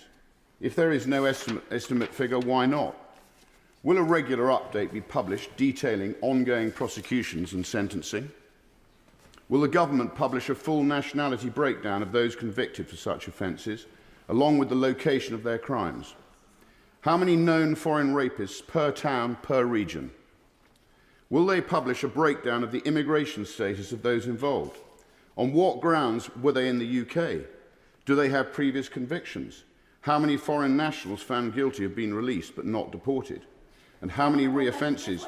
I'm going to carry on if that's right. How many re-offences have occurred since release? How many of these monsters are walking on the same streets as the girls they raped and abused? One report suggested a victim had come face to face with her rapist in a supermarket. Is the government comfortable with that? How many of the foreign rapists are in receipt of any form of state benefit? Would the honourable member give I'm going to carry on if that's right. How many released currently receive any state benefit? How many children have been born following a rape from these men? How many have been given access to the child against the mother's wishes? And how many have used the child as a route to remain in the UK? Will the government commit to preventing this in future? How many deportations have been blocked due to the rapist's right to a family life or other ECHR influences? Will the government set up a dedicated, confidential and accessible official process for whistleblowers to safely raise their concerns regarding foreign rape gangs, ensuring it is safe, secure and easy to find? Will the government release all court transcripts relating to these cases so the British people can understand just part of the horror for themselves?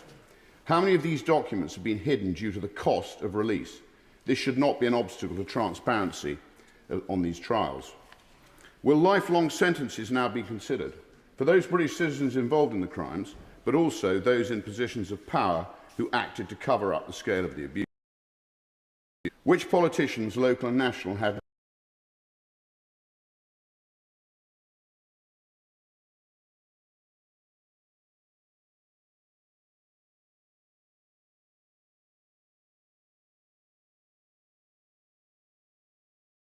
answers? The mass rape of young white working class girls by gangs of Pakistani rapists is a rotting stain on our nation. This is not about Elon Musk. This is not a bandwagon of the far right. This is about the victims and ensuring swift and brutal justice is delivered to those demons responsible. It is about distinguishing between right and wrong. I finished. Sarah Champion. I want to start by welcoming this bill because it actually does address a lot of the underlying problems that we have within our schools, education and indeed protection of children. I welcome the Secretary of State's commitment to make this a child-centred bill. I've got to say, I feel disgusted by what the Honourable Gentleman has just said. Can you imagine if you're a victim or survivor listening to that? I'm sure his intent is to get to the truth and get justice. But the language, please think about who hears our words. Sorry, everyone. On the 26th of November 2024, in her letter to the chair of the Safeguarding Practice Review Panel, the Secretary of State for Education said, "The forthcoming Children's Wellbeing Bill is a vital mechanism for improving the lives of vulnerable children. There is a renewed government focus on tackling child sexual exploitation, which will necessarily include our response to the IXA recommendations." I want to take this moment as an opportunity to say to the Secretary of State which of those recommendations falls squarely within this bill, and I hope with cross-party support we can encourage the Secretary of State to adopt them. IXA actually published 20 recommendations that were trying to address the whole of child sexual abuse in this country, to get support for those victims and survivors, to get early intervention to prevent the crime, but also to get the prosecutions that we all so desperately want. Recommendation 1 was for a core data set. Currently, the bill's single-use identifier number is not the same as a core data set. There is a need for a unified set of data which allows authorities to better understand the prevalence of abuse, identifying patterns and informing evidence-based policy making. What we currently have is a patchy, fragmented data system that hinders effective prevention and intervention. IXA asked for the creation of a single core data set that includes the characteristics of victims and alleged perpetrators of child sexual abuse, vulnerability factors and the settings and contexts in which the abuse occurs. Recommendation 2 would be for a Child Protection Authority for England and Wales. Recommendation 3, a Cabinet Minister for Child Protection, and that needs to be someone that cuts across all the different departments, because that's where we're failing children right now. We do not have a joint approach when it comes to child protection. Recommendation 4, public awareness campaign, and cultural awareness is included throughout the recommendations. We need to make children aware of the risks that they face, but we also need to tackle cultural insensitivities and much worse wherever we find them. This is one that's particularly pertinent to me because I'm very proud that I got the previous government to make sure every child from primary school had relationship education. However, in September 24, the DfE published an independent evidence review on teaching relationship education to prevent sexual abuse, and it found that still teachers were not receiving the adequate training. There are not the adequate resources for those teachers, and so I urge the Secretary of State to use this bill to do something about it. Specifically, will she ring-fence RHSE training budgets? I will, of course. Thank you for giving way. A fantastic organisation in my constituency of South Devon called Child Assault Prevention. I worked with them when I was working at Devon Rape Crisis. They had to close their doors 2 years ago because their funding was cut by the previous government, and they were doing really, really vital work with primary school age children, teaching them about the dangers of sexual assault and how to avoid it. So I would really welcome the government looking at reinstating funding to organisations like this who are working in this very sensitive area with young children.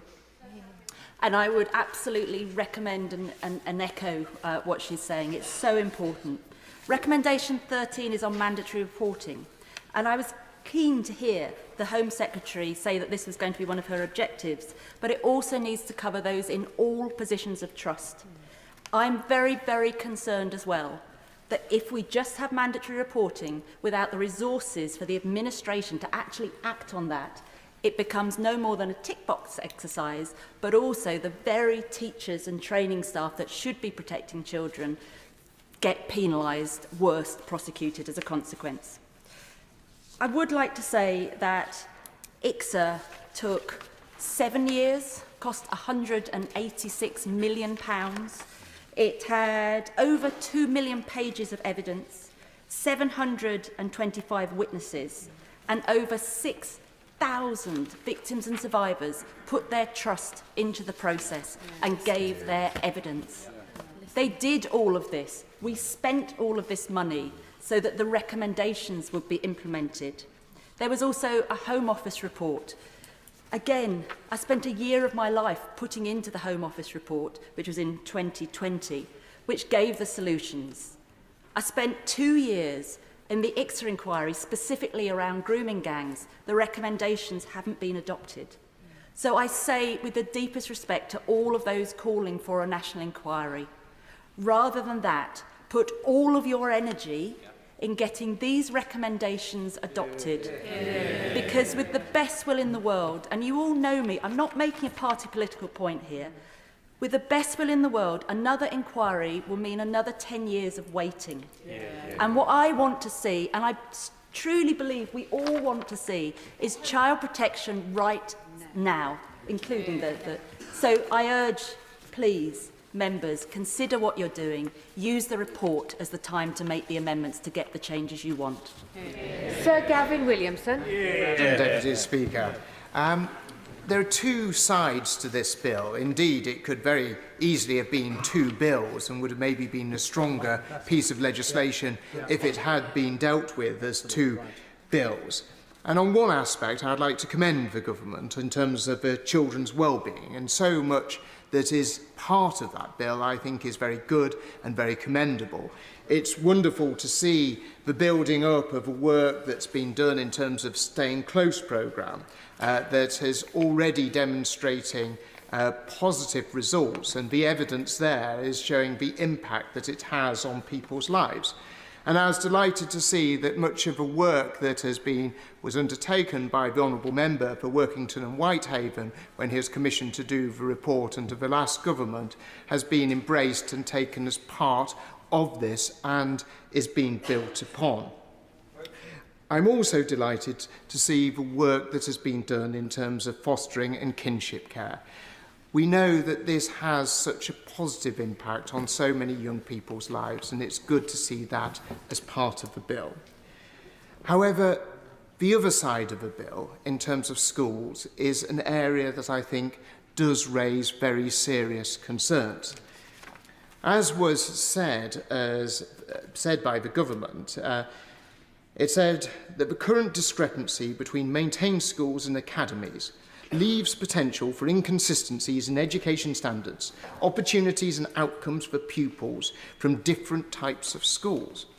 And it's an interesting point, because actually as you look through this legislation, if you look through the clauses, it doesn't seem to be about making sure that excellence within our schooling system is actually driven forward.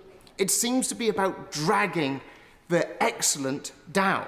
And if I may take the chance to go through some clauses, and maybe even the ministers could take the time to actually make themselves familiar with some of those clauses.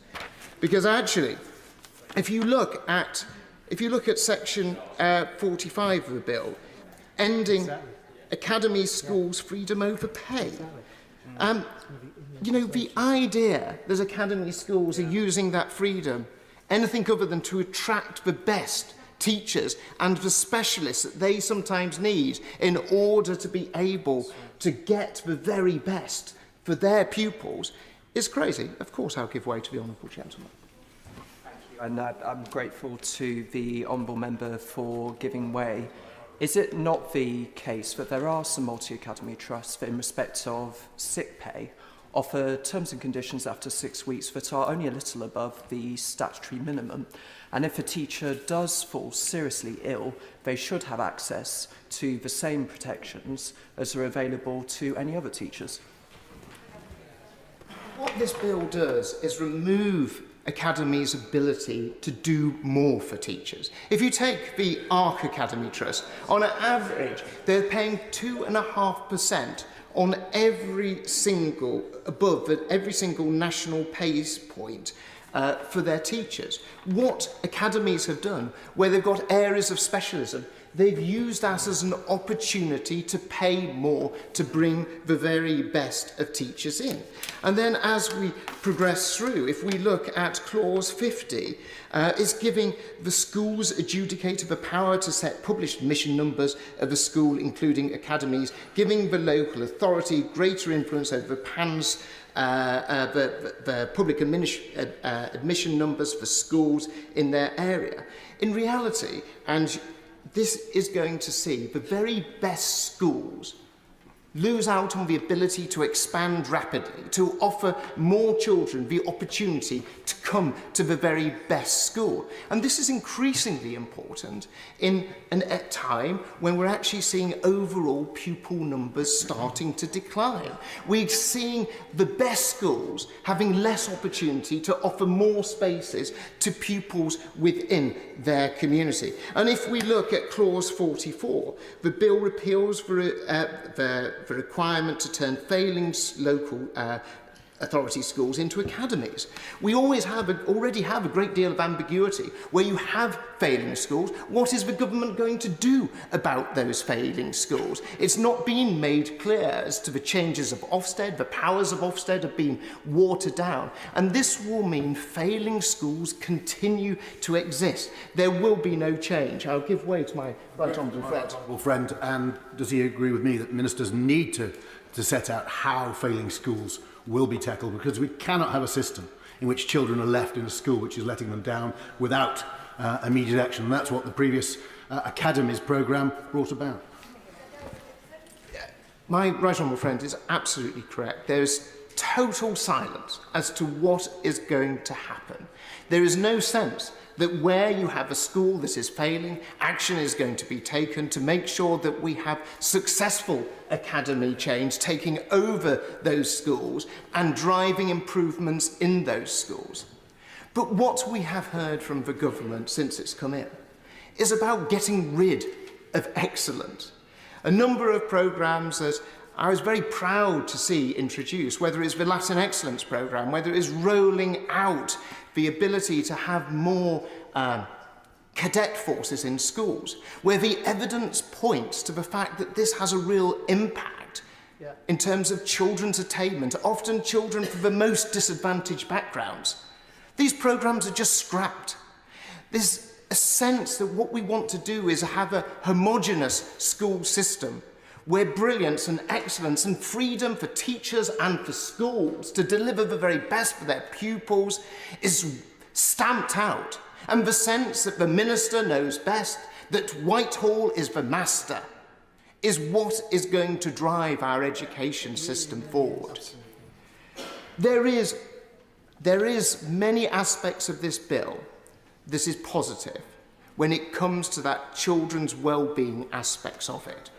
But I urge the Minister to look at those other aspects that systemically destroy the progress that has been made by both Labour governments and Conservative governments in terms of driving academic excellence forward, driving schools to be able to offer some of the things that private schools have, but the state school previously hadn't. I certainly know at my comprehensive school, the idea that you could join a cadet force or you could learn Latin, that was just not available. This is about dumbing down. It's not about raising aspiration. It's not about raising excellence. Manofa. Thank you, Madam Deputy Speaker. This is actually a bill which will ensure that every child growing up in this country will have the best possible start in life and break down the barriers to opportunity.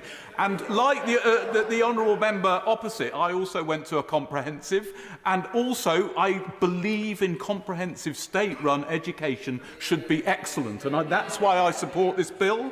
I would also say that every teacher I spoke to before the election was cheesed off with what was happening in education. And that's one of the reasons I got involved in this, because they were so depressed about what they were doing. And also, every teacher I've spoke to who has read this bill is in support of it. So surely we should be listening to those. Can I answer a couple of other quick things first? Can I just say that in terms of mental health, that was raised by a colleague, an honourable member.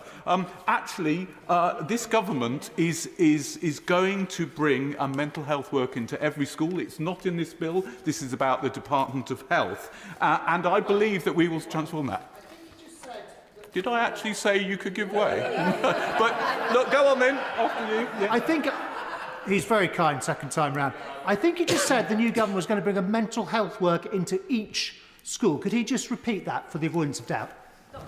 That is our manifesto commitment. And can I also say that one of the reasons I am here is because a child in my constituency under the last Tory government had to wait 6 months following a suicide attempt at school, and that is simply not acceptable. So that's all I would say. The other thing I would also say is, in terms of the curriculum review, we need to expand the curriculum. Every teacher I spoke to has said this. We need to improve the arts, music, and this will in itself improve well-being. But I would also like to just, rather less controversially, just concentrate on clause 22 regarding the provision of free breakfast clubs. So I have been a GP for the last 30 years, and I understand that health and education are inextricably linked. We cannot learn when we are hungry, and I think free breakfast clubs will ensure that every child, irrespective of their background, has the foundation they need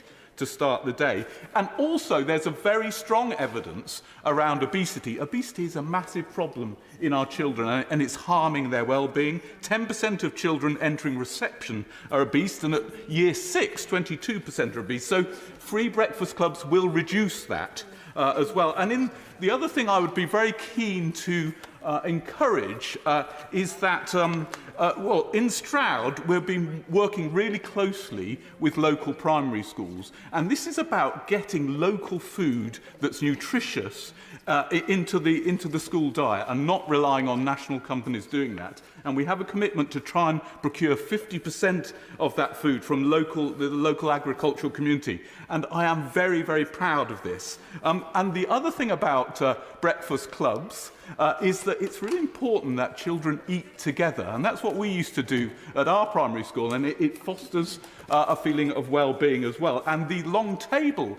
in Stroud is an organisation that encourages that. So can I just say one other thing about breakfast clubs? Now, something we need to be careful of is of the food industry. The food industry lobby is incredibly powerful, and they have been providing free food for these breakfast clubs. And all I would say is there's no such thing as a free breakfast. These companies are trying to promote their own products, and we must be very, very wary of them as well. I'll be very brief now as well. I want to just talk about free school meals. There's quite a lot of evidence that free school meals reduces obesity, and I would support their universal rollout, not just in Wales and in London. And in London, there has been a reduction in obesity levels and improvements in learning as well. So let's really work for that when the conditions allow. And I also think, as an interim, we should go for auto-enrolment for free school meals, because that will improve the funding for schools, and it will also enable about 400,000 children to receive free school meals. So I just want to conclude by commending the government committing to ensure every child has the opportunity to thrive. The Children's Wellbeing and School Bill is a bold step towards addressing inequalities and improving the lives of the next generation. But introducing free breakfast clubs, this government is not only tackling hunger, but also investing in health and education. So I urge my honourable friends, do not get waylaid by these political things that are going on around this bill. This is an excellent bill and we need to support it. Thank you.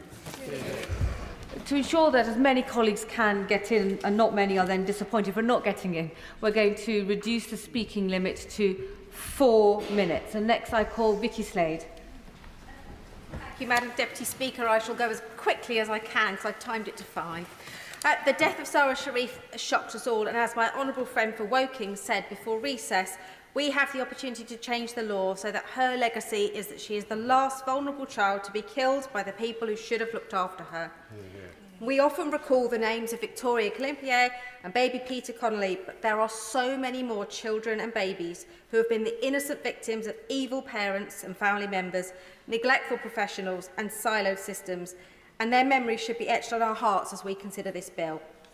I welcome the moves in Part 1 of the bill to strengthen the multi-agency approach, slip of the tongue, but I agree with the Children's Commissioner and the Honourable Member for Lowestoft that we should go further in protecting children from assault. Some of the injuries inflicted on children like Sarah Sharif under the reasonable punishment hide were beyond belief. But if it's not defined in law, I can imagine that it must make it very difficult for some social workers to really force what is appropriate. I've been shocked by just how many of the child deaths reported are of babies, infants who haven't reached school or nursery and whose voices are literally unheard. And I worry that the role of the health visitor in the lives of new parents is so greatly reduced. As a new mum, I would join other parents in regular weigh-in sessions and playgroups alongside health visitors right through to when my child started nursery. And GPs in my constituency of Mid Dorset and North Poole have told me that they would previously liaise with the health visitors in their surgeries to warn families that were at risk. Perhaps a mum that had come in for a smear test and they were worried about domestic abuse, or a father coming in where they were worried about alcohol abuse. They could send the health visitor in and just check up on them. And that just doesn't happen anymore, thanks to the smashing of the system under the previous government.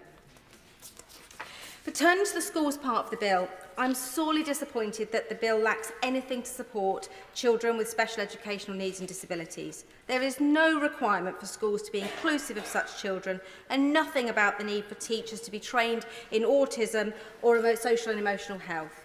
On previous occasions challenging the Minister, I've urged for more action and I've been told to wait for this bill. But if this was an Ofsted judgment, it would be requires improvement. Yeah. When my child was pushed out of school, unable to cope full-time, and obvious they were not going to achieve the heady heights of 5 GCSEs and 90% attendance, we seriously considered home education. To hear your child say, "Mum, they don't want me here," breaks your heart. And the lack of accountability in the academies is just not okay, and I welcome the move to bring them under more control of local authorities.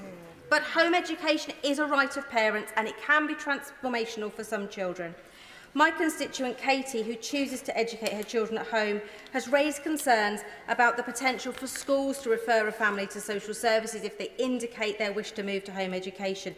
I would wish that the Minister could confirm this will not be possible for a school to refer simply because a family chooses to opt out.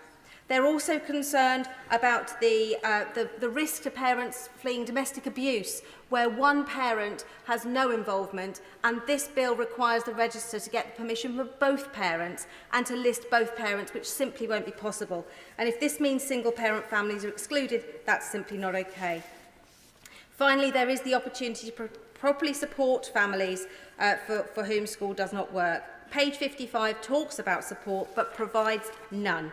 We need to see the ability for parents to access national curriculum, free resources and free examinations. Russell. Thank you, Madam Deputy Speaker. There are so many fantastic provisions in this bill, it's quite hard to know where to start. But the first thing that I want to say is that the moves to restrict the number of branded school uniform items I know will be so welcomed by parents in my Congleton constituency, so many of whom have spoken to me who are struggling, who are finding it really very difficult to make ends meet and have done for many years. I've spoken to parents who are working 2 jobs and are desperately trying to put food on the table. I know that they will also strongly welcome the provision for free breakfast clubs, and I have spoken to the Secretary of State about the importance of children with special educational needs being able to access these free breakfast clubs and also being able to access holiday provision. And I know that's something she's looked at in the pilot of the free breakfast clubs, and I do hope it's something that we'll continue to keep an emphasis on going forwards. The other thing that I would like to mention about free breakfast clubs is that we certainly talked during the general election about toothbrushing, and I believe that there are also pilots going on around toothbrushing in breakfast clubs, and I would love to see that rolled out very widely as well. Toothbrushing is so crucial, and working parents who are dropping children off early of course find it difficult to ensure that their children's teeth are brushed before school, and it's best done every day. So I welcome us extending that as far as possible as well.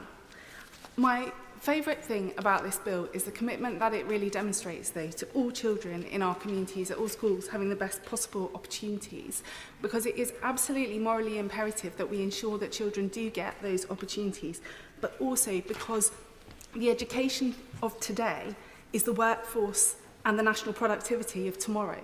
So I think we all have to keep that in front of our minds, and I know that the Minister absolutely does. I would like to say 1 or 2 things about the identifier that we are bringing in this bill. And of course, many of my colleagues across the House have referred to some really horrific situations that this seeks to avoid, and the role of children who are outside of school.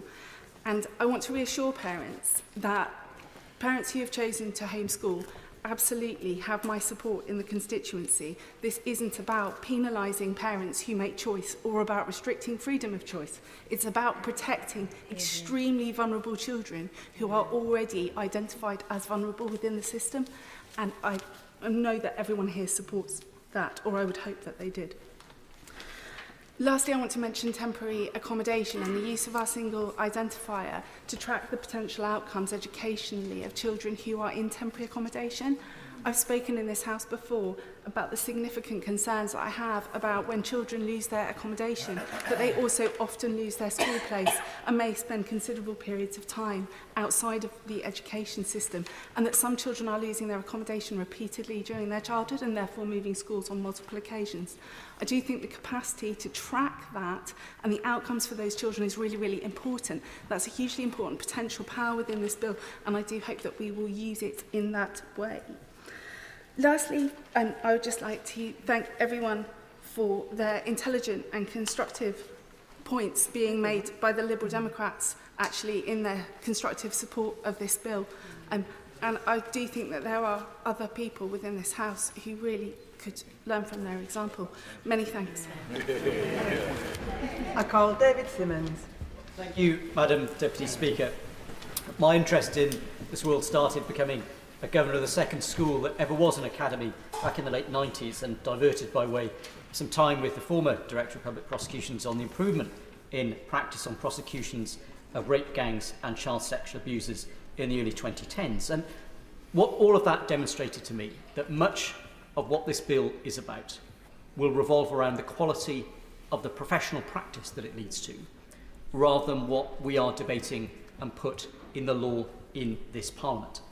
And it is important, because we're all debating many of the things that we want to see improve, that we recognise and thank the social workers and the police officers and the medical staff who at present ensure that in the UK we have one of the most effective and safest child protection systems of any nation in the world. And it's important that we acknowledge that.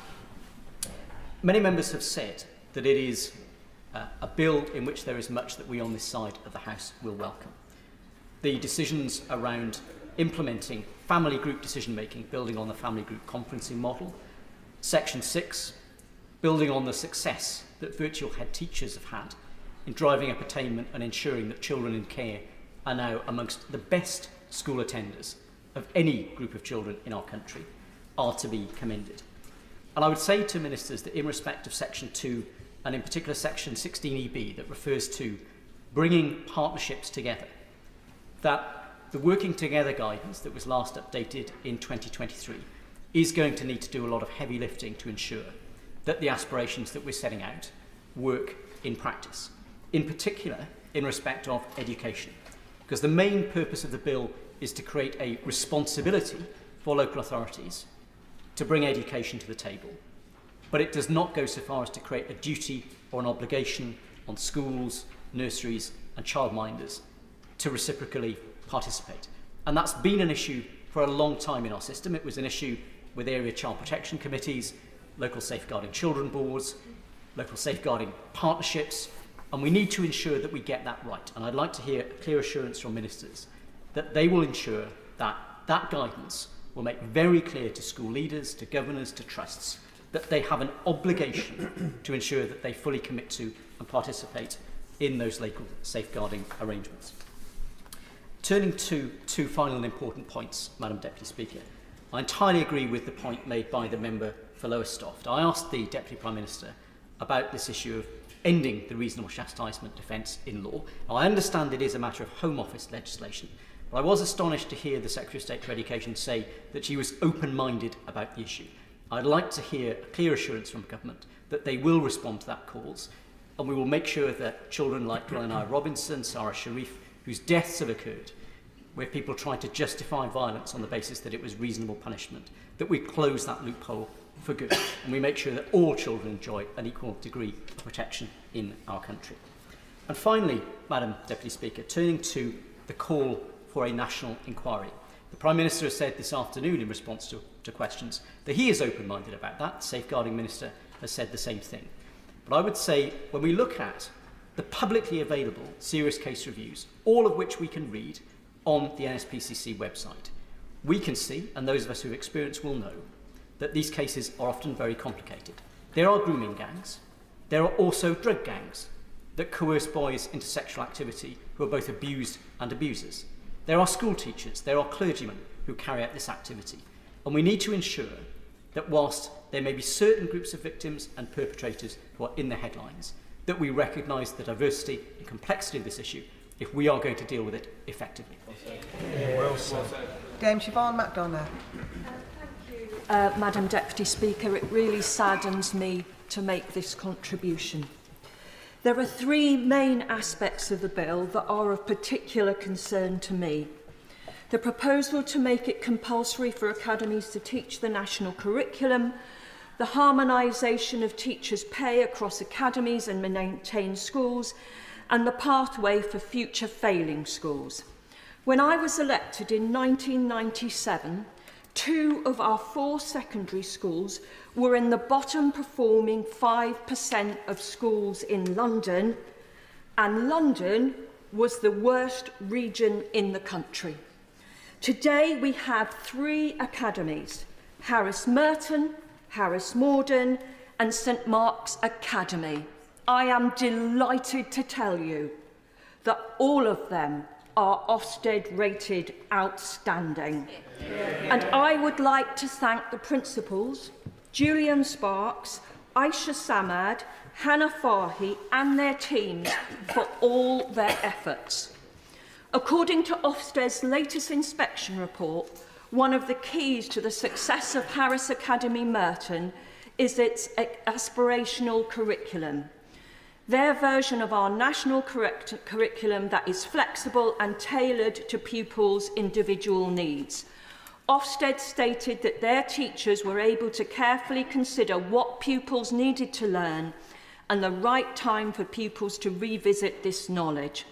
This is a proven recipe for success, not just at Harris Academy Merton, but in academies across England. I struggle to see how removing this right to a carefully tailored education will benefit the students that need the additional support that this provides. Forcing schools like Harris Academy to teach the national curriculum risks undermining one of the keys to their success. I want to put on record that I have serious concerns about the proposal to change the pathway for turning around failing schools. I know from bitter personal experience that any change to the status of a school can become highly political. The current system where failing schools automatically become academies provides clarity, depoliticisation and ensures a rapid transition. I fear that a discretionary process would result in large increase in judicial reviews, pressures on council and prolonged uncertainty in nobody's interest. I do understand that a change might be needed to ensure failing schools receive the right academy to take over their needs and not a weak academy, and there should be a list of those that are up to it. We should not put this process at risk. My contribution is borne out by 27 years' experience. I have fought teaching unions. I have fought anti-academy groups because the most important thing is the ability of children to achieve what they can. And that is not about aspiring to it, saying it's what we want. It's about putting the structures in place that actually bring it about. Don't put that at risk. Richard Tice.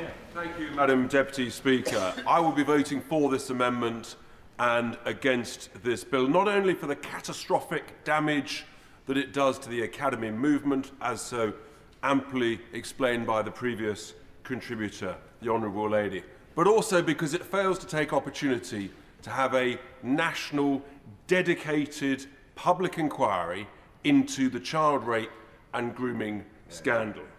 And that's because, yes, victims and survivors want action now. But also, victims and survivors want answers. And I fear there is a great misunderstanding and misinformation about the previous national inquiry led by Professor Jay, because that was an all-encompassing umbrella inquiry into child sex exploitation. But what it didn't cover, in any detail whatsoever, I will give way to the Honourable Lady. Agree that there was a 2-year inquiry on organised networks and sexual exploitation, which is grooming gangs in the language of the inquiry, and that the Chief Executive of the National Association of People Abused in Childhood, NAPAC, has said that we urge the government to focus on delivering improvements rather than proposing new inquiries that may potentially delay action even further. And I shall come to the specific point she makes, because the reality is that this Professor Jay inquiry, it was an overarching inquiry. Its references specifically to grooming gangs was minuscule. It only mentioned Rotherham. There are dozens and dozens of towns, primarily Labour-led towns, where we know that horrific things have taken place. And victims and survivors not only want action, they want answers. And this is an opportunity for both things to take place. So the Honourable Lady refers to the need for action. Surely, in this great nation of ours, we can do both in parallel. Surely we can say, yes, these are the actions required from the recommendations of the Jay Inquiry, but alongside that, to continue with public confidence, to get the answers that victims and survivors want, is to say, actually, we need to keep exploring in specific towns. And it's not good enough. I will give way to the Honourable Lady. I appreciate it. Thank you very much. If I can just correct him, the inquiry was part of the overarching inquiry. There were 12 separate inquiries, one of which lasted 2 years, with a report that's 185 pages, was specific about grooming gangs. And if I can just ask him, what more information do we need? We know who the perpetrators are, we know the model, we know the victims. What we want is prosecution and support for those victims. I'm grateful to the Honourable Lady. She's quite right in that victims and survivors, where we know, want answers, want action and prosecution. But I regret to say to the Honourable Lady, there are many towns where people don't know the perpetrators and the truth has not been exposed. And the reality is that many councils have a vested interest in not digging into the truth, because it will expose the failings of their own councillors and officers. And that's why we have to have a national dedicated inquiry into this horrific issue. And I believe that we should be ambitious and say, it doesn't need to take 3 years or 5 years or 7 years, for heaven's sake. Let's do it in 1 year. Let's get it done.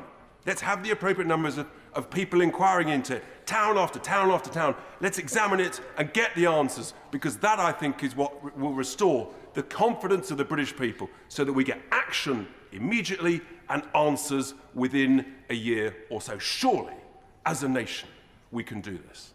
Thank you, Madam Chair. Marie Tidball. Thank you, Madam Deputy Speaker. I first met my constituent, Claire Throssell, at a remembrance service at my old secondary school in Penistone. Every year, the head teacher marks the deaths of Claire's sons, former pupils Jack and Paul Sykes, who died at the hands of their known domestically abusive father in a house fire he set alight whilst on permitted contact visit. However, the names of most of the children who've been murdered at the hands of their domestically abusive parents in the decade since Claire's boys were killed remain unspoken. But we must not forget them. Between 2005 and 2015, Women's Aid research found 19 children, including Jack and Paul, had been killed as a result of unsafe contact with abusive parents.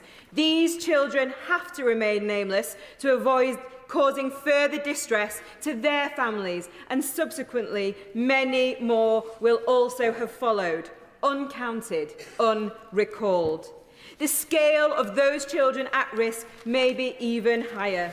In the year up to March 2024, 215,640 assessments identified that either the child or parent were experiencing domestic abuse in child in need social care cases in England and Wales.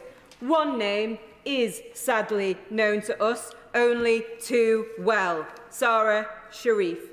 Her tragic death makes the need for action on this issue all the more poignant, with the sentencing of her murderers taking place just before Christmas. The Children's Wellbeing and Schools Bill before us today will help protect children like Sarah. It creates a safer and higher quality education system for every child by introducing children not in school registers to help ensure no child falls through the gaps when home educated. Our government is taking strong action in response to Sarah's death through the bill's establishment of a single unique identifier for children and introduction of new duties which will improve information sharing and within agencies, bringing together multi-agency child protection teams from education, social work and the police. I commend the work of the Secretary of State for Education for bringing forward a bill so transformative in its work on child protection, a bill which is powerful in strengthening regulations on the use of agency workers in children's social care. Claire Throssell, my constituent, promised her 2 boys that no other children would die in the same tragic circumstances that her son did.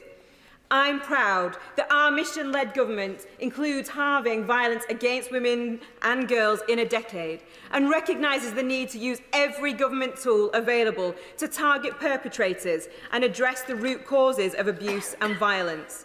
To achieve this mission and fulfil the promise Claire made to her children will require connecting the incredible strategic work in today's bill with an urgent need to change the law to remove the principle of presumption of contact in the family courts.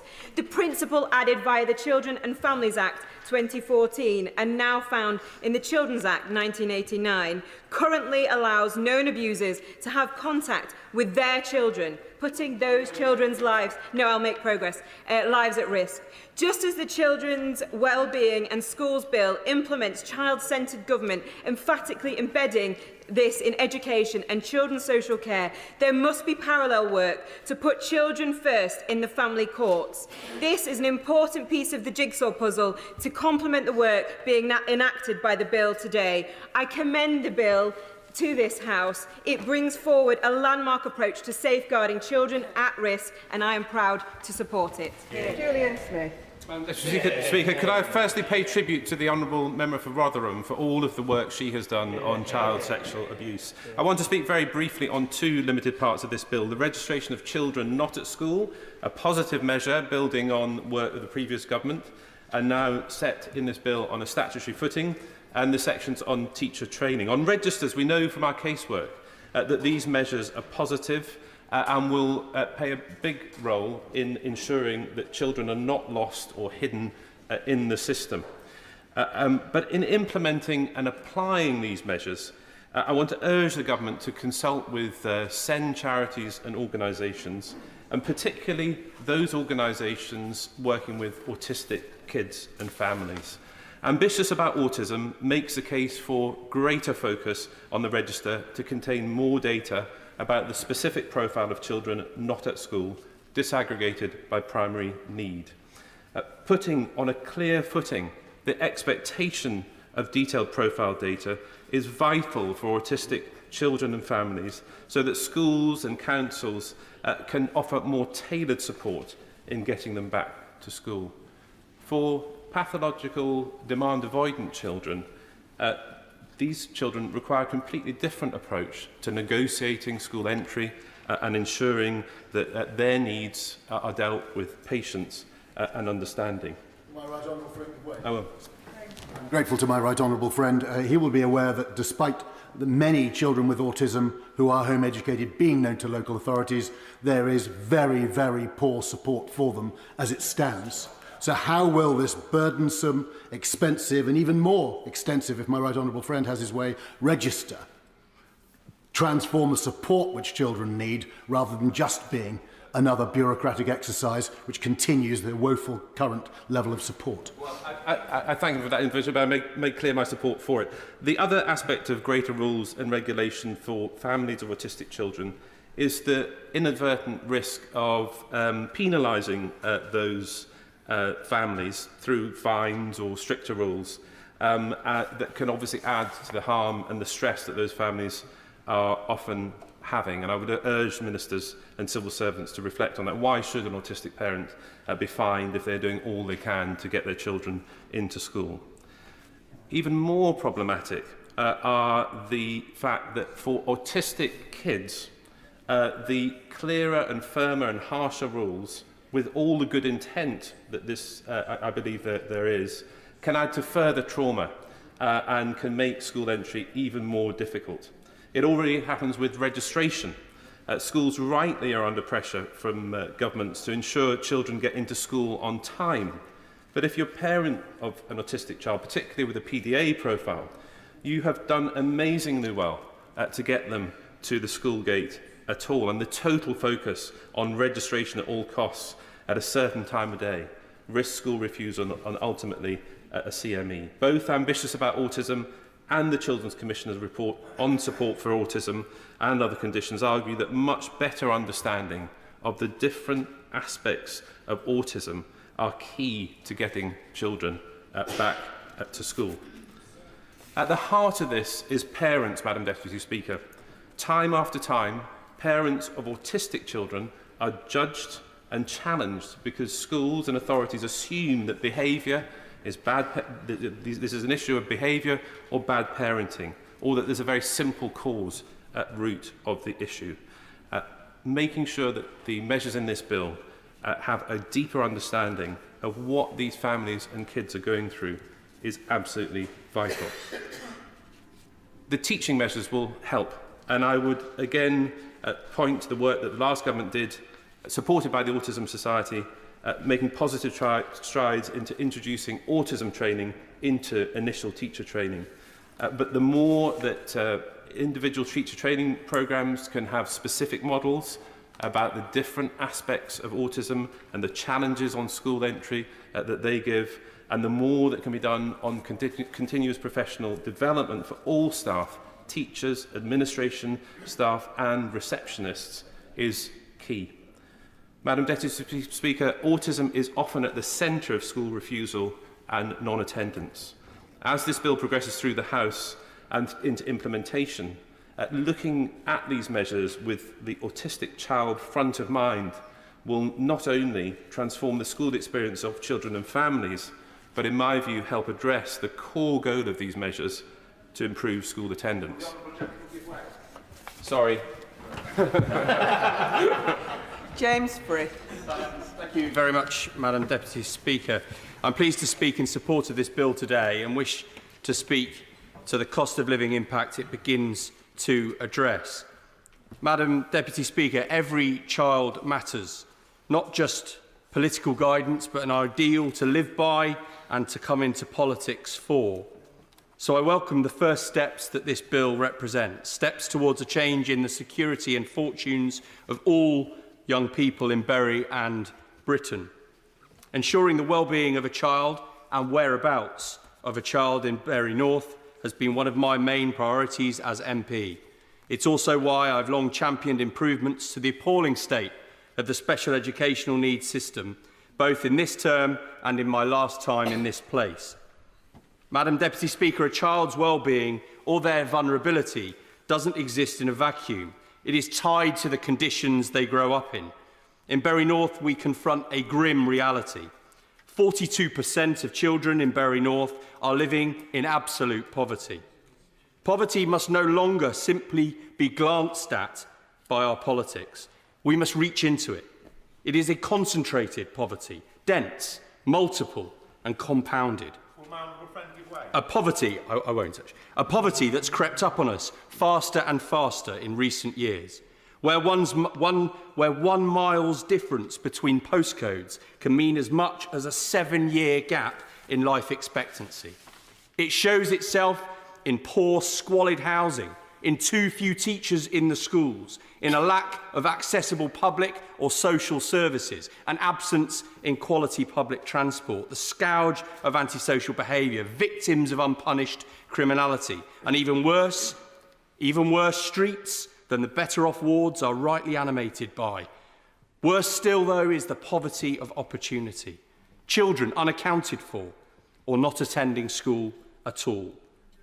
I strongly support the bill's first moves to ease the burdens faced by so many families, cutting the cost of children going to school. Common sense on school uniform will save parents more than £50 a child on the back-to-school shop. Free breakfast clubs for all primary school children will save hard-pressed parents up to £450 a year per child. And critically, this can help working parents make their hours. But I know the ambitions of this government go well beyond what this bill starts. Eyes and expectations will turn to the Child Poverty Task Force and its recommendations, as well as future work of this Parliament, because we need to tackle the roots of these experiences and not just symptoms. I know this government is determined to transform the lives of children with structural, strategic changes to life in Bury and Britain. It's been done before. Sure Start, building schools for future, maintenance allowance, and the power of progressive social policies, the importance of the first 1,000 days of a child's life, of foundation learning, yes, of phonics and choice. We will not let the inheritance from the Conservative Party prevent us. This will be a period of renewal and hope. Bury North's poorest are failed by living down the road from those doing just all right. Another town overlooked and underserved by funding formulas that have only ever glanced at the place and its problems, and the failures to level up, let alone even out. Let's be clear, this bill is only the beginning, a good start. We must keep going, because every child matters. Graham Stewart. Madam Deputy Speaker, it's a pleasure to take part in the debate. Touch on, if I may, initially the issue of the need for a national inquiry into the rape grooming gangs.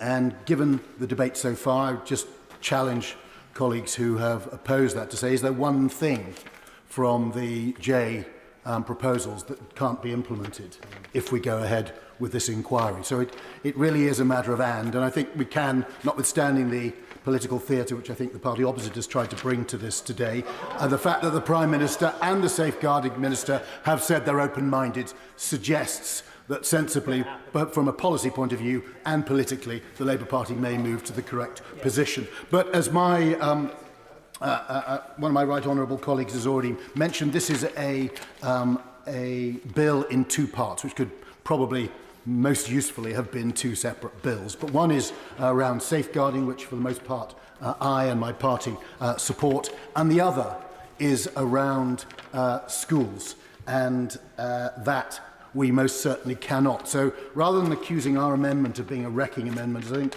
the Liberal Democrats rather disappointingly have done, it's, the truth is the second half, the schools element of this bill, is the wrecking element, because it makes the important safeguarding improvements part of a bill which can be genuinely supported in this House. And there's a troubling theme, and that is that a misguided notion that the bureaucrat knows best, as colleagues have suggested, stripping academies of the flexibility to set competitive pay for their staff. If this government was genuinely interested, as the honourable gentleman who spoke last talked about just now, levelling up, well then, as Sir Dan Moynihan, perhaps the nation's most successful head teacher and trust runner, has said at lunchtime today, I believe, why not give those academy freedoms to maintain schools? Why rip away those things which have been used by academies to produce schools like Michaela, which are the best in the country, and which we have a ideologically driven Labour government, certainly the front bench, I wouldn't want to daub everyone behind the front bench with it, cannot even bring itself to congratulate the school which has been the best in the country 3 years in a row. So the government is signalling it doesn't trust schools to attract and retain the best teachers, but only the Secretary of State. And in advocating for new schools to be opened and controlled by local authorities, it removes the contestability. And we actually had, notwithstanding some of the contradictions in the Secretary of State's speech, but she described competition as harmful. Well, I represent Beverley and Holderness. I looked at Hull schools for many years, and there was a sort of sotto voce voice. It's the people here. It's the people that's the problem in Hull, as they generation after generation were failed. And when the Academies programme was opened out in 2010, what happened? Well, you saw primary schools en masse leave local authority control. You saw it was no longer acceptable for local authority to use the democratic mandate to give a substandard education to their local population. We saw a transformation. We saw academy groups open up, and it was teachers and communities seizing that. And I cannot believe that members opposite really want to tear that away when the evidence is so crystal clear from the OECD PISA tables on any measure. English education has got immensely better. I may not believe that generally of the party opposite, but I would believe it be possible of the honourable gentleman. Richard Bergen.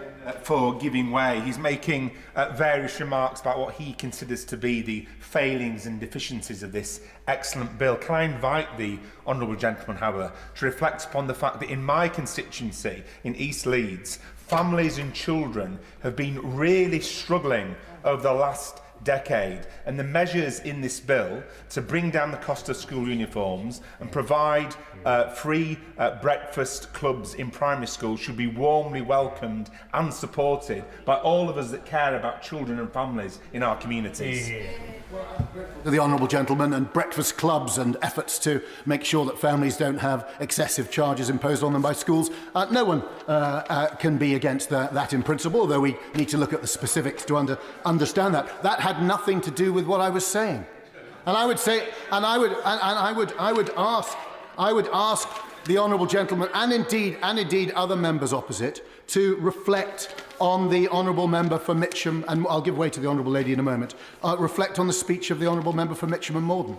I did chair the Select Committee from 2010 to 2015, and she, along with the Minister on the front bench, were distinguished members of that committee. I don't think there's probably anyone in this House in the nearly 20 years I've been here, and my right honourable friend, of course, but I don't think there's anyone who I've been in this House with over the last 20 years who has a more personal, visceral record of fighting for change in their constituency than the honourable member for Mitcham and Morden. And I certainly would ask colleagues before they go into the committee, before they have the opportunity to reflect on changes in this legislation. She knows of what she speaks, and she has been heroic in championing the improvement in education in her area, and she has delivered it. I give way to the honourable lady. Oh.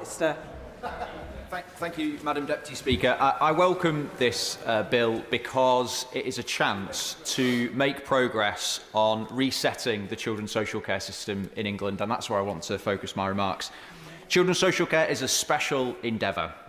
It's a collection of kin, professionals and volunteers who seek to provide safe, stable and loving homes for children right the way across our country.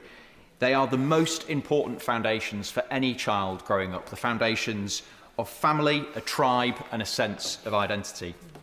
Having chaired the independent review of children's social care commissioned by the last government, I had the opportunity to spend time listening to thousands of people with direct experience of that system to make a number of recommendations that I believe the legislation put forward today deliver on. One was a shift away from late-stage crisis intervention. The other was to create a sharper focus on a more expert-led child protection system, to unlock the potential of family networks where they can provide an answer as an alternative to the care system, and then to move the care system itself away from a system that breaks rather than builds those lifelong loving relationships. And I'd like to take this moment to also say that as somebody who has led an independent review for government, looking at a serious matter which included engaging with and speaking to those who are victims of sexual abuse and criminal abuse, I do find it extraordinary that people who are sent here to be problem solvers are using this as a moment instead to be problem exploiters. And we have got stacks of evidence. We have had thousands of victims of sexual abuse provide heartbreaking, very painful evidence and testimony over many, many years. And it is our job to listen and to act, not to exploit at moments where politics may be in our favour. I will gladly give way. I thank my honourable friend. In my constituency of Camborne, Redruth and Hale, 32% of secondary school children are persistently absent from school. Some are also homeschooled, but some are lost to the system without support. These are vulnerable children. This bill is about protecting vulnerable children. Does my honourable friend agree that voting against this bill is playing politics with the protection of vulnerable children? I completely agree, Madam Deputy Speaker. And actually, if members, like the member for Ruislip, who I've got a huge amount of respect for in his comments that he shared on this matter a moment ago, if they were serious about this matter, would be putting forward amendments to deliver the recommendation of the IXA, not to have another go round the process. There are three measures in particular that I want to speak about briefly. The first is how welcome it is that we've got proposals for family group decision making to be made compulsory at pre-proceeding stage. There is very sound evidence that this works. A randomised control trial was undertaken and published a few years ago that shows that if family group decision making in the form of a family group conference was provided at pre-proceeding stage across England, 2,000 fewer children would enter care each year, and it would free up £150 million to go into earlier support for families. It's extremely important that as local authorities start to deliver on this new requirement, that we don't just make it a tick box exercise, but that we ensure that the evidence, the practice guidance is there to support local authorities to deliver it in a way that will be most effective. Secondly, the provisions to create multi-agency child protection teams. These teams will fuse together at an operational level, not just at a strategic level, the relevant agencies needed to share information and then act on it to protect children from significant harm. It will be important that, as well as getting the structure of this right, we also have a focus on the professional expertise that is required to do the task of child protection, which is often so challenging. We too often leave newbie social workers to that most challenging task of assessing significant harm by themselves. We don't ask the police to do that. We often send police officers out in pairs. And it's really important that we support, through the early career framework that I know ministers are looking at, a route to expertise so that the most expert are making these challenging judgments around significant harm. And then it is long overdue that we have a unique child identifier. That's something I called for in my review. It's an issue that a number of other reviewers have called for. Again, it's taken this government in its first 6 months with the leadership to act on it, and I welcome that so much. It may sound modest, and it may sound like a technical change, but if it's delivered well, it will blow away the fog of confused and partial information sharing. I would encourage ministers to look at the Think Family database in Bristol, which is a great example of what can be done when we get child-level data shared by police, education, children's services and health. And then finally, the introduction of regional cooperative arrangements that will allow for bolder action to ensure that we've got the foster carers we need in this country in particular. Last year, we had 132,000 households express an interest in becoming foster carers. We only approved 1,800 of them. I'd happily give way. Thank you to my honourable friend for giving way. In Calderdale, where Calder Valley sits, the council took the innovative step of giving foster carers a council tax break, and that has been incredibly effective in recruiting foster carers. I wonder if ideas like that and other ideas are a good way to get more people into that system. I completely agree. We need to do an awful lot more to support the recruitment and retention of foster carers.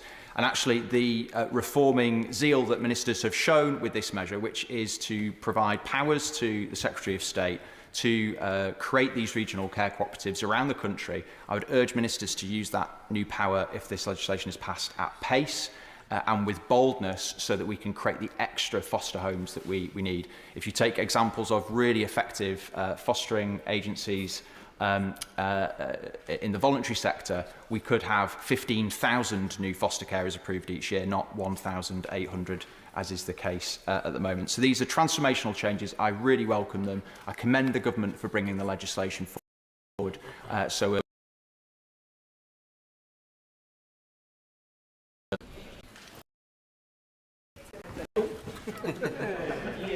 You're trying to trick me, Madam Deputy Speaker.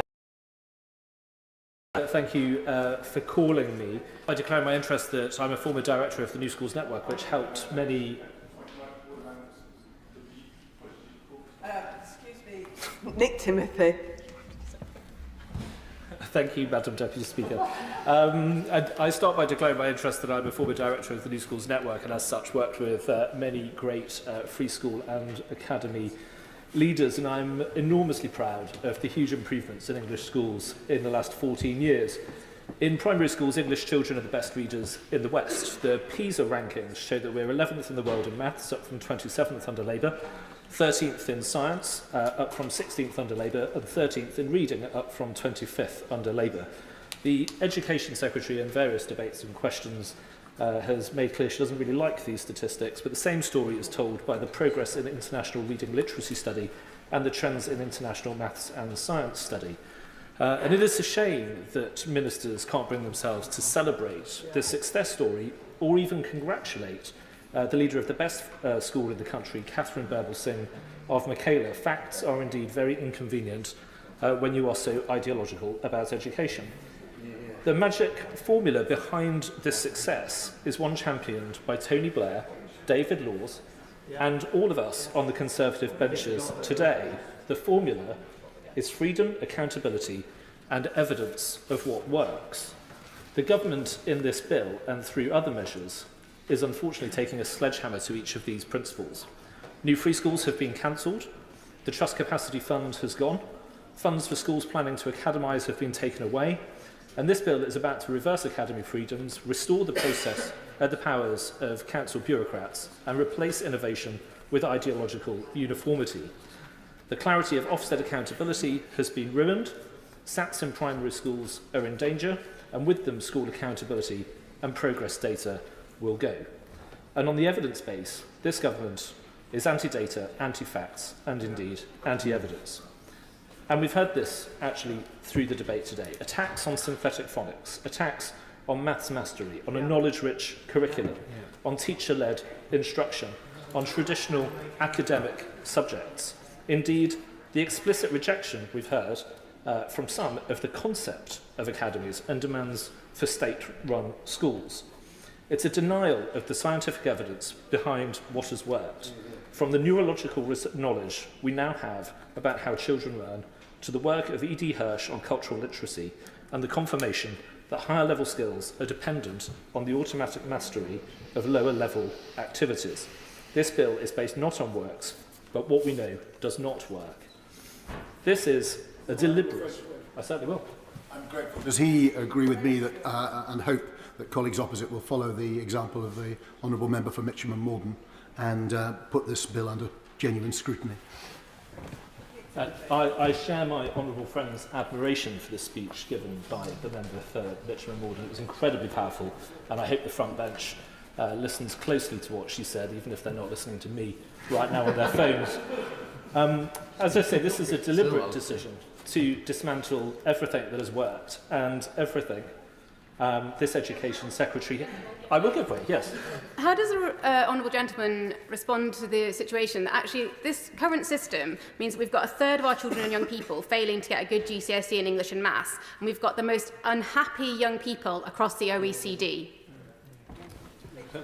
Well, I would invite the Honourable Lady to look at the comparative studies of English schools compared to other countries internationally, to other countries within the United Kingdom. In England, the most disadvantaged students in the PISA statistics have the same outcomes as the average pupils in Wales. And Wales is the system upon which it seems this government is basing its policies. So I invite her to look at the evidence, even if ministers will not. And we know that I will certainly give way. I thank him for giving way, and I admit that my interest was piqued by his description of us on this side of being anti-data.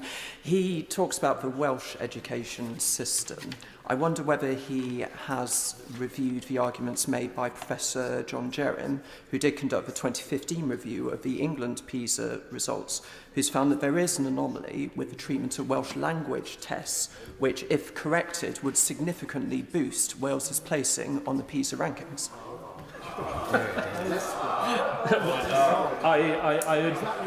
I share several hours twice a week with the Honourable Gentleman on the Employment Rights Bill Committee, and his creativity in defending the indefensible is admirable in that committee as it is today. But very quickly on the content of some of the things in the bill that we've discussed today, we know that the bill is going to make things yet worse on top of the things I've already listed. Compulsion to follow the national curriculum, which itself is about to be weakened by the review by Becky Francis. The removal of freedom on pay and conditions. And today, the Education Secretary has failed to explain how she will meet the commitment she made to avoid cutting pay for some teachers. And ministers are granting themselves unspecified powers to direct academies in future. I think we know what that might mean. Madam Deputy Speaker, this bill and the other changes introduced by this government are a deliberate act of ideological vandalism. Standards will fall as a result, children will suffer, and the legacy of the Education Secretary will be the provision of a case study in what does not work in education. John Whitby. This is an extremely welcome bill that addresses some long-standing issues in social care and education. There are much needed measures to ease the capacity pressures on fostering services by offering family group decision making and requiring all councils to publish a kinship offer. And there are very welcome measures for hard-pressed families on school uniforms and free breakfast clubs, of course. On behalf of care leavers, I'm pleased to see the focus on staying close, which offers the vital support needed in transition from being in care to leaving care. It's very much a Maslow's hierarchy of needs issue. Unless young people have the basics in place, it's very difficult to focus on moving forward. But in my limited time, I wanted to mention 3 measures that I'm particularly pleased with. There are around 112,000 children currently being educated at home, and parents choose this route for a number of reasons, and I'm comfortable that in most cases, the decision to home educate is being taken with the child's best interest in mind. However, there are those that choose to home educate with when difficult questions start to be asked by concerned professionals who are in regular contact with the child.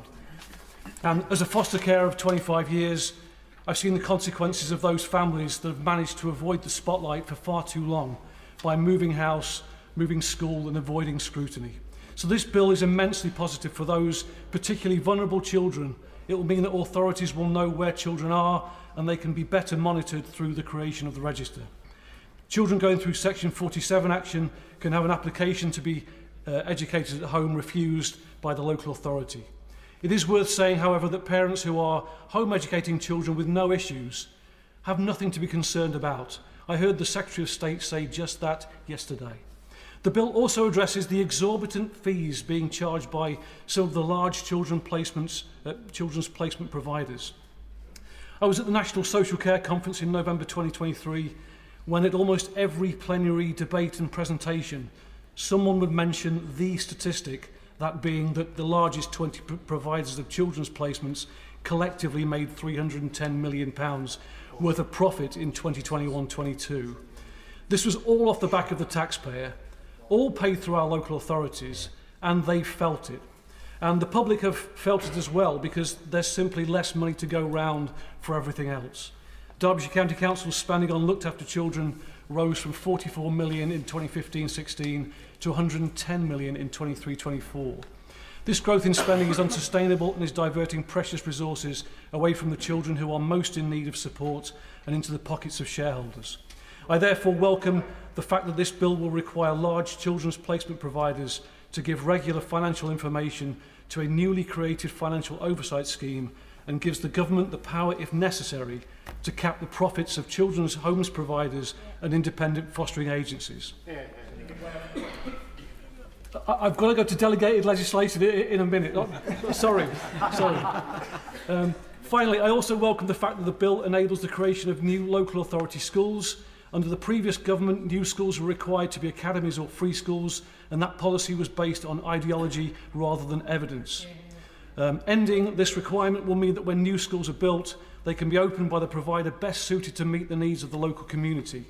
Ending this restriction will also ensure that when schools fail, a broader range of measures can be taken to give schools the support they need to succeed. Madam Deputy Speaker, there are a broad range of positives in this bill. They may not realise it yet, but the future of our most vulnerable children has just become a little brighter. Thank you. Well said. Yeah. Chris Coughlin. Thank you, Madam Deputy Speaker. And as a father of 3 little girls, I find much to welcome in this bill. Part 1 of the bill speaks to improving children's social care, and I particularly support the provisions around accommodation for looked after children. The whole country was saddened and shocked by the murder of Surrey child Sarah Sharif.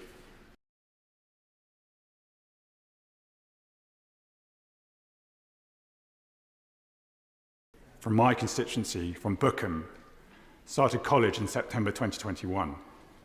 She was 17 and had been diagnosed with autism and ADHD. 1 month later, she was dead from suicide.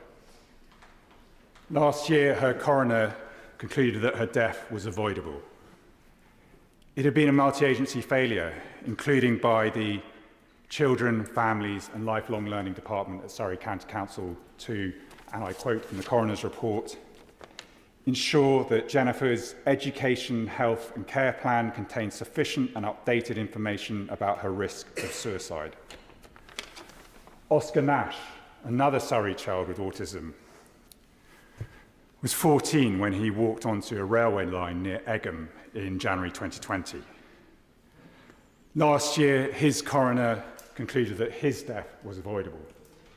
Again, it was a multi-agency failure, including by the Children, Families and Learning Department at Surrey County Council to, and I quote from the coroner's report, ensure that Oscar's education, health and care plan contains sufficient information regarding his previous suicidal thoughts.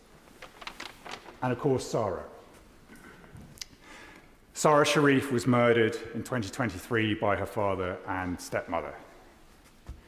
The Executive Director of the Children, Families and Lifelong Learning Department at Surrey County Council dismissed her department's accountability, saying in a statement, and I quote, "The perpetrators went to extreme lengths to conceal the truth from everyone." I ask, how are bruises, burn marks, reports of a child punched all over their body, reported 15 times over 10 years to Sarah's school and social services, extreme lengths to conceal the truth from anyone? And so, Madam Deputy Speaker, while I welcome this bill, in particular the provisions around data sharing between public authorities, Will my friend give way? Of course. Thank you, Madam Deputy Speaker. I want to thank my honourable friend and all others in the House that have mentioned Sarah Sharif, my constituent, today. Will my honourable friend agree with me that the provisions contained in this bill, which would not just encourage but force local authorities to share that data, could have saved Zara from Woking and could save vulnerable children going forward? Well, I thank my honourable friend for his intervention and pay tribute to him as Sarah's MP for the horror that has happened. And I, of course, agree with you that public data sharing between public authorities is vital to ensure that it does not happen again. But it is not enough, and it will not prevent alone the catastrophic and systematic negligence by Surrey County Council. This is the same department that had the highest number of statutory breaches relating to children reported to the local government and social care ombudsman for over 2 years. A fact they covered up for over 14 months from their own county councillor scrutiny committee and only disclosed when my 5 Liberal Democrat Surrey MP colleagues and I publicly called them out. Jennifer Chalkley, Oscar Nash, Sarah Sharif. Surrey County Council objectively contributed to their death by ignoring existing legislation, specifically in relation to Sarah. On that point, I'm grateful to the honourable gentleman for giving way, especially during such a powerful and meaningful speech. One of my constituents, who I will refer only to as Claire in order to protect her identity, is only 16 years old and has attempted to take her own life 12 times. Her desperate mother has had to take Surrey County Council to tribunal 10 times in order to try and secure the appropriate educational, therapeutic and social care that she needs. Does the honourable gentleman agree with me that while we welcome the tightening of the legislation as presented in this bill, it is only as good as the schools and council's willingness and ability to implement it? Hear, hear. Thank you. Well, I thank my honourable friend, and I fully agree. And because Surrey County Council ignored existing legislation, failed to comply with existing legislation. So how on earth are we meant to believe that new legislation alone will be enough? And I share his concerns about Claire, because I know from my constituents that there are children out there in Surrey right now who are at risk. That is why I'm speaking today. And this morning, Jennifer Talkley's mother, Sharon, texted me to say, even though you didn't get to meet Jen, her story is a powerful one and needs sharing to save other young lives. I raised Jen to be the change you want to see in the world, and she's still doing this. I replied, she will be. And so I would ask the House, is this bill alone enough to save our children's lives?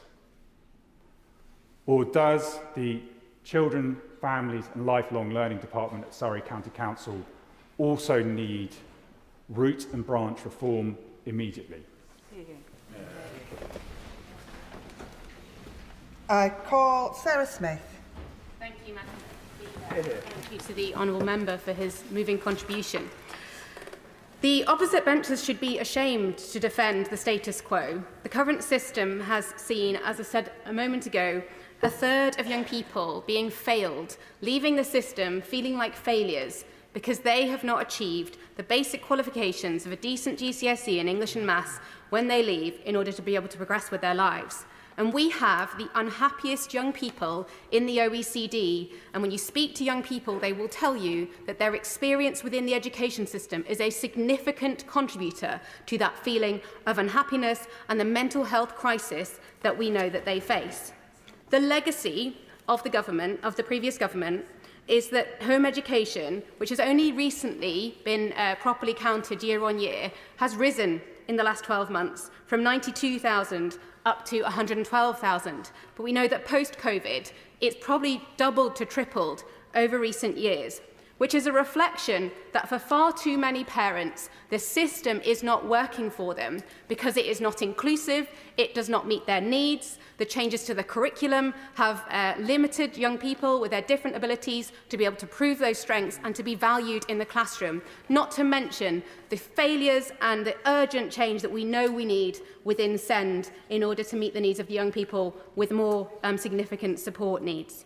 To my honourable friend defending the existing system, I would challenge that the huge improvements that have been made in London are not just based on the basis of the academisation.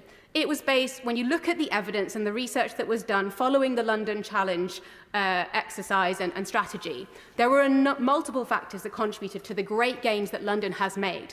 But when we've tried to replicate that outside of London and in genuinely the most deprived parts of this country, we have not seen the same gains. And I have seen Academy Trust after Academy Trust take on a failing school of the most vulnerable children in our country and fail to make the improvements that they desperately deserve. And that is why we need to think differently and bring forward new reforms in order to genuinely make the difference in those communities where they don't have the other advantages that somewhere like London does. My experience tackling educational disadvantage in those most disadvantaged communities is that when you take a place-based approach, the reality of competition is that it incentivises schools in some parts of an area to off-roll, to not be inclusive, because if they want to seek their Ofsted outstanding rating, the best way to do that is to get rid of the more difficult children.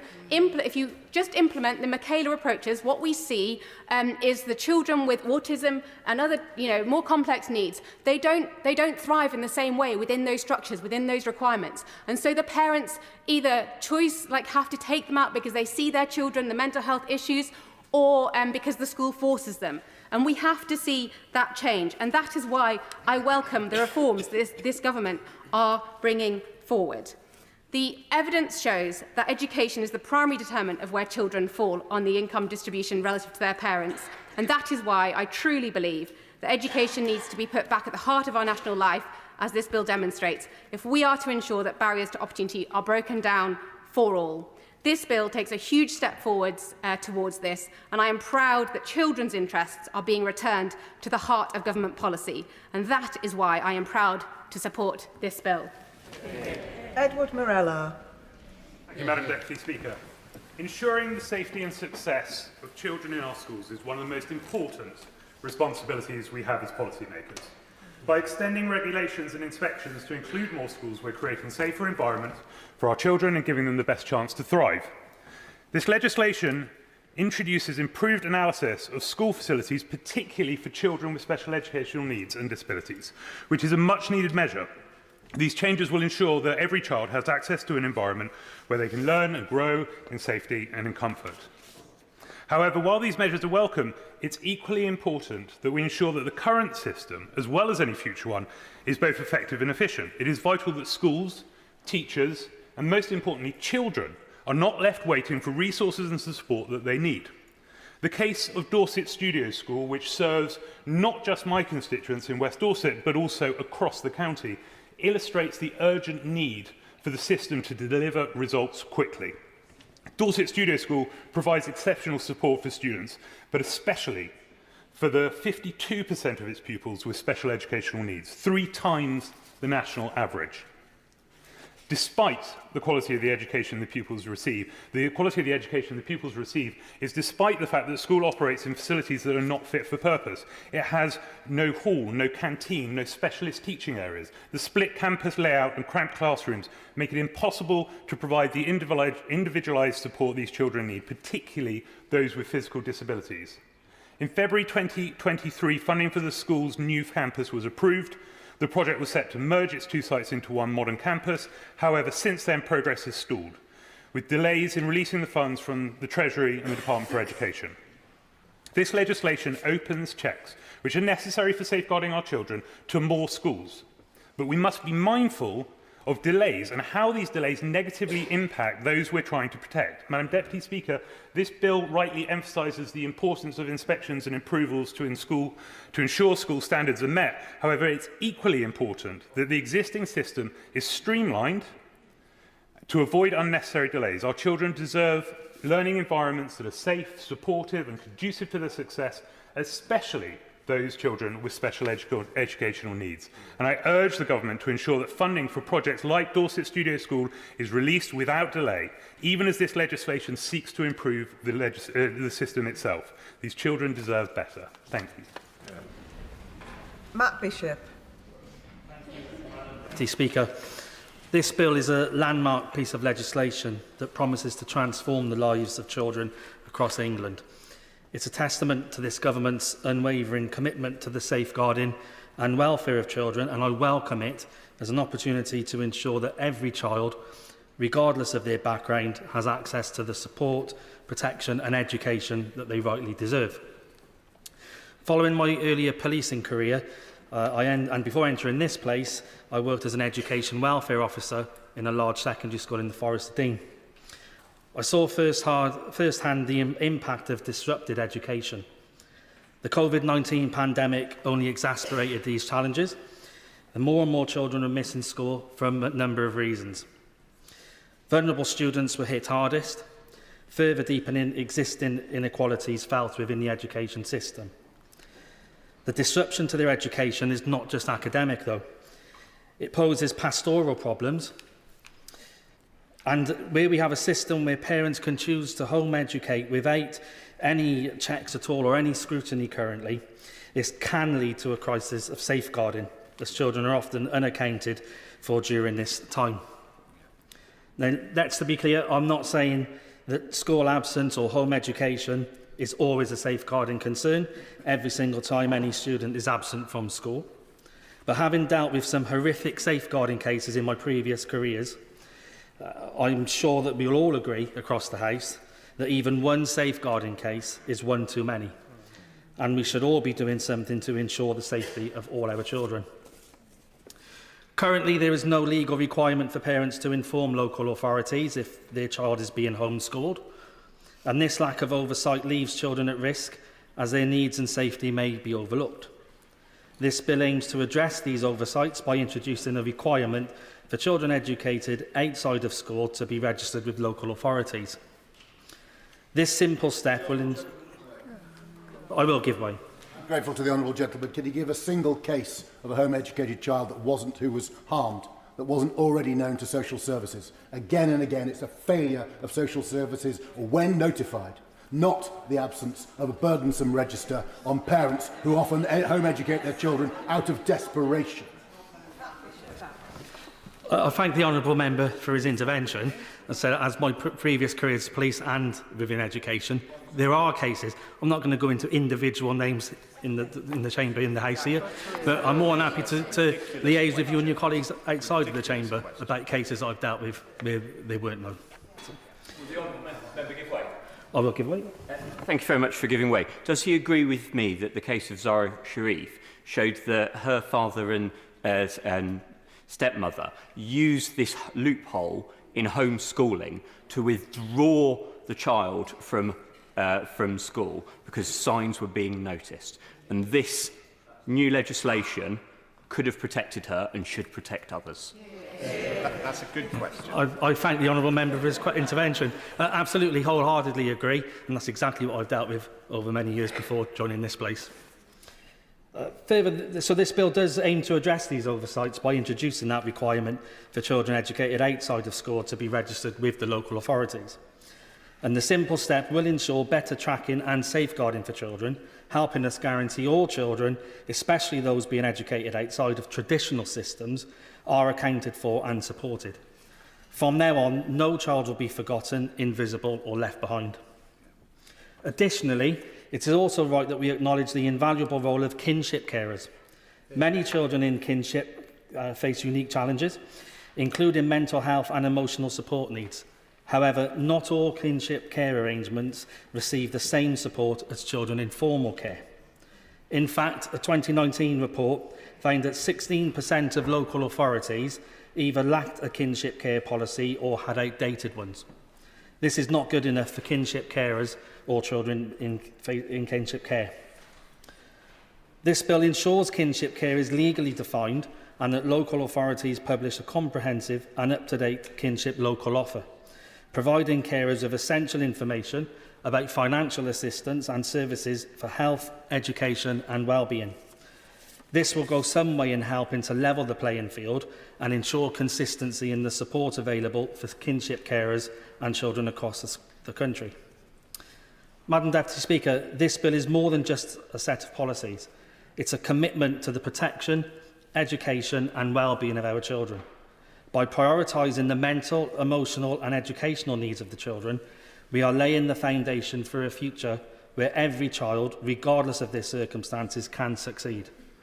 I therefore urge all members to support this bill and work together to ensure that every child has the opportunity that they deserve to thrive. Vera Hophouse. Madam Deputy Speaker, and as a previous secondary school teacher before I became an MP, I congratulate the government for bringing forward a piece of legislation that once again puts children at the heart and centre of what we are wanting to achieve in this place. Since the Every Child Matters legislation, now nearly 2 decades ago, there are many things that my party and I welcome in this bill, but we also believe, and I do, that it can go even further. In discussions with the National Association of Head Teachers in Bath and North East Somerset, it is clear that local authorities need further responsibility for admissions. I'm pleased to see that local authorities will have greater powers when a place is needed for a child to direct their admission into both maintained schools and academies. But if the local authority has responsibility for admissions, then it should have the powers as an admission authority. I also welcome the introduction of a Children Not in Schools register, and we Liberal Democrats support that all new teachers in state-funded primary and secondary schools will have qualified teacher status or be working towards it. This is a crucial step in upholding the quality of education, and we Liberal Democrats, Madam Deputy Speaker, have been calling for this for a very long time. Where I'm a little bit more sceptical is around the core pay and conditions framework. Teachers deserve a system that values their education equally, no matter where they work. This bill promises something that we can all support, a single framework for teachers' pay and conditions, one set of rules applied consistently across both government-maintained schools and academies. It sounds fair, and most academies already follow the framework. But the Department for Education has stated that before requiring academies to comply with the framework, the School Teachers Review Body will consider additional flexibilities within the statutory framework to make it most effective for all schools. If academies then decide to opt out, teachers working just a few streets apart could find themselves on vastly different pay scales with different benefits and working hours, simply because their schools made different choices. This would become a postcode lottery for teachers' pay. And the impact doesn't stop here. National benefits like teachers' pensions, which rely on widespread participation to remain viable, could be put at risk. If too many academies decide the framework is too costly and leave, the system could unravel, jeopardizing the financial security of teachers across the country. We must build an education system where every teacher is treated fairly and equally, regardless of the type of school they work in. It is a critical issue of fairness, and I urge the government to ensure that it happens. On another matter, turning to the declining mental health of our children and young people, there is no mention in this bill of having a dedicated, qualified mental health professional in every school, an issue that we Liberal Democrats have been championing for a long time. Around 50% of mental illness begin to manifest before the age of 14. So support in primary and secondary schools is key. A dedicated mental health professional in every school would ensure all children and parents have somewhere they can turn to for help. So, Madam Deputy Speaker, looking at the bill in full, there are many aspects which we Liberal Democrats and I support, but I urge the government to ensure that there is a single framework for teachers' pay and conditions across both government-maintained schools and academy, and I hope the government will join the Liberal Democrats in advocating for a mental health professional in every school and to extend free schooling for children as well, as we have mentioned before. Thank you. Michelle Welsh. Deputy Speaker, I'm proud to speak in this bill today. Children growing up in our country deserve the best possible start in life. Where you're born should not determine your future.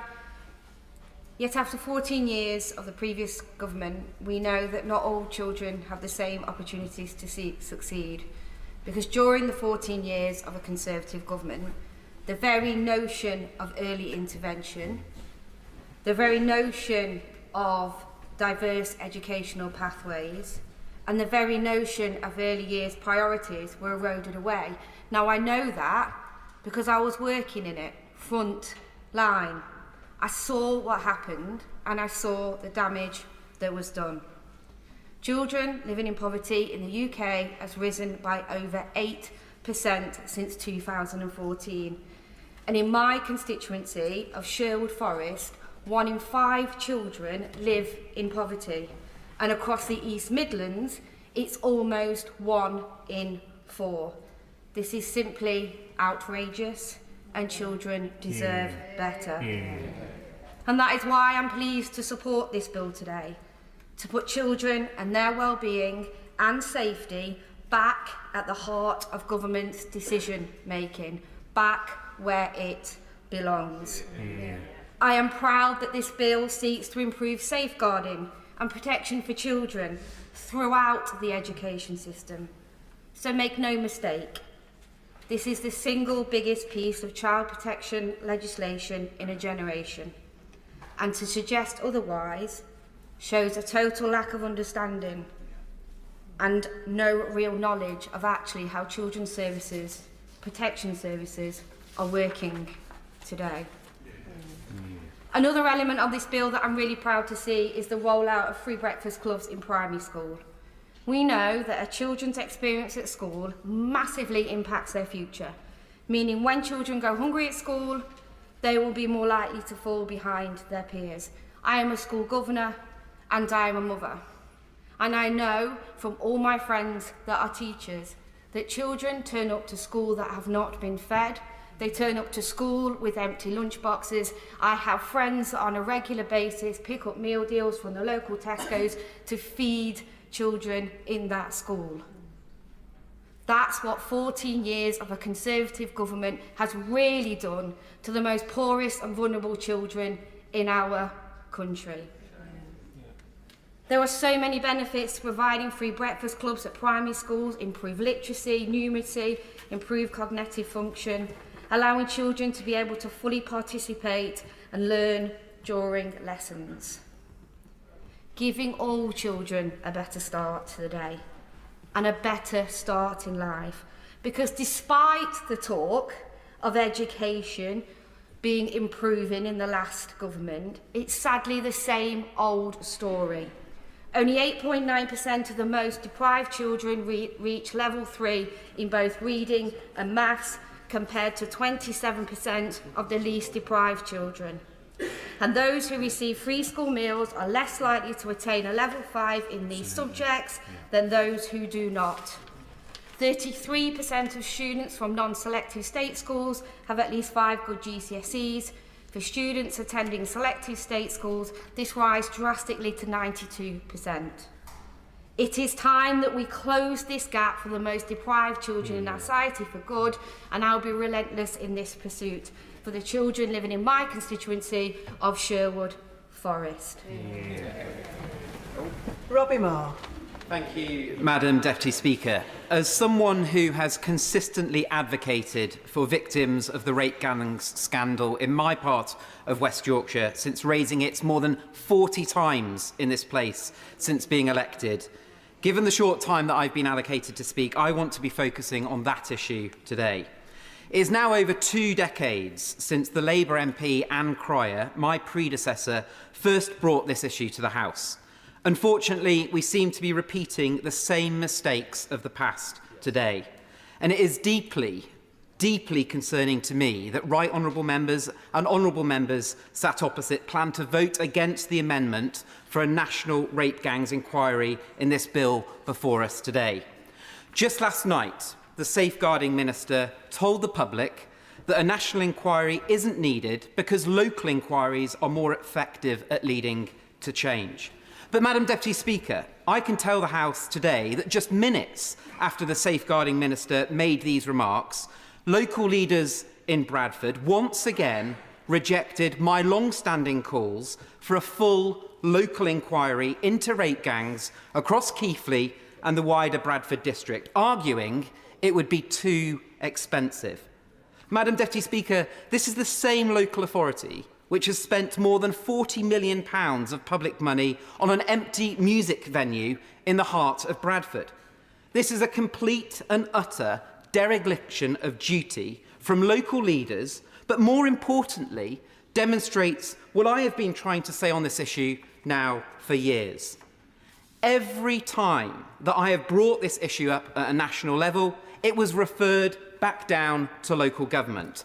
Yet every time I brought the prospect of an inquiry down to a local level, it was blocked by local leaders, and I was told that it was a national problem. So, Madam Deputy Speaker, there has been a complete vacuum of accountability in the system over the past 2 decades. Will my honourable friend give way? I will give way.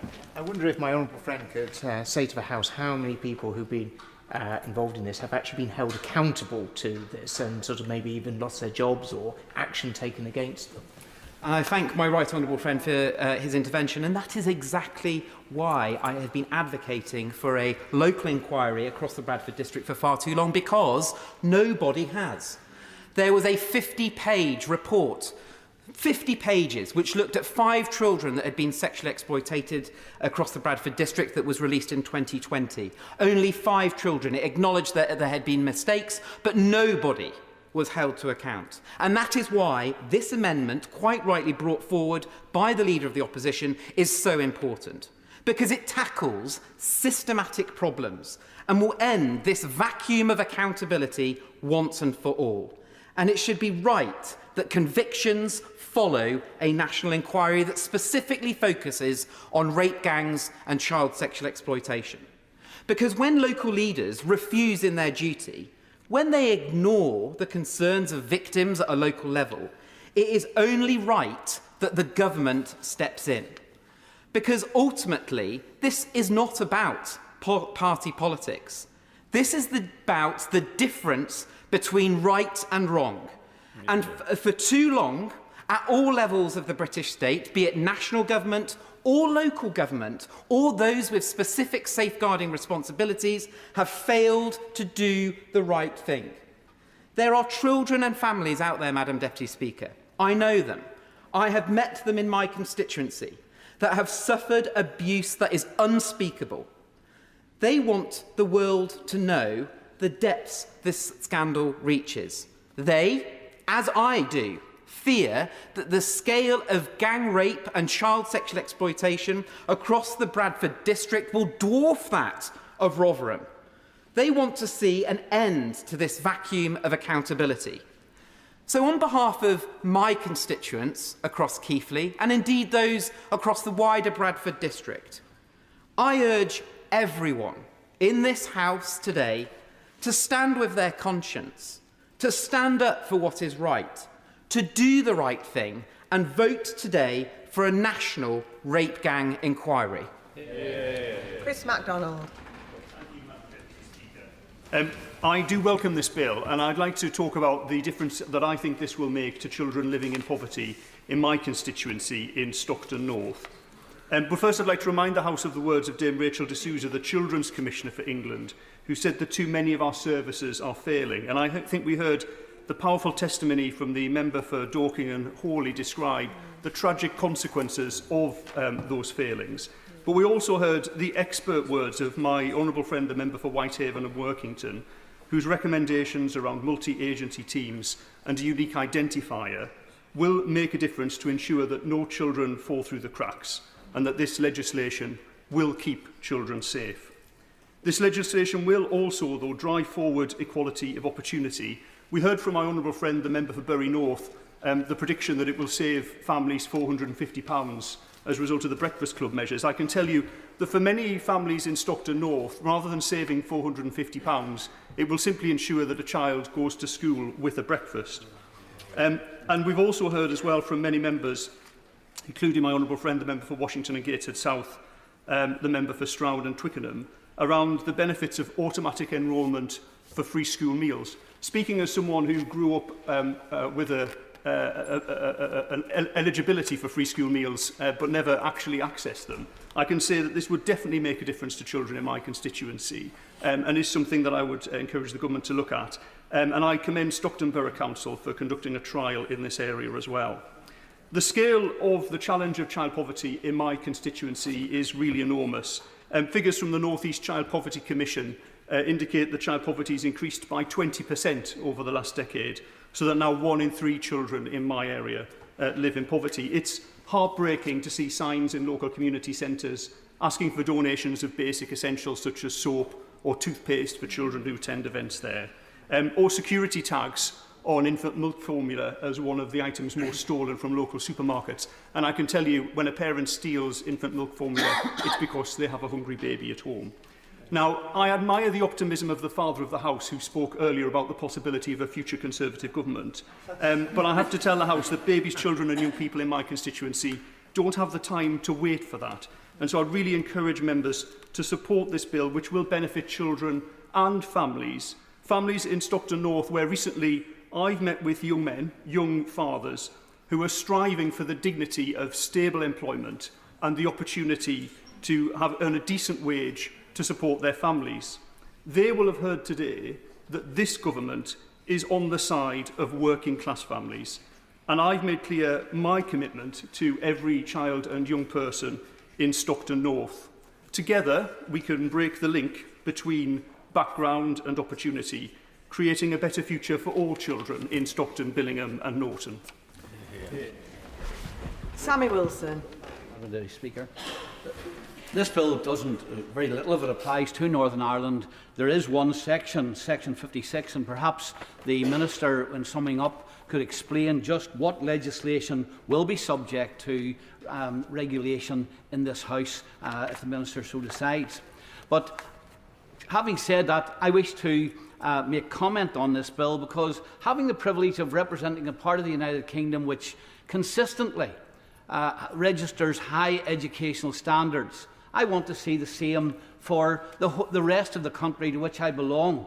I understand that, of course, there will always be people who fall through the bars and don't do as well in the educational system, but it is important that we have a structure in place which ensures the best for everyone. And one of my concerns about this bill is a structure which has been in place for 2 decades now, has been used under successive governments of different hues, is now going to be dismantled because of some ideological reasons which the government has. And whilst I don't have time in this short speech to go into those issues, nevertheless, I hope that they will be teased out and will be properly looked at during the scrutiny of this bill. Secondly, on homeschooling, I think that there has been limited consultation, and there are real fears from people who do educate their children at home of the impact it might have. Much has been made that this bill will, if not doesn't go through, children will not be safeguarded.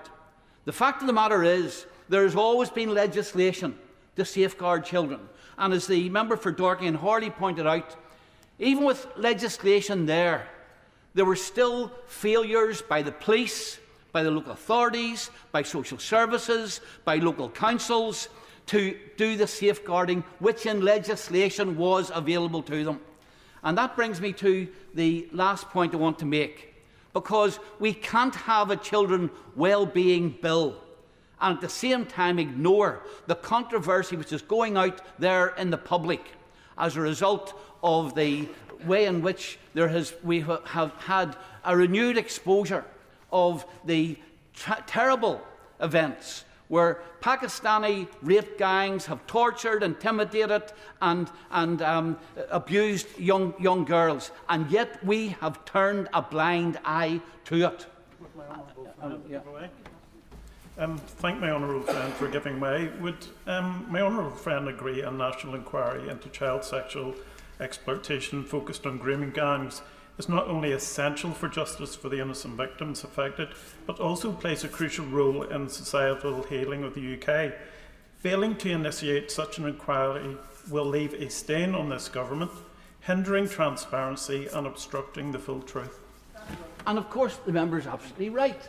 And of course we'll be accused, and we have been accused, of having our own political agenda, wanting to stir up racism, marching to Musk's drum and everything else. The fact of the matter is, the demand at the end of this amendment is a demand which every decent person should wish to support, because it restores, and it will restore, the trust that people have lost because of the way they have seen the way this issue has been handled.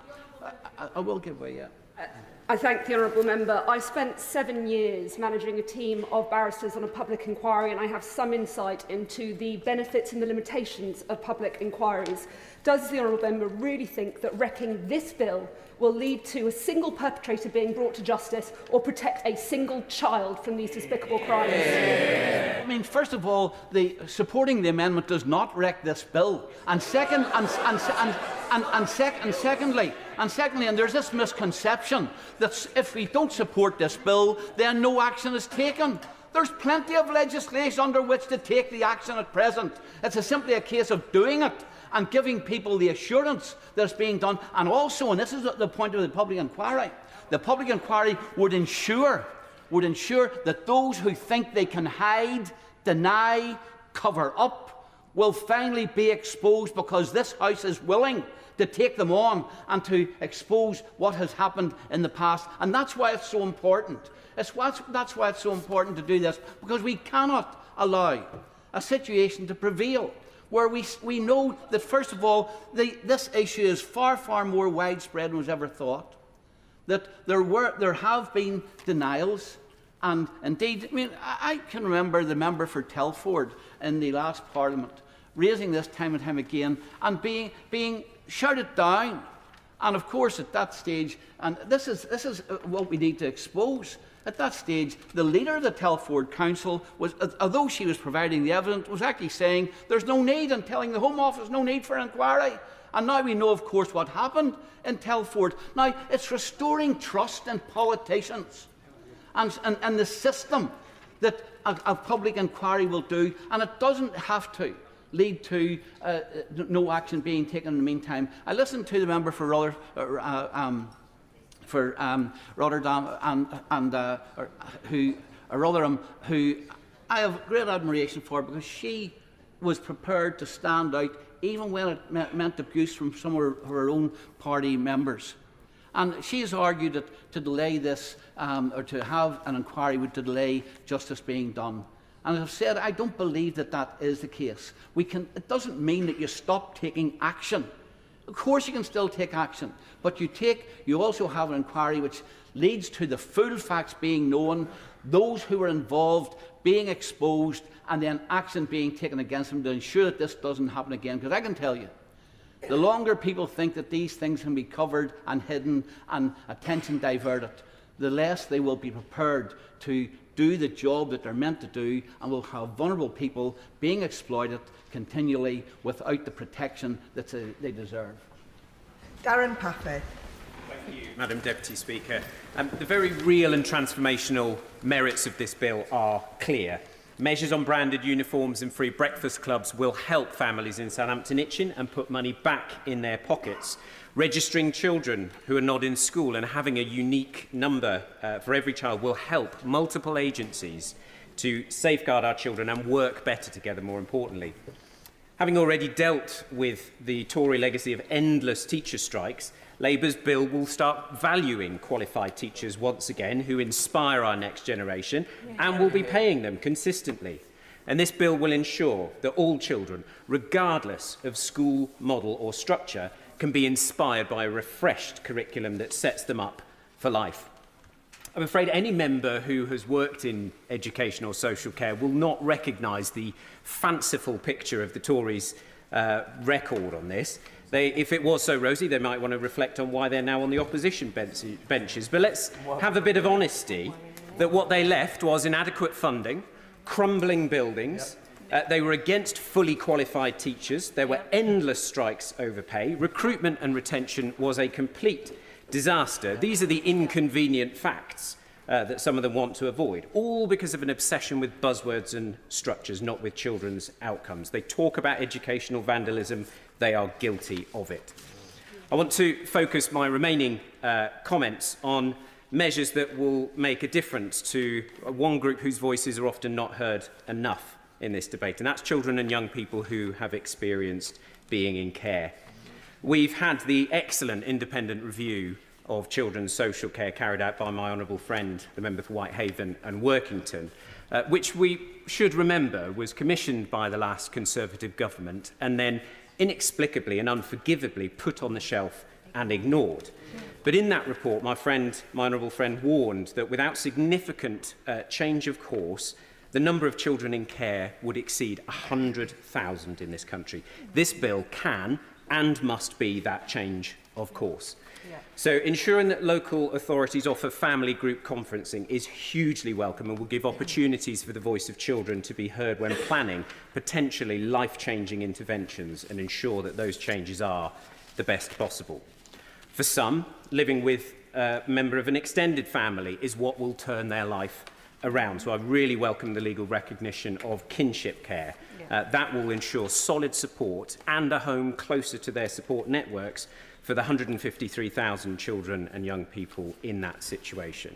I would ask ministers to perhaps reflect on the extent to which children and young people's voices will be heard in designing those measures. Support for care leavers is absolutely crucial, so I really welcome the extension of the staying close support.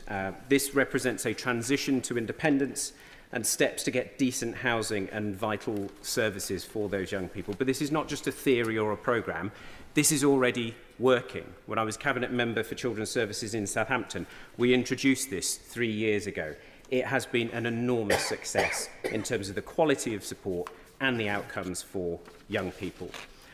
In a rare moment of cross-party agreement, I would perhaps reflect on the comments of the member for South West Devon and agree that the supported lodging scheme from the Home for Good and Safe Families charities is worth looking at. The results are impressive in terms of safety, good relationships, confidence, and those are more likely to be in education, employment and training. But the goal of this important bill is to ensure opportunities for every child and young person, not just those in the Tories' preferred model of school, but 100% of school children, a safe start for every one of them. The government that takes this seriously is the one that acts upon it, and that is this Labour government, not posturing like the opposition or ideologically wrecking it, but actually taking action so that children can thrive in life. Hear, hear. Before I call the next member, I am imposing an immediate 3-minute time limit. Monica Harding. Thank you, Madam Deputy Speaker. Can I start by saying how much I welcome the introduction of this Children and Wellbeing Bill as an important step in strengthening the role of education in multi-agency safeguarding arrangements so that we can better identify and protect vulnerable children. One of my own head teachers in my constituency reached out to me and said children do disclose to teachers, particularly in primary school. We spend so many hours with children, we are often the voice for the child. Parents can often tell authorities things that are not true. The tragic death of Sarah Sharif in my county of Surrey serves as a sobering reminder of the current weaknesses in the system and the consequences of not getting such an important piece of legislation right for children at risk of neglect and abuse. As a school governor for 8 years with responsibility for safeguarding, I understand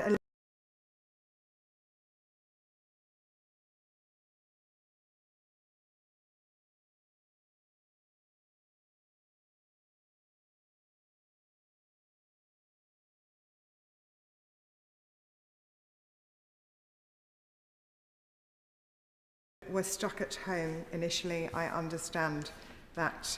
So this bill is a welcome first step, but there is much more that the government can do to support children and young people. For instance, I welcome that this bill mandates the creation of Children Not in School Register, but believe the bill should go further. Under the current bill, parents will no longer have an automatic right to home educate if their child is subject to a child protection investigation or under a child protection plan. However, I'm not clear whether these provisions would have protected children like Sarah, who were previously known to social services, but not at the time of her death. I would be grateful if the Minister could clarify that in order to protect children like Sarah, whether this bill will ensure that parents will not have an automatic right to home educate their child if the child also has had a history of child protection investigation or a child protection plan, rather than if the investigational plan is live at the time. I also am pleased at the provision that is there for local authorities being compelled to share information. It took one school locally 4 years to track down a family who had withdrawn their child, and that family then went missing. I also support the calls that this bill should make a provision for a dedicated qualified mental health professional in every school, making sure that all children and parents have someone they can turn to for help. In Surrey, there are almost 7,000 children waiting for an average of 8 months on mental health waiting lists. So putting a dedicated mental health practitioner in these schools would be highly effective in reaching large numbers of children and young people too. And I'm disappointed finally that this bill falls short of tackling the problem of SEND education in England, as these children are particularly at risk of being forced out of the school system and potentially into much more vulnerable situations. There are 1,800 children in Surrey missing school because of a lack of provision. Order. Thank you. I call Sally Jameson.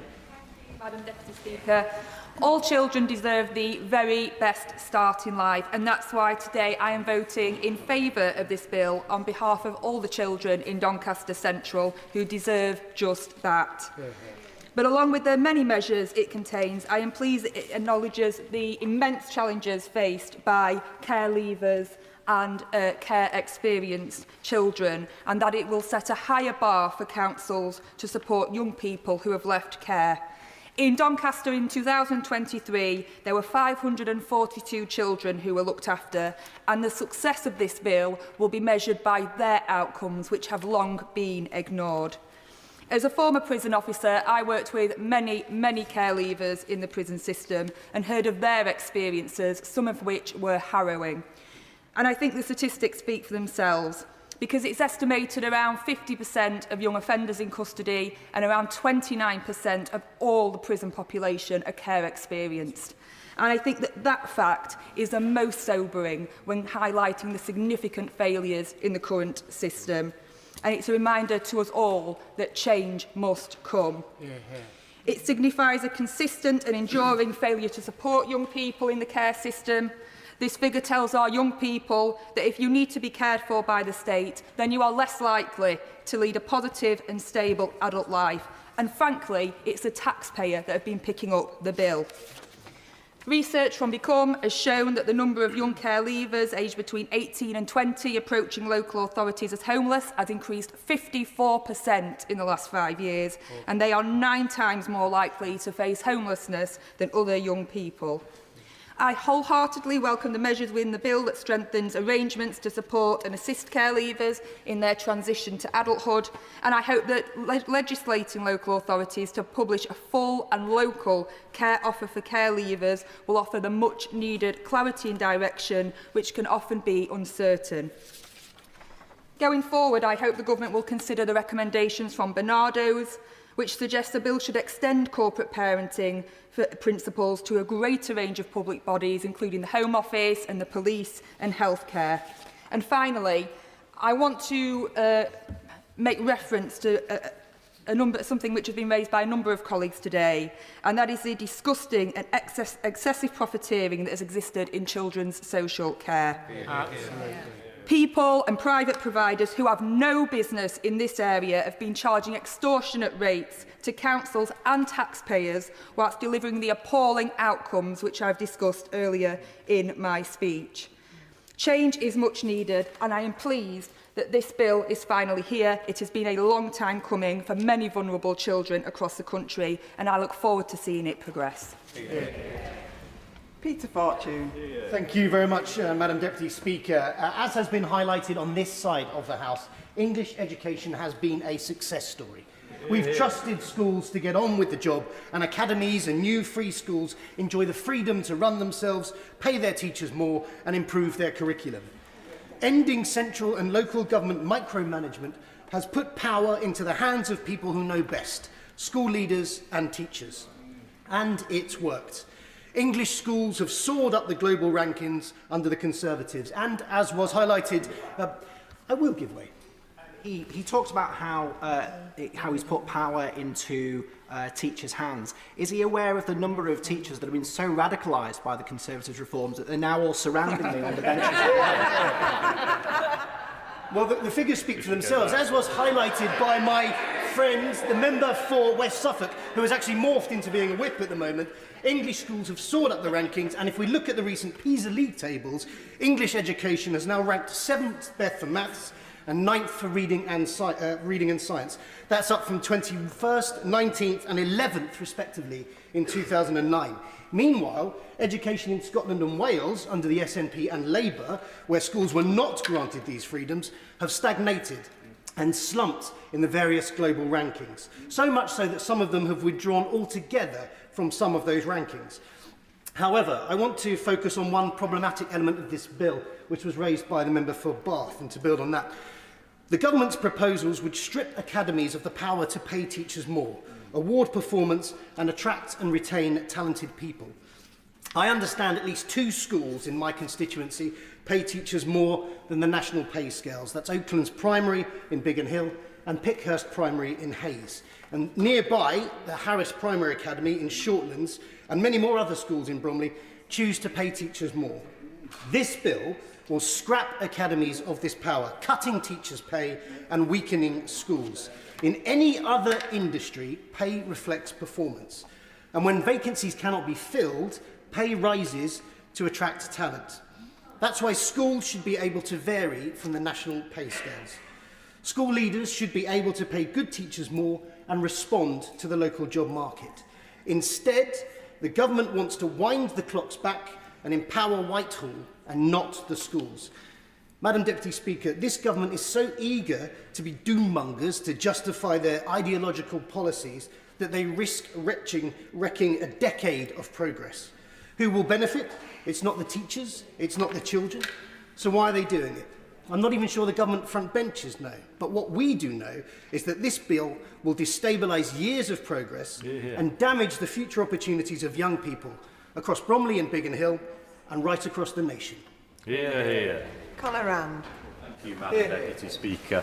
And in a week when much has been said about protecting children, it's great to see this government acting on the safety and well-being of children. Madam Deputy Speaker, for children to be safe, they need to be visible. A situation where children can fall off the radar of the authorities tasked with protecting them is clearly unacceptable, but we know this happens. We know that in a minority of cases, children can be taken out of school and out of the protections that schools provide and come to harm. And that's why introducing a register of children not in school is such an important and common sense measure. It is right that parents will no longer have an automatic right to home educate if their child is subject to a child protection investigation. It is right that local authorities can identify children not in school to ensure that they are safe. And it is right to introduce a unique identity number for children that facilitates information sharing by the services charged with protecting them. And as the Children's Commissioner has said, writing these landmark measures into law will be of huge significance for any child currently at risk of harm in this country. And I'm proud that the government is so swiftly taking forward such measures. The final point I wanted to make on home education is that it's important to recognise that some of the steep increases in homeschooling we have seen is because parents of special educational needs children feel that their needs are not met in mainstream education, and therefore it is vital that this bill runs parallel to the important work the government has already started at the budget to reform and invest in a SEN system that has been severely neglected for too many years. Madam Deputy Speaker, many other members have talked of the huge importance of every child having a legal right to access a breakfast club and the action we are taking on ensuring school uniforms are affordable. Because, Madam Deputy Speaker, nothing damages child well-being more than child poverty. And of course there is much more to do. But coming alongside this government's child poverty strategy, these are concrete steps that will make a real difference to families in Altrincham and Sale West and across the country. Taking action to make a difference, changing things instead of calling for yet another review, serious work instead of parroting nonsense on social media, passing legislation instead of scoring points, serious work from a government that gets the importance of ensuring all our children have the best start in life. Steve Yam. Thank you, Madam Deputy Speaker, and it's a pleasure to stand here today to talk about this bill which delivers on this government's mission to break down barriers to opportunity. And there are two aspects that I particularly welcome. The first being the potential profit cap, which will enable the Secretary of State to cap the profits of non-local authority Ofsted registered providers of children's homes and foster agencies and supported accommodation.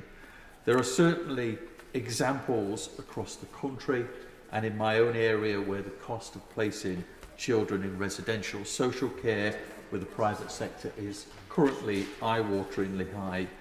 I meet regularly with officers of my local authority, Nottinghamshire County Council, and the cost that they are incurring to ensure the needs of children's welfare are, to repeat their description, and the former Conservative leader of that authority, Ben Bradley, who describe that cost as rinsing local authority finances. I think it's therefore important that we ensure that private companies are not making large and excessive profits at the expense of other public sector services. And so I welcome the numerous measures in this bill which aim to rebalance the children's social care placements markets and drive down those excessive profits made by some unscrupulous private providers, together with demand for full financial transparency of those organisations and the potential for creation of regional care cooperatives. Yes, I will. I thank him for giving way. And on that particular point, I previously oversaw children's social care in local government. And does he agree with me that the introduction of these regional care cooperatives will make a huge difference, not only to local government finances, but also to making sure that children grow up safe and happy into the future? Steve Young. Indeed, and I welcome the honourable member's intervention. I see actually the positive benefit in both of those respects. It means that we can actually rebalance that spending across local authority budgets and provide a significantly better and measurable standard of care at the same time. And so the second aspect of the bill, which I particularly welcome, is the introduction of free breakfast clubs in every primary school. I think that measure will have a very significant and positive impact for families in Mansfield, particularly helping with the cost of living and helping and supporting parents who have to juggle work commitments. But I'm especially motivated to support this bill because of some of the harrowing stories that I have heard from constituents and certainly numerous teachers in Mansfield, some visibly distressed and upset, have told me how they've used their own money to buy food for children who have turned up at school with empty stomachs, young children who are so hungry that they cannot concentrate on their studies. And it's not that these children are unloved or willfully neglected. Most and many of them come from loving families with both parents working all hours to provide for them, which leads to precious little time to provide a meal before school and work simultaneously. And so this bill clearly drives home Labour's mission to break down barriers to opportunity, and I'll be voting for it proudly on behalf of all those children and families in my area that will benefit from these measures. Andrew Cooper. Thank you, Madam Deputy Speaker. This bill is a landmark piece of legislation that not only demonstrates ambition, but will take tangible action to keep children safe, improve educational standards and make families better off. Like many of us here, I got into politics to improve the life chances of children in my community, to make it a reality that regardless of your background or your circumstances, the only ceiling on your potential is your talent and your determination. So I'm delighted to see the government bring forward this bill that begins the work of breaking down barriers to opportunity for our children.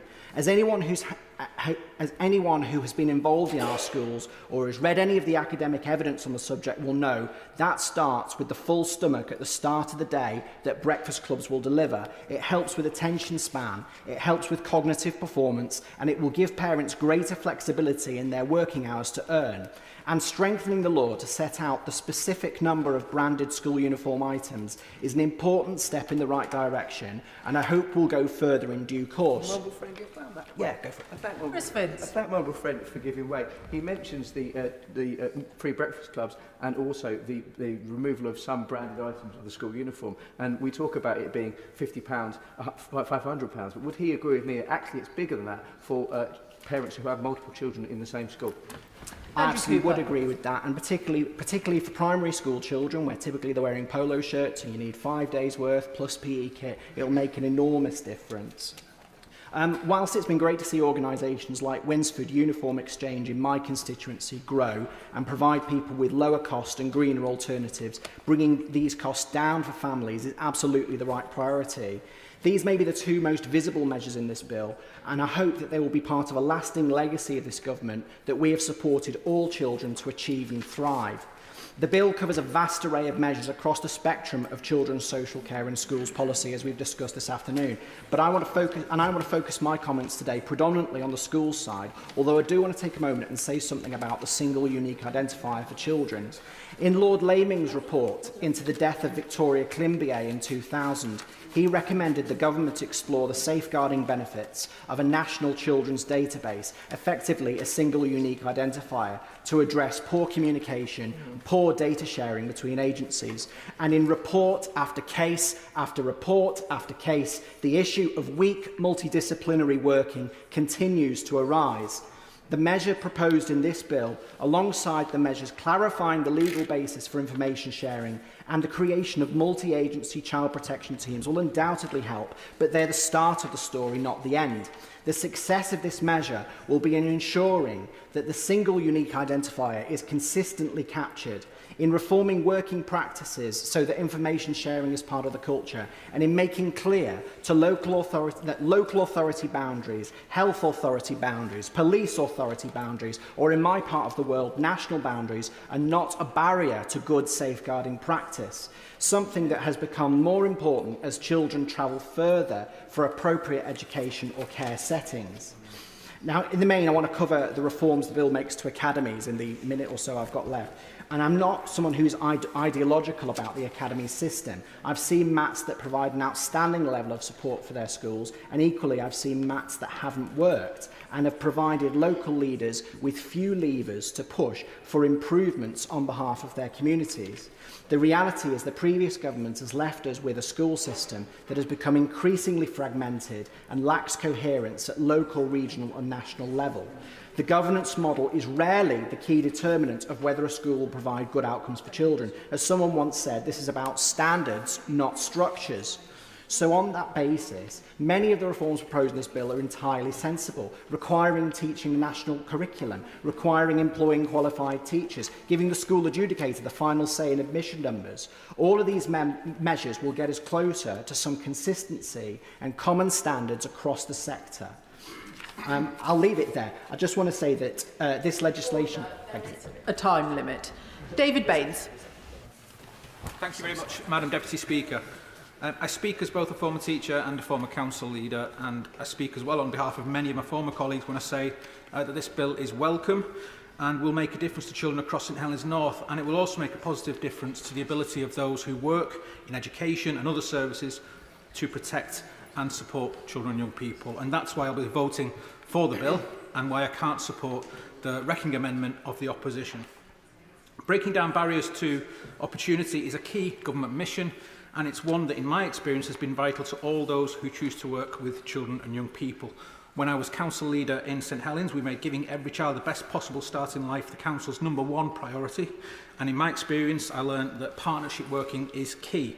Together, we were able to take children's services from inadequate when I became leader to good and outstanding, and so I warmly welcome the measures proposed in the bill to encourage data sharing and multi-agency work in all councils right across the country.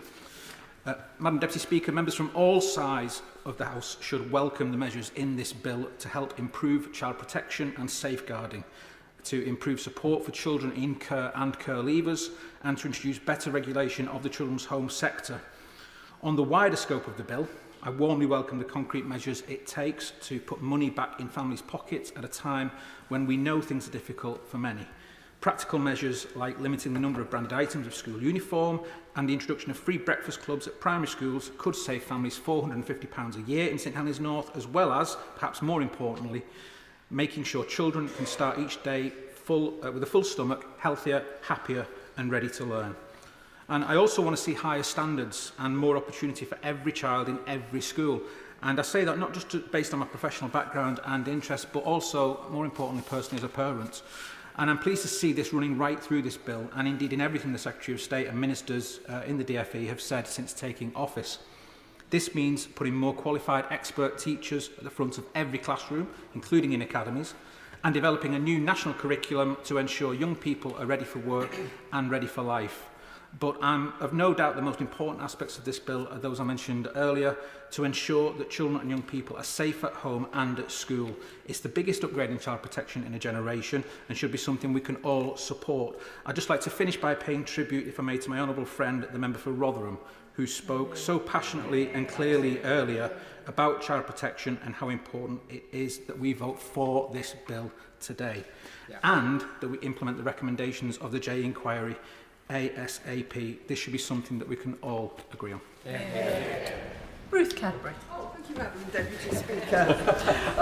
I welcome this wide-ranging bill that focuses on the important issues of keeping children safe, providing more support for children in care, addressing child poverty, raising educational standards, and returning local authorities to the centre of school-placed planning. And I'm going to focus on the school-based elements in my speech. On the cost of living, and with child poverty as high as 32% in my constituency, I welcome the clauses on limiting school uniform costs. Parents are too often forced to prioritise their school choices based on the cost of the school uniform, a form of selection. If the Hounslow school my sons went to could limit branded kit to an iron-on blazer badge, a tie and a PE shirt, so that the rest can be bought at supermarkets, why can't all schools do this? I also welcome the introduction of breakfast clubs in all schools. As a former local councillor and lead member for children, I'm also pleased that the government are giving powers back to local authorities on place planning and proposals for new schools, a right removed by the Conservative government after 2010. The opening, closing, growth, contraction, and the entry criteria of any school has a real direct effect on its neighbouring schools and actually on local transport services. And furthermore, the cynical practice of off-rolling by schools trying to up their exam scores. These are just some examples that show the importance of the local authority role and why I welcome the relevant clauses in the government bill today. And a final point, Madam Deputy Speaker, before I conclude. In Hounslow, every school is rated good or outstanding. In my experience, and I'm sorry to disagree slightly with my right honourable friend from Mitcham and Oldham, who's no longer in the chamber, but in my experience, the single biggest factor in successfully turning round a failing school is not its governance structure, but the inspirational leadership of a great head teacher. So to address the recruitment and retention challenge in school leadership, future great school leaders need to be identified and supported before they burn out and leave the profession mid-career, as I fear many are doing. So my question to our front bench is that I do hope that the workforce and also the finance challenges that the government inherited from the party opposite will be able to be addressed in order to be able to deliver the full potential of this excellent bill. Thank you. Amanda Martin. Madam Deputy Speaker, children growing up in our country and in my city of Portsmouth deserve the very best start in life and nothing less. As a teacher of 24 years, I've seen the very best of education and unfortunately under the Conservatives, the very worst. Madam Deputy Speaker, the very best journey in life is not easy, and it is shameful that under the last government we saw the scrapping of Sure Start, the building schools for the future, the narrowing of the curriculum, failed targets of recruitment and retention, a lack of joined-up services in education and health, a lack of protecting our children, ignoring inquiry recommendations and an Ofsted system not fit for purpose. In short, a disregard for our children's future. In just 6 months, this government has brought a bill that seeks to reverse that change. It is innovative and, importantly, has listened to charities, professionals, parents and children and young people's voices and has the opportunity to truly transform lives. Legislation in the wake of appalling and tragic child abuse cases that take real action. Legislation that creates a register of children not in school. Legislation that could save families in Portsmouth £500 per year with our breakfast clubs per child. Legislation to cap branded uniform and legislation to see school teachers' paying conditions once again national school teachers' paying conditions. Legislation to ensure kinship carers have clear guidance. Madam Deputy Speaker, I could continue because the list has so much more action in this bill on behalf of the well-being of children. But I want to focus on one element, homeschooling. Madam Deputy Speaker, when it comes to homeschooling, the relationship between many families and local authorities is adversarial and characterised by mistrust. This must be reset. The register is vital to stop children slipping through the cracks, and it is crucial that homeschooling is a clear choice, and when chosen is not a battle between parents and local authorities. And when chosen, it is not because the previous government dismantled SEN provision in our school and parents feel they have no choice but to homeschool, and not because in some schools children are offloaded by those and children and parents have to teach at home. We must ensure that every family making the decisions to homeschool is doing so freely and with the best interest of their children at the forefront. I believe the children's register will help data understanding, and the new duty for mainstream and alternative provision schools to cooperate with local authorities on place planning will help ensure a plan for adequate school places, something I know will be welcomed in my constituency. Madam Deputy Speaker, this bill is the single biggest piece of child protection legislation, and it is what the children in my city and our country deserve. Joe White. Thank you, Madam Deputy Speaker. I welcome the announcement from the Chancellor that the money raised from VAT on private schools will fund breakfast clubs for pupils in my constituency to give them the best start of the day. I want to highlight Mattersey Primary School in my constituency, a rural school, one of the smallest in the whole country, with only 38 pupils, and shockingly, 51% are on pupil premium funding. Mattersey currently runs a breakfast club at £1 a day. They've applied to be an early adopter of the free breakfast club scheme, and I would urge the Secretary of State to learn from them how they run their club as the policy is rolled out across the country, and I would like to take this opportunity to invite her to visit the school. For some children, homeschooling has been valuable, enabling them to be educated in surroundings where they feel safe, achieving their very best. However, there are huge dangers that has become a vehicle that has put vulnerable children at greater risk. I am concerned to see too many children out on the streets during school hours with parents caught up in a generational cycle of benefit dependency. Their children missing out from school, supposedly being homeschooled but at an early age, are already facing a future living on benefits in a black economy culture. The concern is amplified where children are being hidden, whether it's Sharif or whether extreme religious groups controlling children's lives, their welfare, and where the victims of abuse are silenced. The government's recommendations for oversight and registration in this growing sector can and should be supported by all of us. The previous MP, Lord Mann, gave evidence on behalf of more than 30 people to the Best Professor J inquiry. He and the Member of Parliament for Rotherham were the only MPs who did this. In Bassetlaw, I sat and listened to victims of child abuse. This is a crisis in all communities. The idea that one kind of child abuse should have priority in government is obscene and dangerous. And anyone who does not understand this, then they should read the IXA report. There is a lot of unfinished business, and this is not just about legislation. My office has been working since the moment I've been elected to get my constituent Terry Lodge, who was enslaved as a child in a foundry, the compensation that Notts County Council have accepted that they will pay for his loss of childhood and still to be paid out. This was in our country, in white, rural England. Child abuse is every corner of our country. I'm not prepared to wait 3 or 4 more years for action, and neither should the victims of the survivors be required to wait any longer. And I just want to read out this message that I've received whilst I'm sitting in this chamber, and this comes from a survivor.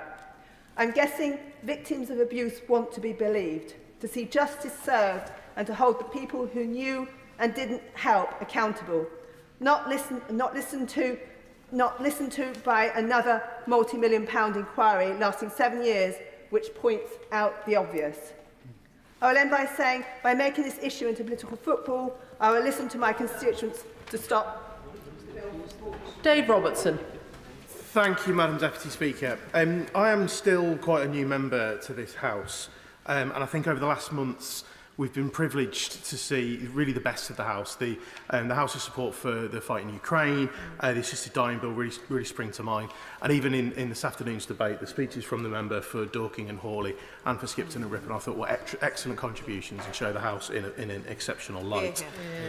Unfortunately, I am concerned that I may yet this evening see a disappointing spectacle of members choosing to vote against measures to protect children solely so that they can make a political statement. And that is a significant concern to me. So to any of the members opposite who are thinking of supporting this amendment tonight, I'd just like to reconfirm that if you support this amendment, you are voting to block this bill. You are voting to decline to give a second reading to this bill, which blocks it. In blocking it, you are blocking the single child identifier. You are blocking the register of children not in school. They are steps that this government is taking to protect vulnerable children. Now, I'm aware of, we've heard from some people that they want to call for an inquiry on in certain places. You can still do that. If this bill goes through, and I do hope it goes through second reading today, you can still call for that. There is nothing in this bill that stops that inquiry happening. There is nothing in this bill that prevents people continuing to campaign for it.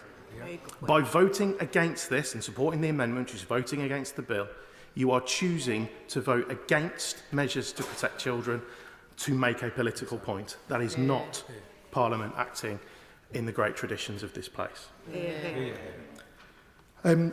Madam Deputy Speaker, I could talk for over an hour on this, but I've got a minute left, so I'm going to just touch on school uniform. Around 3 years ago, alongside business, schools and the community, I set up Lichfield Back to School Bank, which is a uniform recycling scheme in Lichfield.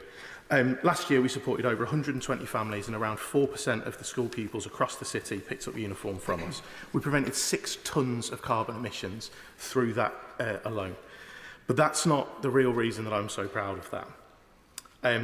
There's many parents that you speak to in there who will talk to you about the weight that gets lifted off their shoulders when they're able to access school uniform because the costs are so high and so much of a concern for people.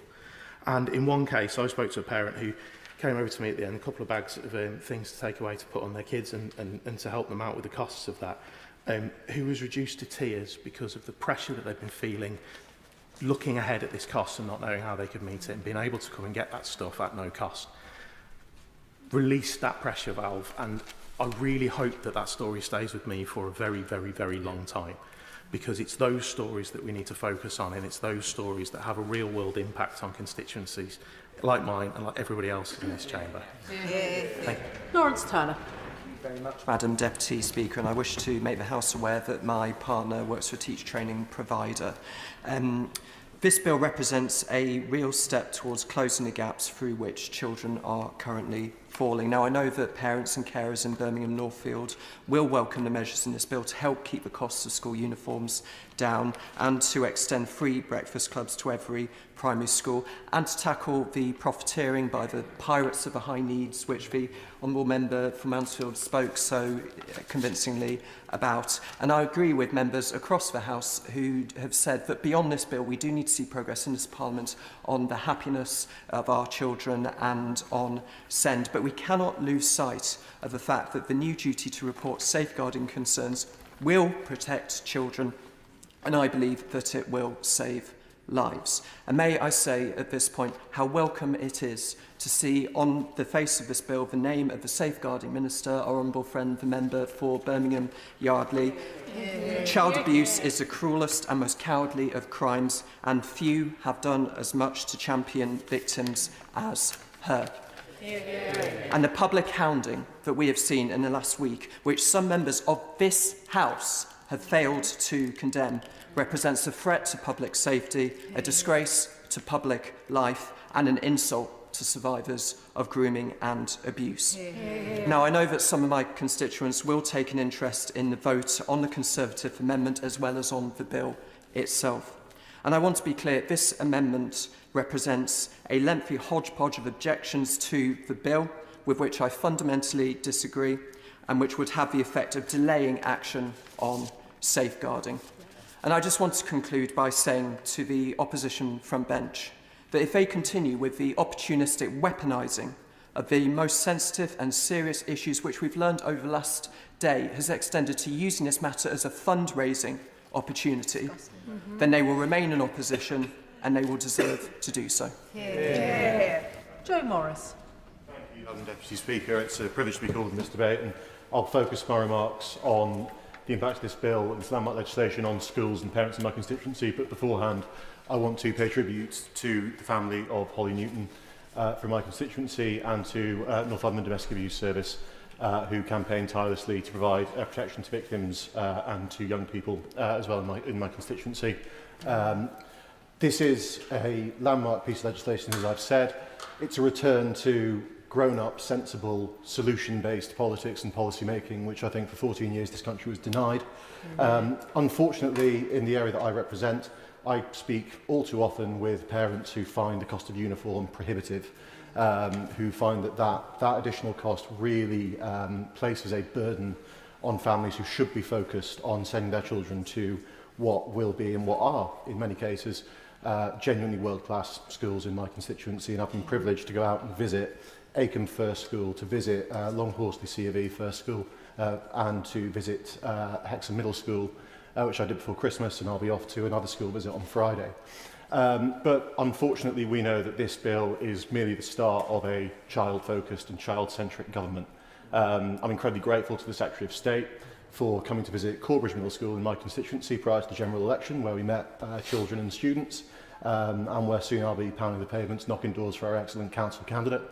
I think I'm probably the first member to mention the local elections of 2025, so I guess it's open season. But I would also like to speak about some of the smaller schools across my constituency that have really suffered from a county council that's not focused enough on the needs of parents and children in the constituency. That includes a real lack of school transport provision that I've spoken about in this place before, a real lack of SEN provision that comes across my desk at almost every single surgery that I hold, and also some of the genuine concerns that have been raised with me by parents and residents of Bellingham Middle School, where they feel that the Conservative-run administration at Northumberland County Hall simply have abandoned Bellingham Middle School and are content to let it wither. I'm sure that there are good-minded Conservative councillors at County Hall who would object to that, but that is not the view of the community in that town. Ultimately, in the 30 seconds I've got left, I'd like to pay tribute to the front bench for their relentless focus on tackling the practical needs of my constituents, to thank both the Secretary of State and the ministerial team for the time they've given to myself and to other members from the North East in terms of their focus on improving the outcomes for schools, and for the time they've spent speaking about the particular challenges of the smaller schools in Northumberland in my constituency. And I'll come in 5 seconds short. Natasha Irons. Thank you, Madam Deputy Speaker. Madam Deputy Speaker, childhood is a precious thing. It can shape us or it can break us. And in Britain today, too many childhoods have been stolen. Stolen by poverty, stolen by abusers, and stolen by the inaction of the previous government. Because in Britain today, 3.5 million children are growing up in absolute poverty. More are being placed in unregistered children's homes, and as estimated by the Education Policy Institute, 300,000 children are now missing from the education system. And whilst the members opposite now seem to have woken up to the evils of child abuse and exploitation, they cannot deny that it is their lack of care and urgency on these issues that has made our children more vulnerable.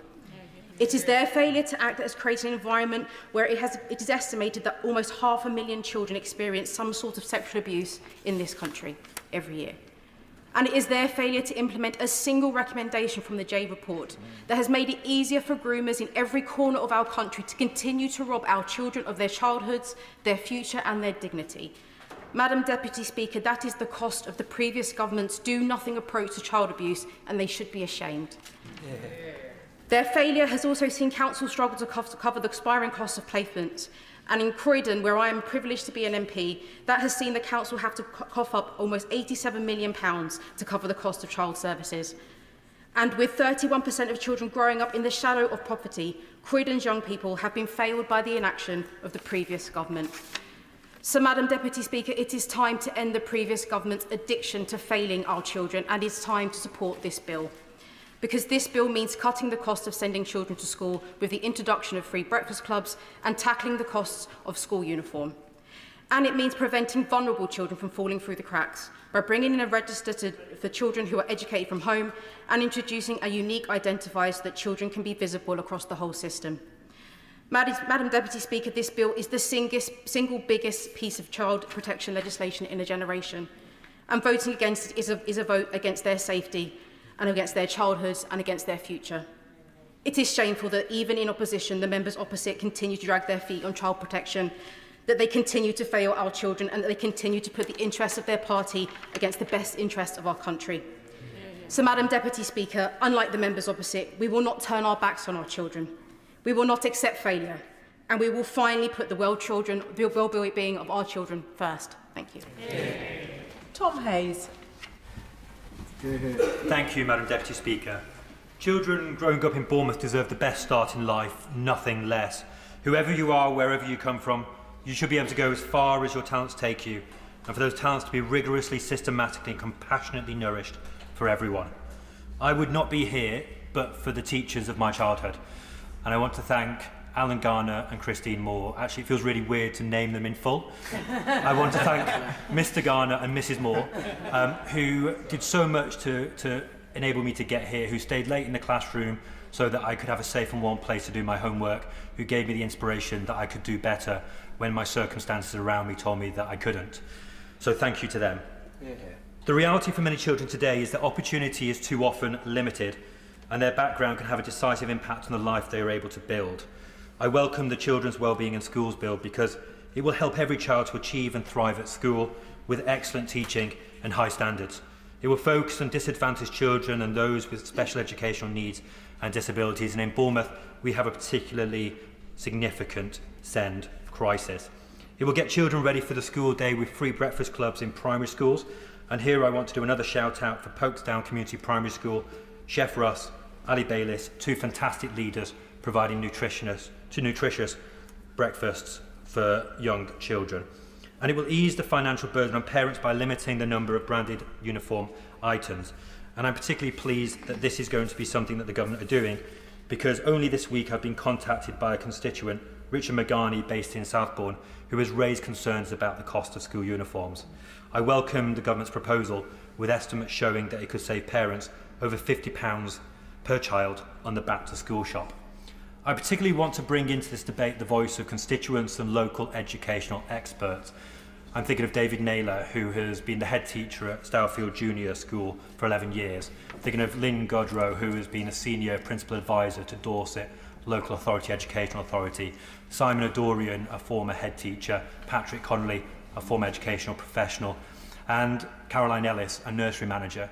People who have informed everything that I would have said had I longer than 4 minutes, but everything that I will contribute as this bill develops in the Commons. And I want to thank them for their expertise and what they contribute, because really we should be listening to them, not the Conservative Party, who, in my view, have disgraced themselves in this debate and in recent days. I want to thank the front bench for bringing forward this bill. I want to thank the front bench for prioritising children so early in the life of this Labour government. It feels like unfinished business.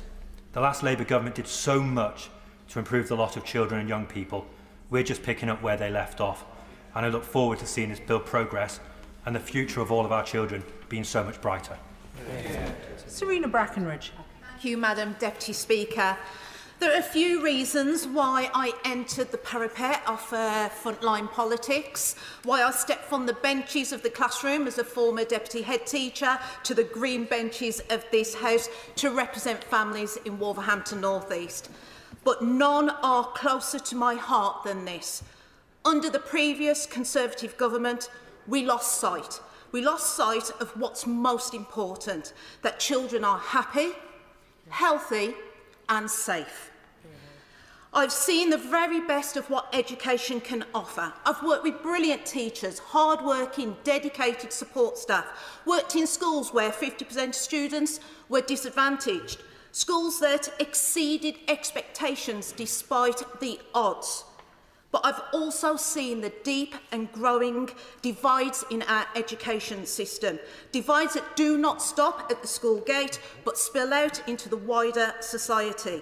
Divides that this Children's Wellbeing and Schools Bill will take important steps to address.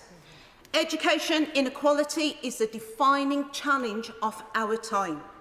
Disadvantaged students have always faced hurdles, but in recent years those hurdles have become insurmountable for many and inflamed by the pandemic and the cost of living crisis.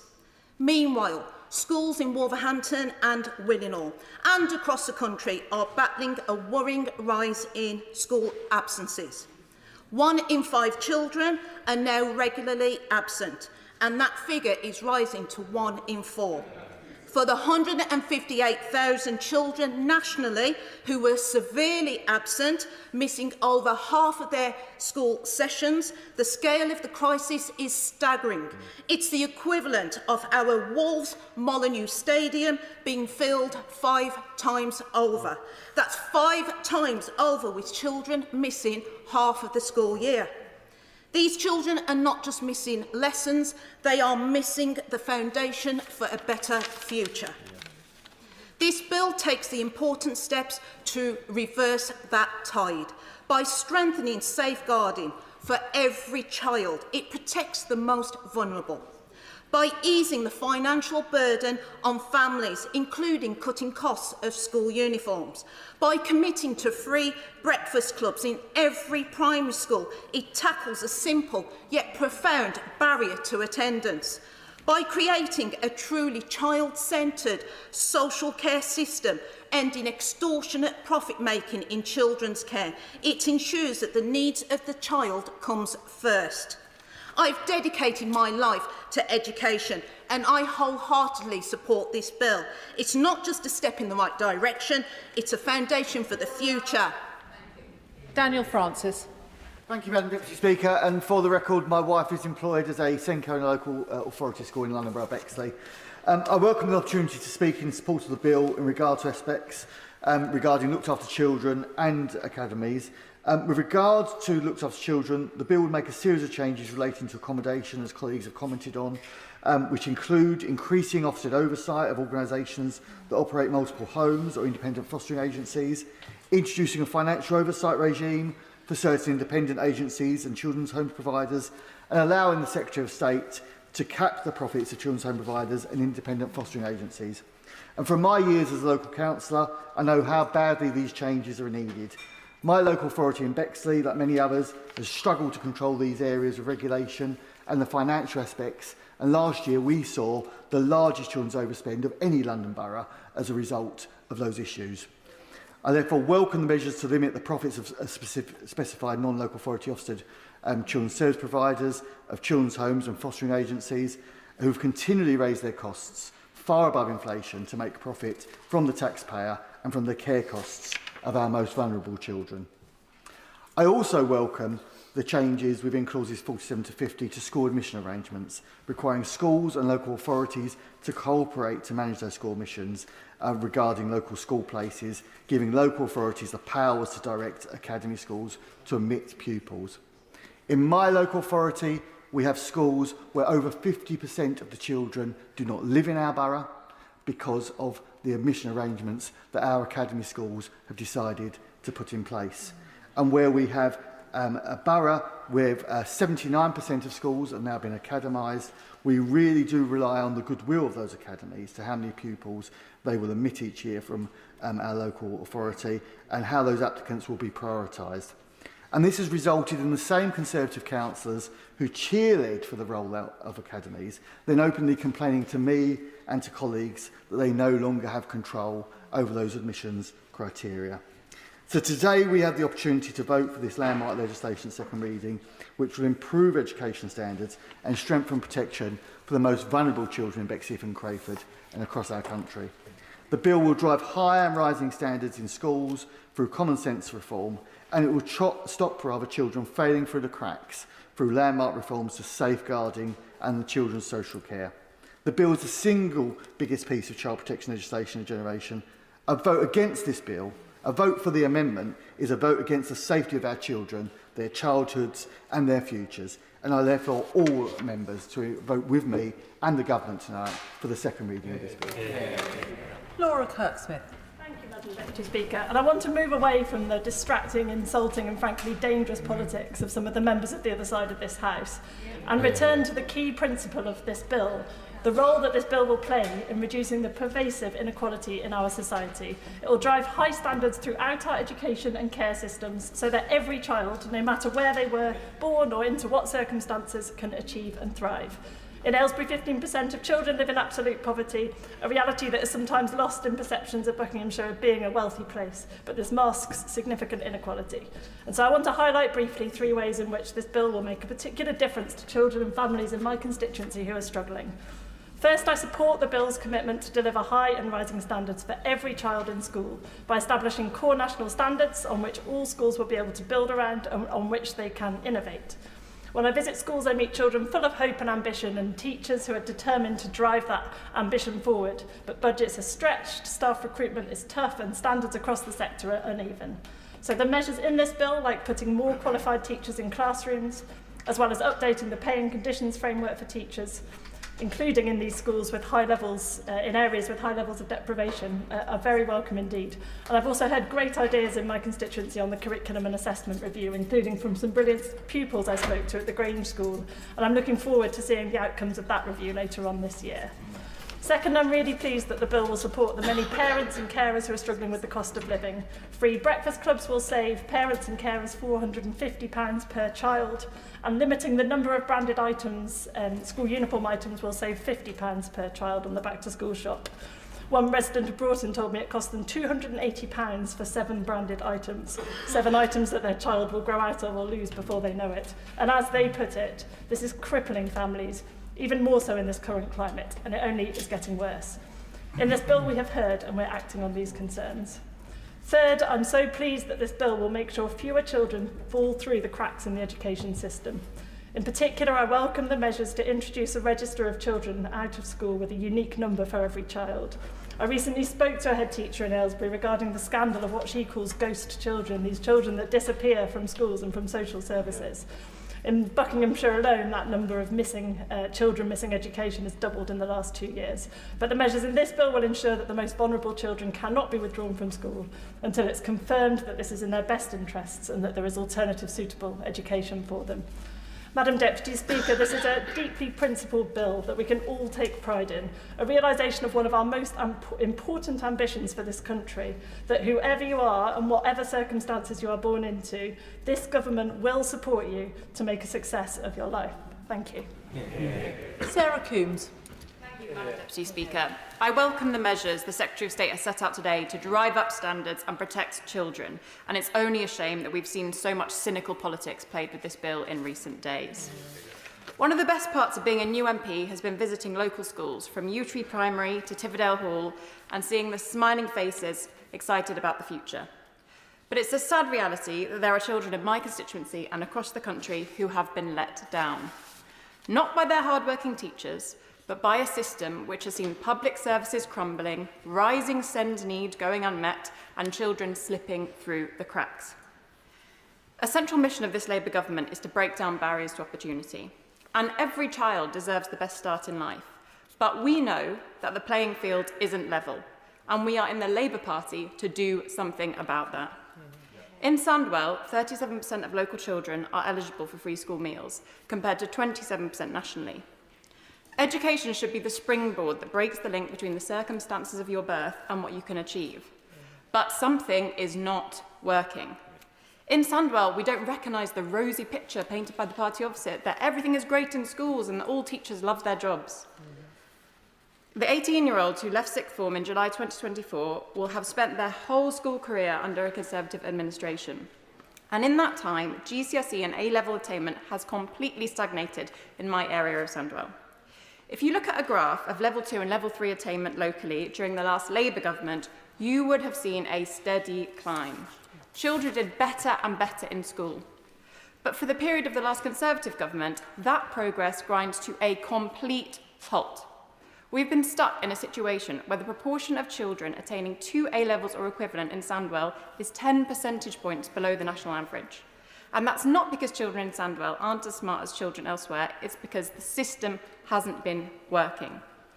This bill will put more qualified teachers in front of classes, it will create a cutting-edge national curriculum, and it will give all schools the flexibility to recruit and retain the expert teachers our children need. And we want our children to go to school in the right headspace, with hungry minds, not hungry bellies, and that's exactly what this bill will do, with breakfast clubs that will improve concentration, behaviour, attendance, and help family finances too. I also wanted to touch on something at the heart of this bill, the fact that it is the single biggest piece of child protection legislation in a generation. And while some are playing politics, we are taking action. Introducing a register of children not in school and a unique number for every child, implementing multi-agency child protection teams. In the last 6 months, the Labour government is doing more than the Conservatives did in 14 years for children. This bill protects children. It protects their childhoods and their future, and it breaks down barriers to opportunity. And that is why I'm proud to be voting for it today. Catherine Atkinson. Deputy Speaker, I rise to speak to 3 points: free breakfast clubs, the clauses on kinship care, and having spent the last 7 years managing a team of barristers on a public inquiry, the opposition Wrecking amendment. Firstly, we all know that children who have breakfast perform better at learning and, a bit like me, can be better behaved as well. But with the cost of living crisis that the last government left us, far too many parents struggle to ensure that children get regular morning meals. And having been a chair of governors at a nursery school, I am keenly aware that the greatest impact that you can make to a person's life chances are in the early years. The Derby Poverty Commission are exploring with partners how free breakfast clubs in nursery schools in Derby can be provided, and are looking to work with businesses to fund this. And I hope that the government will keep under review whether the positive impact of free breakfast clubs can, in future, be extended to nursery schools as well as primary schools. Would my right honourable member give it? I will. Emily Darlington. I thank the honourable member for giving way. Would she agree with me that this is also important for us to look at in certain secondary schools as well, in order to make sure that teenagers are also getting a breakfast that they need and deserve for learning? Catherine Atkinson. Thank you, Madam Deputy Speaker. I think the evidence is clear as to the real benefits that breakfast can give our children and young people. Secondly, this bill requires local authorities to consider kinship care before it issues proceedings for a child to go into the care system. Avoiding taking children into care when safe to do so leads to far better outcomes. And in the first decade of my practice as a barrister, I spent a significant time in family care proceedings. And I was frustrated by delays then. The situation now is far, far worse. And delay and limbo are hugely damaging to vulnerable children and their families. Finally, I am hugely disappointed by the opposition Wrecking amendment. The last 7 years I spent on a public inquiry, and I have some insight into the benefits and limitations of public inquiries. Their newly discovered conviction that a further inquiry on child sexual exploitation being needed, and their attempts to hijack this bill smacks of political point scoring and headline grabbing. And the suggestions that we heard that a further inquiry could be done in a year are wholly unrealistic. Inquiries can make recommendations, but they can't implement them. That is our job. And wrecking this bill won't achieve that. I will. Thank you for giving way. You've highlighted the she has highlighted the landmark nature of this bill and many of the most historically significant measures in improving child welfare and well-being have enjoyed cross-party support. And I'm thinking here of the 1908 Children Act, the 1930 Children Act. Interventions really do have to be brief. There are a lot of members still wish to get in. We're on a very tight time limit. The Honourable Lady has already earned an additional minute of injury time, and I regret I won't get members in if we continue to have long interventions. Catherine Atkinson. Thank you, Madam Deputy Speaker. Finally, I just wish to say that after nearly a decade from when the National Independent Inquiry on Child Sexual Abuse was set up, it is high time that the victims who so bravely gave evidence see action. Brash. Thank you, Madam Deputy Speaker. I welcome this bill because at its heart it puts children first. And there is a number of ways in which it does that. And I want to start by talking about children who are out of school. Parents absolutely have the right to decide whether their child is in school or not, and I support that principle absolutely. But the state has a duty to ensure that every child has a high quality education. It's a fundamental right, not a privilege, and one that we must protect. And this bill addresses a fundamental shift that's taken place over the last few years. In Hartlepool, the number of children being homeschooled has increased by 370% since the pandemic. In the last year alone, the number of parents refusing to engage with the local authority in anything other than writing has nearly doubled. Added to that, children missing from education, which is a completely separate measure, is at 200 in Hartlepool. We have a duty to protect those children and their education. The vast majority of parents do a phenomenal job in those circumstances, but we have to accept the truth. There are times when they do not. This bill protects those children. A second area I think is really important is the issue of exclusions. In Hartlepool, we've now seen a situation where we have around 85 permanent exclusions. The capacity of the local authority to support those children is 28. It's expected to double in the next year without action. This is that action. By giving local authorities increased power to ensure that exclusions don't happen where they are not necessary will help local authorities like Hartlepool. And I want to finish just by reflecting on the support this bill gives to families. We've heard about free school breakfasts in every primary. I joined the Labour Party because as a young teaching assistant I saw children coming to school hungry every day, and to be able to stand here today knowing that I'm about to vote to make sure that no primary school child ever faces that again is a proud moment for me indeed. But on school uniforms, I want to point to the level of need that exists in Hartlepool. Natalie Frankland, who is an amazing individual who runs a charity, Hartlepool Reloved Clothing, has distributed 40,000 pieces of free school uniform in just 2.5 years. That is the level of need that exists. This bill helps those families, puts money back into their pocket, £500 a year minimum, more if they've got more than one child. It protects children, it supports families, it's what the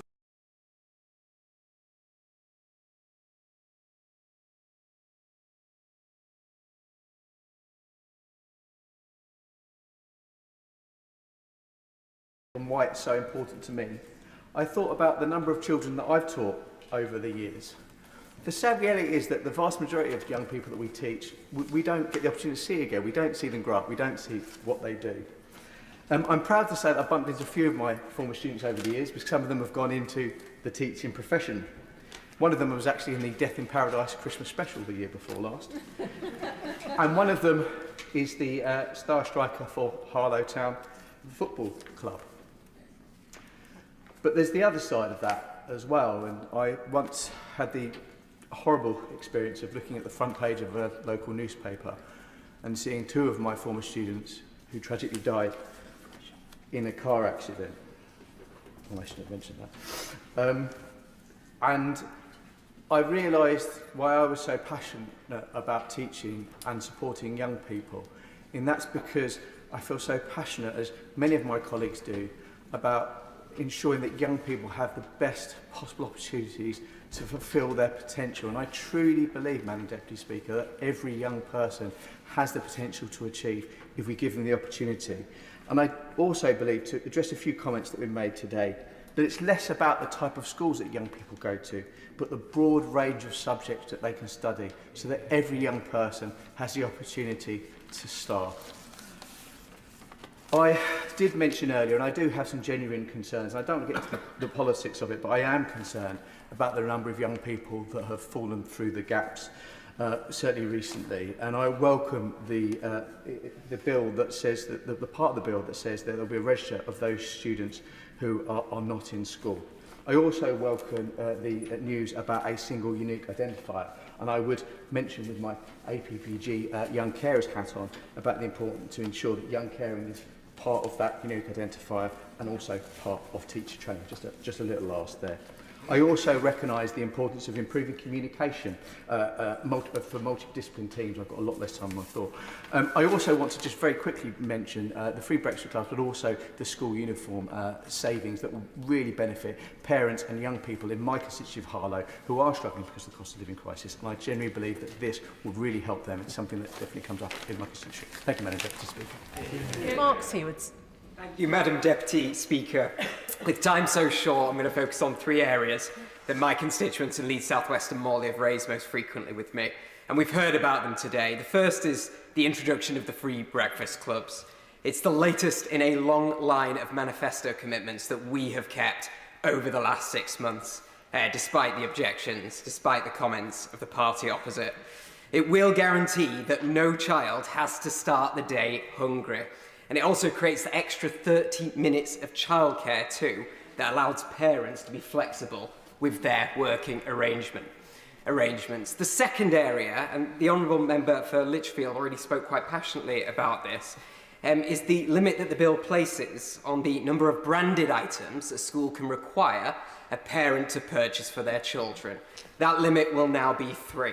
And that's exactly the right thing to do. School uniform can get expensive as it is, and no child and no parent should be deterred from choosing a school because of the cost of its school uniform. Yeah. The third is regarding children who are not in school. Now, this bill creates registers for children not in school so that we can ensure local authorities are in a position to ensure that all children are being taught in a suitable environment. This is excellent work, it is a minimum standard, and it's absolutely required. Now, I have been approached by my constituents who homeschool in my constituency, and they do an excellent job, but they had some concerns that they wanted to share with me, and one thing I promised them is that I would raise it with the relevant minister, so I hope you excuse me as I take the opportunity to do that now. The first is that when these registers are introduced, what safeguards will be in place to make sure that hackers and others who try to breach the security of the local authority can't get access to them. And of course, these answers might not be forthcoming today, they might come at the Bill Committee stage. The second is what is being done, or what will be done, to ensure that all local authorities take the same approach to these registers and that we don't get hundreds of different approaches to collecting data on these registers. And finally, what clarification can the Minister give on what interventions from the Council will take place when they deem it appropriate to do so? What will the guidance look like around that? The final thing, the very final thing that I'll say is that the Honourable Member for Rotherham has already stated quite clearly in a non-party political way why we must not vote for the Conservatives' wrecking amendment today. She has already been through the inquiry, the national inquiry that has taken place, that has already produced 20 recommendations, none of which have been implemented. The time for words is over. The time for action is now, and that is why I'm proud to vote for this bill today. Yeah.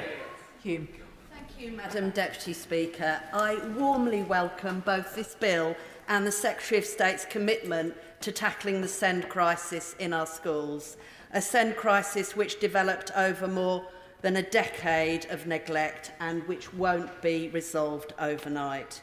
Madam Deputy Speaker, the bill's proposal to introduce a duty for local authorities to keep a register of children who are not in school is causing concern amongst families with children with special educational needs and disabilities in my constituency of Scarborough and Whitby. And that concern is based not on the bill, but on the battles that parents find themselves fighting to ensure that their child's needs are met. And as a survivor of the SEND jungle, I understand the state of perpetual worry families live with. And I understand that they're fearful that the introduction of a register may result in increased pressure from the local authority for their child to attend school without the support they need. Last year there was an increase of 40% in the number of requests for education and healthcare plans in Scarborough and Whitby on the previous year. And almost 30% of decisions on EHCPs took 6 months or longer, leaving children without the support they need while waiting. And if a child does receive an EHCP, parents often feel the provision offered does not correspond to their child's needs, as there is a shortage of key professionals and funding is often pooled rather than used for the one-to-one support that their child really needs. In my experience, parents don't take the decision to withdraw their child from school lightly. One constituent has faced fines for her son's non-attendance, which she can't afford to pay, and problems at work because he is at home. Another constituent, Karen, who runs the marvellous charity Closer Communities in Scarborough, which supports families in this situation, has struggled to get appropriate support for her own son. As senior manager in the NHS, Karen was forced to put her own career on hold, which inevitably had financial implications for her family. Withdrawing a child from school is not easy and can have a major impact on a family. Most would prefer for their child to be educated in a mainstream school where they get the support they need, and I'm proud that this government is working hard to ensure this happens in the future with more targeted mainstream provision. Madam Deputy Speaker, I hope that the Secretary of State can reassure parents like those that I've been describing that they have nothing to fear from this legislation, and ask whether she could consider whether using the register could be used to distinguish between parents who homeschool by choice and those who do so because they have no choice. Lizzie Collins. Thank you, Madam Deputy Speaker. Every child deserves the best possible start in life, no matter the background, no matter where they live. And this Children's Wellbeing and Schools Bill is a vital step towards ensuring that for every child in the country. This bill addresses ordinary families' concerns, cuts the cost of the basics needed for school, and ensures that every child has what they need to learn. This bill is also the most significant piece of child protection legislation in a generation. It protects the most vulnerable children and families. The introduction of free school breakfast clubs in all primary schools is a significant step in supporting children's learning and well-being. I'm also pleased to see the cap on branded uniform items included in this legislation. Too often the cost of uniforms are prohibitive, and in Morecambe and Lunesdale we have huge uniform hubs to try and deal with this problem. Additionally, the bill's steps to regulate home education are crucial to stop vulnerable children from falling through the cracks. The introduction of a register for children not in school will ensure greater safeguards, particularly for those who may be at risk of exploitation or neglect. It's vital that every child has access to safe, high-quality education, regardless of where that is given. I also welcome measures to crack down on illegal schools, where unfortunately we have seen many serious cases of abuse, including sexual abuse. The measures in this bill will protect children from both poor schooling and the use of illegal schools to terrorise children. I want to put on record my thanks to Humanists UK, who have actually led a campaign for over a decade to crack down on these illegal schools and have shone a light on some really horrific practices. I want to thank the Secretary of State for giving myself and other MPs time to discuss the details of the bill, including definitions of what full-time means in the legislation, and a potential concern I have around opening a gap up to avoid the cap on faith selection. With very little time left, I just want to put forward a personal view on faith selection in schools. I believe it should have no place in state-funded education.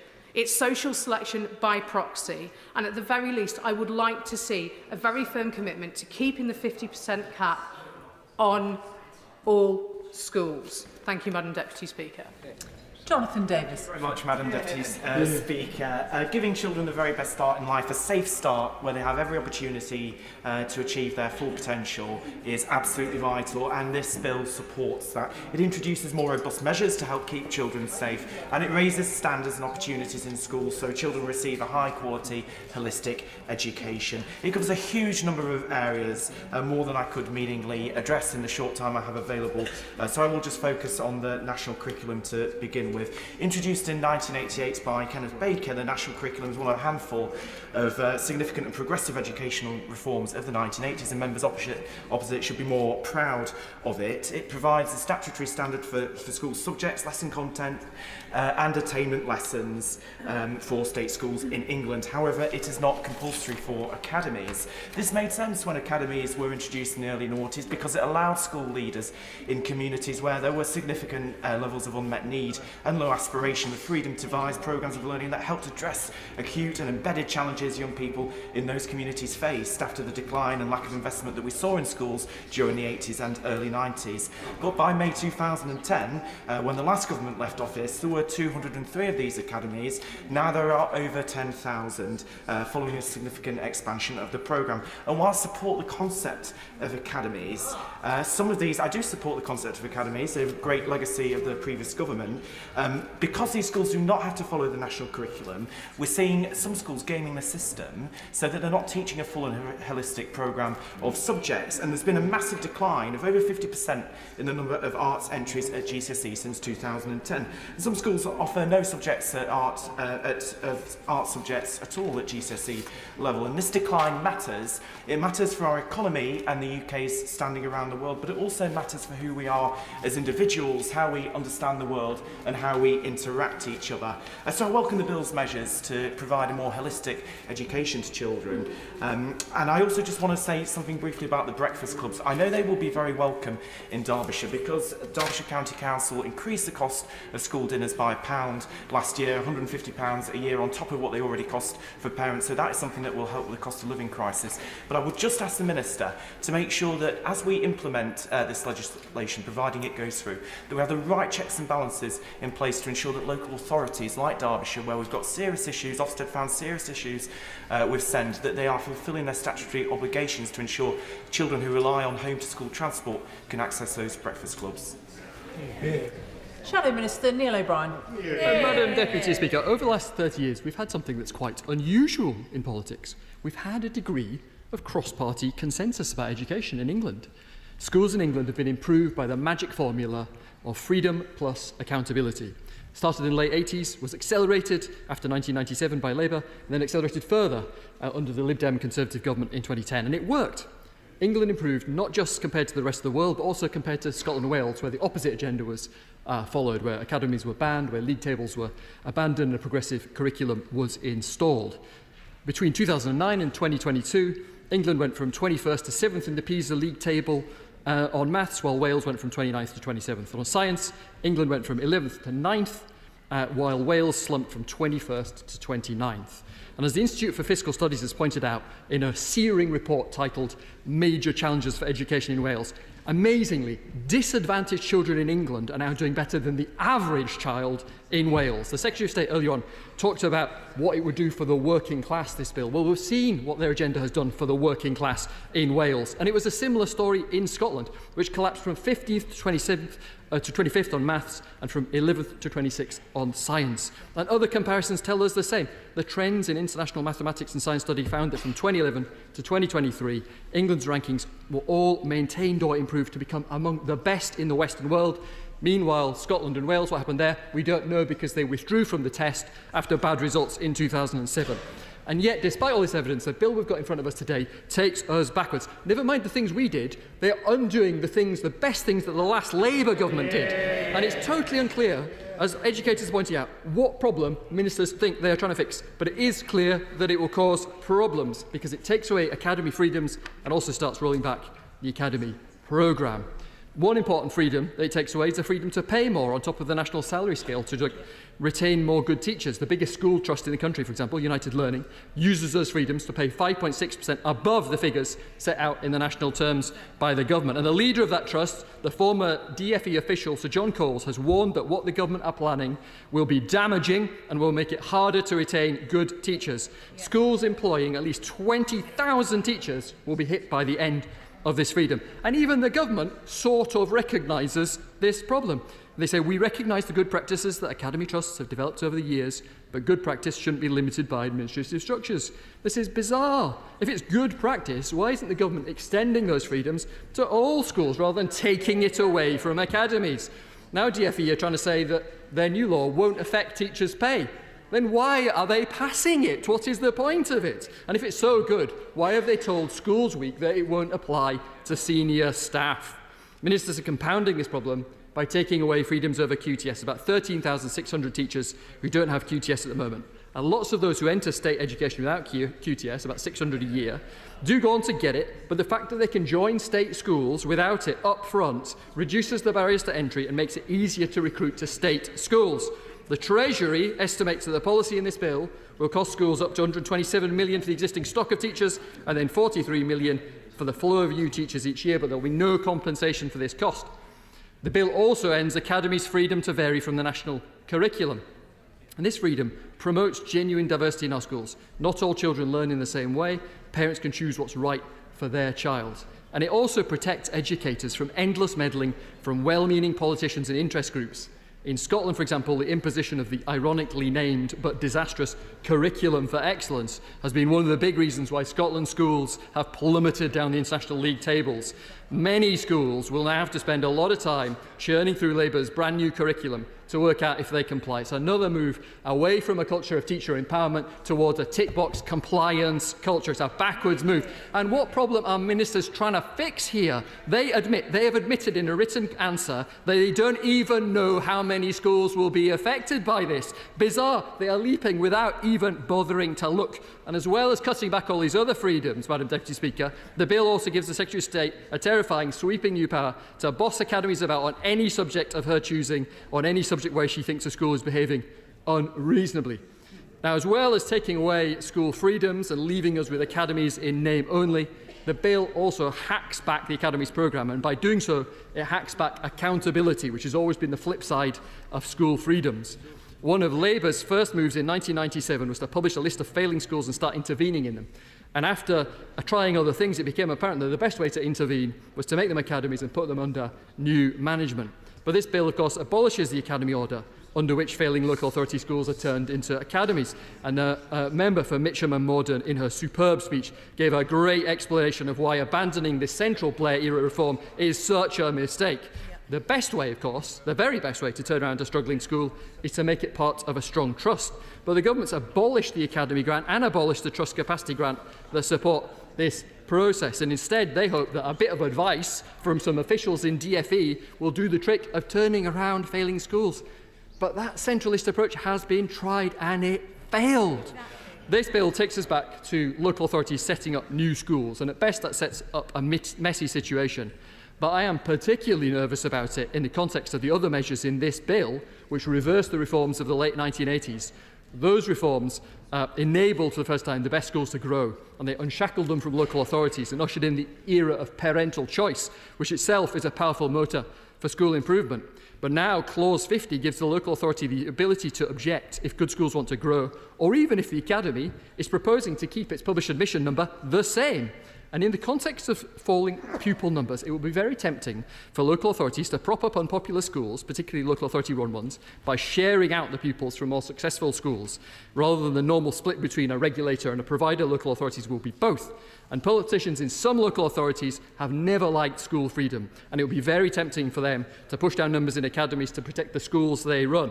In this debate, we heard from the former leader of the Labour Party, the member for Islington North, welcoming it for exactly that reason, and the same reasons that he welcomes it are the reasons parents are right to fear it.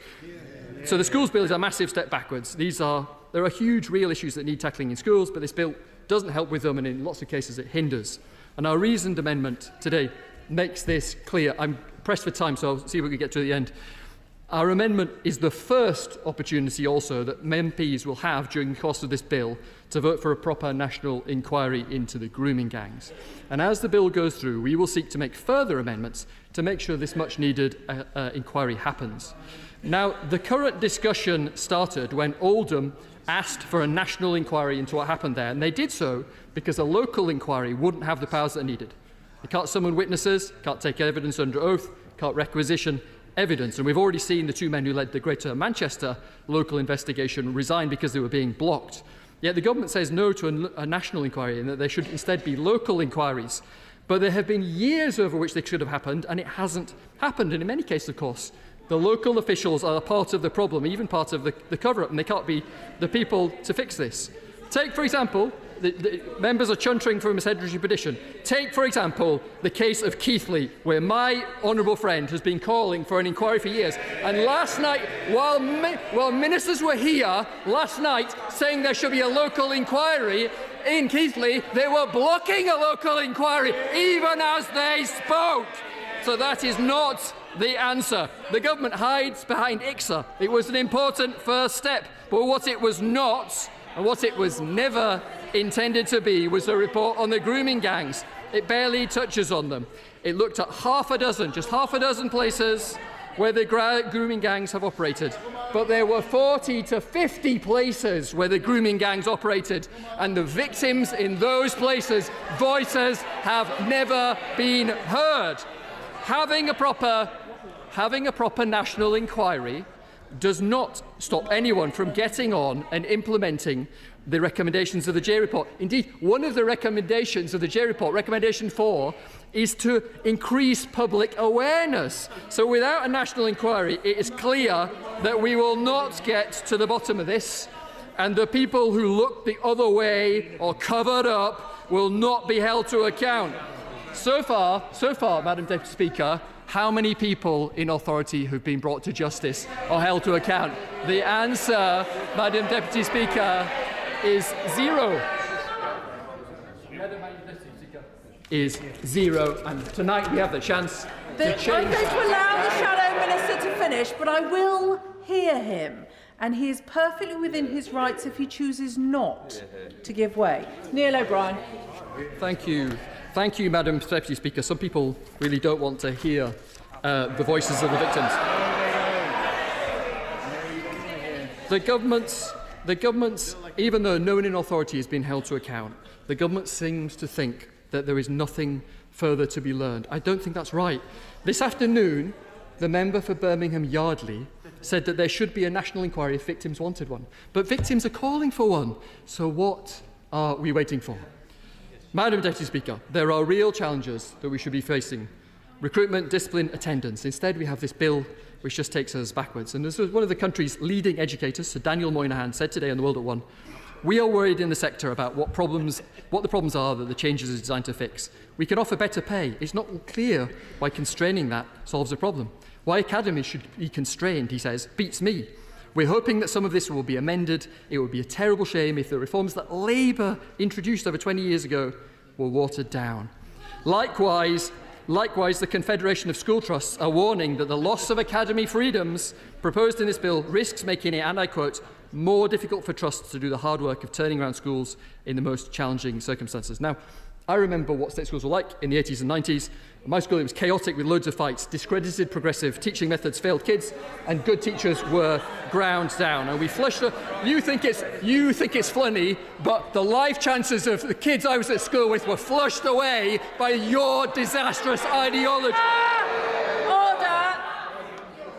The Shadow Minister will know that I didn't flush away any child's life chances. Perhaps he's bringing his remarks to a conclusion. I am. I also, on a happy note, I got to see the best of state education. I went to an amazing sixth form that benefited from the freedoms the last Conservative government gave them, and I want to pay tribute to the inspiring principal of that college, Kevin Conway, who helped so many kids in Huddersfield in his lifetime.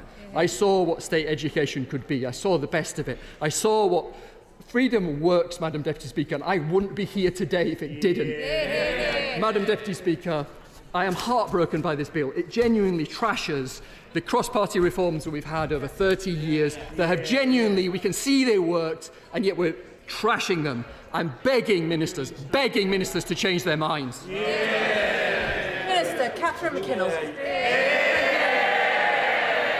Thank you, Madam Deputy Speaker. Contrary to the doom and gloom that we've just heard, there has been a fantastic response to this bill, and I want to thank all honourable and right honourable members across the House today for their contributions and for a largely well-informed debate.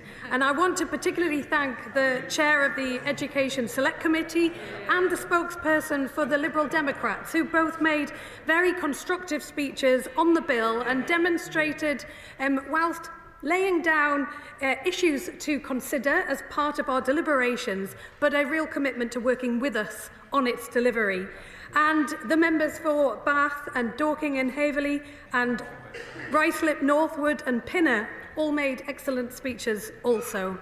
Today's second reading of this bill marks the next step in delivering the commitments that the Labour Party made at the general election to bring children and education back to the centre of our national conversation, to deliver high and rising standards in our education and care systems so that every child can achieve and thrive, and ensure that every family can count on a good local school, and to give children access to qualified, expert teachers, and to break down the barriers to opportunity for every child in every community. It is a significant bill which puts children first. This is action, not words. But I want to turn briefly and deal with the Conservative amendment today. The child sexual abuse scandal is sickening, and it's vital that we learn lessons from past failures, including the issues uncovered by the independent inquiry into child sexual abuse, and turn that into action to protect children now. The Conservatives know that if their amendment today was to pass, then this bill would fall. They also know that this bill will deliver landmark reforms to safeguarding and children's social care. It is the biggest piece of child protection legislation in a generation, and we are bringing it forward to prioritise children. It will help set up every child to get the best start in life. It will protect children from risk of abuse. It will stop vulnerable children falling through the cracks in our services and deliver a core guarantee of high standards for every child's education. And I commend the measured yet very powerful speeches that honourable members have made about the child sexual abuse scandal today. The honourable member for Rotherham, for Nottingham East, for Hitchin, for Doncaster, St Helens North, Bassetlaw, Croydon East, Derby North. They know that this bill will support professionals to keep children safe. It includes introducing a register of children not in school, making provision for a consistent identifier for every child, and require the establishment of multi-agency child protection teams in every local authority area. I don't actually think I'm going to have much time if I want to pay credit to everyone who's actually spoken in this debate. Order. Genuinely, I want to pay tribute to the huge number of contributions that have been made right across the House today. This government firmly believes that we must act, strengthen the law and take forward the recommendations from the independent inquiries that have already taken place. And that is why we will be rejecting today's political opportunism, because instead of chasing headlines, we want to focus our efforts and our actions on vulnerable children. With regard to the other point, no, I won't. I've said I won't. To the other points raised in today's debate, I know that we are all united in our desire to make sure this bill works for children and young people across the country. And I apologise if I am not able to respond to all of the issues raised today. There was a huge amount, and we will have the opportunity to debate all of that in the weeks ahead. This legislation will provide a safe and secure foundation that all children need. I have to say I was surprised by the tone of the Shadow Secretary of State in her opening remarks earlier when she decried this legislation as educational vandalism.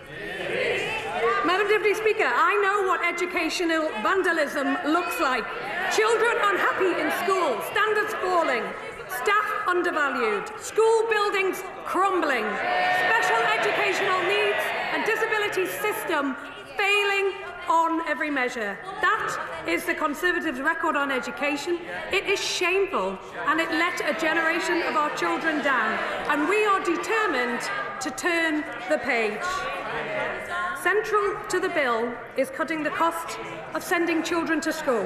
In our manifesto, we committed to offering breakfast clubs in every primary school, and with this bill, we will deliver it. It will ensure all children get that chance of a soft start to the school day and be ready to learn. It will also address the limits on the concerns that parents have about school uniforms and limiting the number of branded items. It will put money back into parents' pockets. And I know many members have spoken very powerfully today on the impact of child poverty on children in their constituency. The members for Bury North, Washington and Gateshead South, Nottingham East, Hitchin, Sherwood Forest, Stockton North, Brentwood North, Alworth, West Bromwich, Hartlepool, all of them know that tackling child poverty will better the life chances of our children. And today we have a chance to make that happen. And as members have highlighted, our measures will look again at admissions and place planning to ensure decisions account for the needs of local communities. And that's why we're introducing duties for state schools and local authorities to cooperate on place planning and admissions, emphasising the importance of working together to secure the best future for every child. We've heard a lot from the honourable gentleman today, and actually, contrary to the comments from the Right Honourable Member for East Hampshire and East Hampshire, and for Stone, Great Waverley and Penkridge, we recognise the importance of admission authorities being able to set their own published admission numbers, and for good schools to be able to expand where there's local demand. There does seem to have been a huge amount of misunderstanding and misinterpretation of the measures in this bill when it comes to academies. And unfortunately, I don't have time simply to refute them all here today.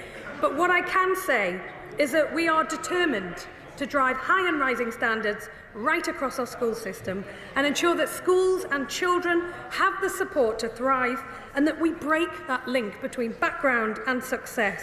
And that means looking beyond the sign above a school door and looking at the children within. But we know we cannot achieve that without the quality teachers that we need. And I pay tribute today to all of our school workforces who I know work tirelessly in the service of children and young people.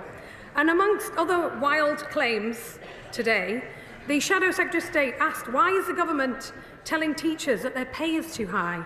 At no point have we said that teachers' pay is too high. Indeed, it's the reason we recently implemented the 5.5% pay award to teachers. And to be clear, this bill does not seek to reduce teacher pay. We recognise the good practice and flexibility that academies have benefited from, and the focus of our measures are about providing a core offer for all state schools with the flexibility still to innovate.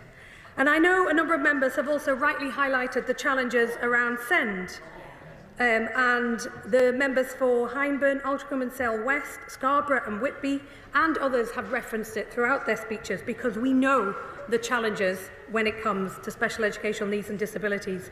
And that is why we are absolutely determined to fix and improve the system by improving inclusivity in mainstream schools, whilst ensuring there are special school places for those children that have the most complex needs. This bill will go some way towards supporting us in those aims, but it is by no means the whole picture, and we will continue to make progress on the reforms that are so desperately required in this space.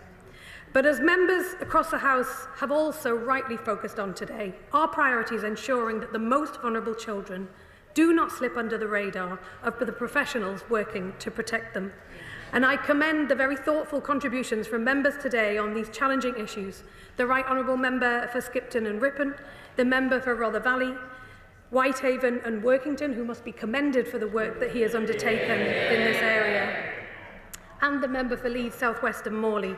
Alongside children not in school registers, in every English local authority, the proposal to require local authority consent to home educate children who are subject to child protection inquiries on child protection plans or at special schools is a proportionate solution that focuses on the most vulnerable. This bill will strengthen multi-agency safeguarding arrangements and implement multi-agency child protection teams. And we recognise that we must improve that information sharing across and within agencies, and we will do that. This bill will support children in the care system to achieve and thrive, keep families together and children safe, and crack down on excessive profit-making. Issues that I know honourable members care very deeply about and have spoken movingly about today. The member for Lowestoft, the member for Derbyshire, Dales, Forest of Dean and Southampton Itchen. In closing, Madam Deputy Speaker, I'll take your intervention if you want. That's most generous of you, of the Minister. I would like the Minister to explain how the amendment that the Conservatives have put forward to protect and look into this horrendous grooming, to have a national ban, how that is a wrecking amendment, because actually on the numbers it is not, and what the Minister has said is not right on the floor of the House. So I'm not sure the Honourable Lady has read the amendment, because it declines to give a second reading to this bill. This bill that the majority of people in this House agree will be absolutely crucial for safeguarding children. And I think we've dealt with the issue of the report on the many questions understandably raised about child sexual abuse and the truth and justice that must be secured for victims of these horrendous crimes. But we had that national inquiry, we had the report, we have the recommendations. They've been discussed at length today. I again commend the member for Rotherham and the very powerful speech that she made on this, that I don't think anyone would disagree with, in wanting to put into practice the 20 recommendations that we know will make a difference to children. This government is about action. The time for talk is over. We want to bring about the changes that we know will change lives. So I'm grateful to honourable and right honourable members for their contribution today. I know that I've said no. I know that the next stages for the bill in this House will offer more opportunities for discussions to continue. But put it simply, this is a bill which will provide the safe and secure foundations that all children need. It will drive high and rising standards across our schools to help every child achieve and thrive. It will contribute towards a brighter future for all our children and our country, and I commend this bill to the House. Order. The original question was that the bill be now read a second time, since when an amendment has been proposed as on the order paper. The question is that the amendment be made. As many as are of that opinion say aye. Aye. Contrary, no. No. Division. Clear the lobby.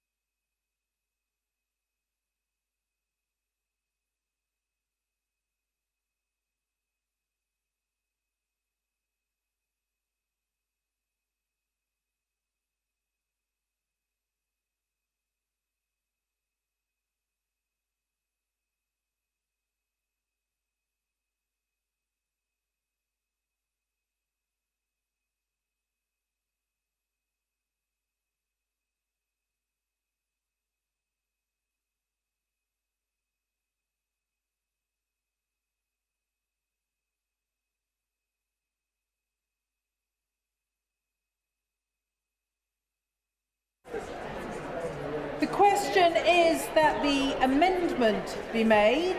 As many as that opinion say aye. Aye. Of the contrary, no. No. The tellers for the ayes are James Wilde and Andrew Snowden. The tellers for the noes are Kate Dearden and Tewu Awatemi.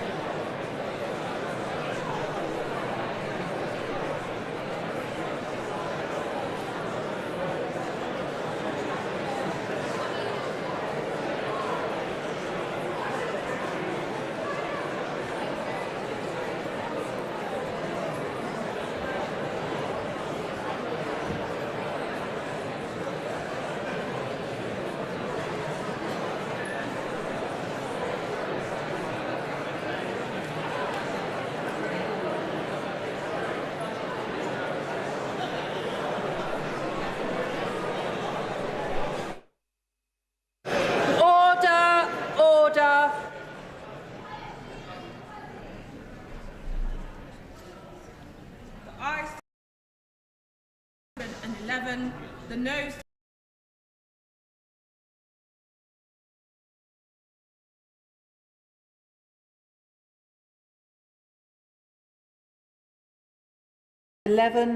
The noes to the left, 364. So the noes have it, the noes have it. Unlock.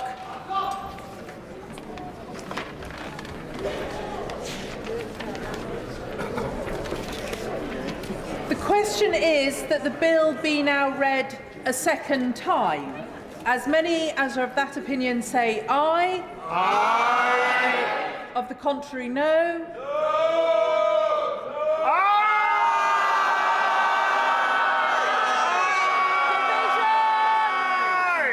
Division.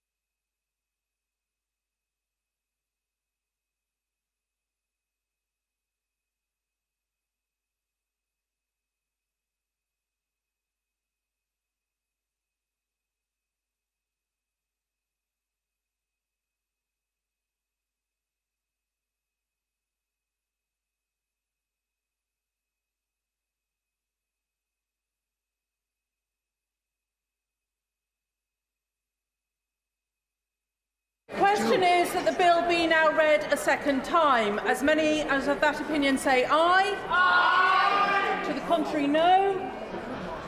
Division off.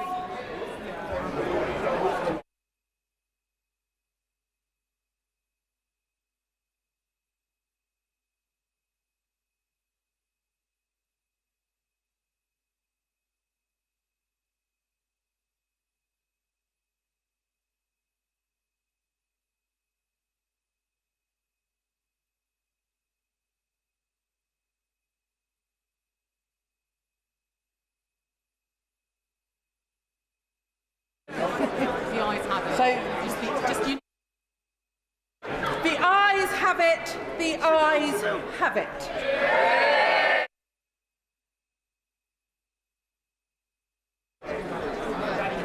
Programme motion to be moved formally. The question is as on the order paper. As many as are of that opinion say aye. Aye. Of the contrary, no. I think the ayes have it. The ayes have it. Money resolution to be moved formally. I beg to move.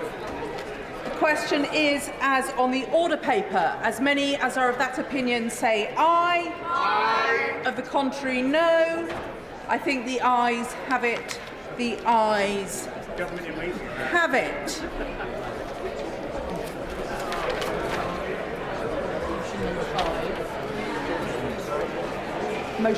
Motion number 5 on banks and banking. Minister to move. I beg to move. The question is as on the order paper. As many of that opinion say aye. Aye. Of the contrary, no. I think the ayes have it. The ayes have it. Question number 6. Motion number 6 on financial services and markets. The question is as on the order paper. The question is as on the order paper. As many as are of that opinion say aye. Aye. Of the contrary, no. I think the ayes have it. The ayes have it. Motion number 7 on financial services and markets. Minister to move. I beg to move. The question is as on the order paper. As many as are of that opinion say aye. Aye. Of the contrary, no. I think the ayes have it. The ayes have it. Motion number 8 on retained EU law reform. Minister to move. I beg to move. The question is as on the order paper. As many as are of that opinion say aye. Aye. Of the contrary, no. No. Objection taken. Sorry, division is deferred. Division is deferred until Wednesday next. Motion number 9 on representation of the people. Minister to move. I beg to move.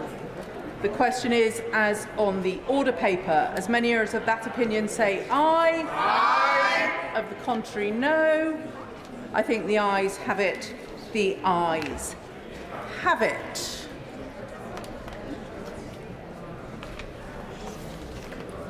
Point of order, please.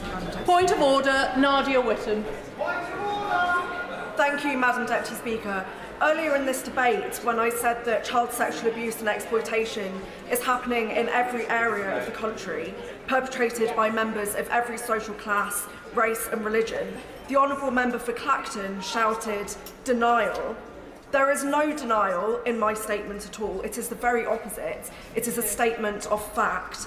Research by the NSPCC suggests that around 1 in 20 children in the UK have been sexually abused. John Brown, the former NSPCC lead for tackling sexual abuse, said, and I quote, "Sexual abuse is happening in every community and affects all levels of society, destroying the childhoods of children from every background." It is not me, Madam Deputy Speaker, who is in denial. It is the member for Clacton who, in disagreeing with this statement of fact, is denying the reality of child sexual abuse and exploitation in this country and downplaying its extent. I don't want an apology, but I seek your guidance, Madam Deputy Speaker, on how we can ensure that such important debates of such a sensitive nature are always led by fact. We owe it to victims and to survivors. Can I thank the Honourable Member for giving notice of her point of order, and I'm sure she will have notified the Honourable Member for Clacton that she intended to raise this matter with us. As she will know, the Chair is not responsible for the content of contributions either made in debate or from a sedentary position, but she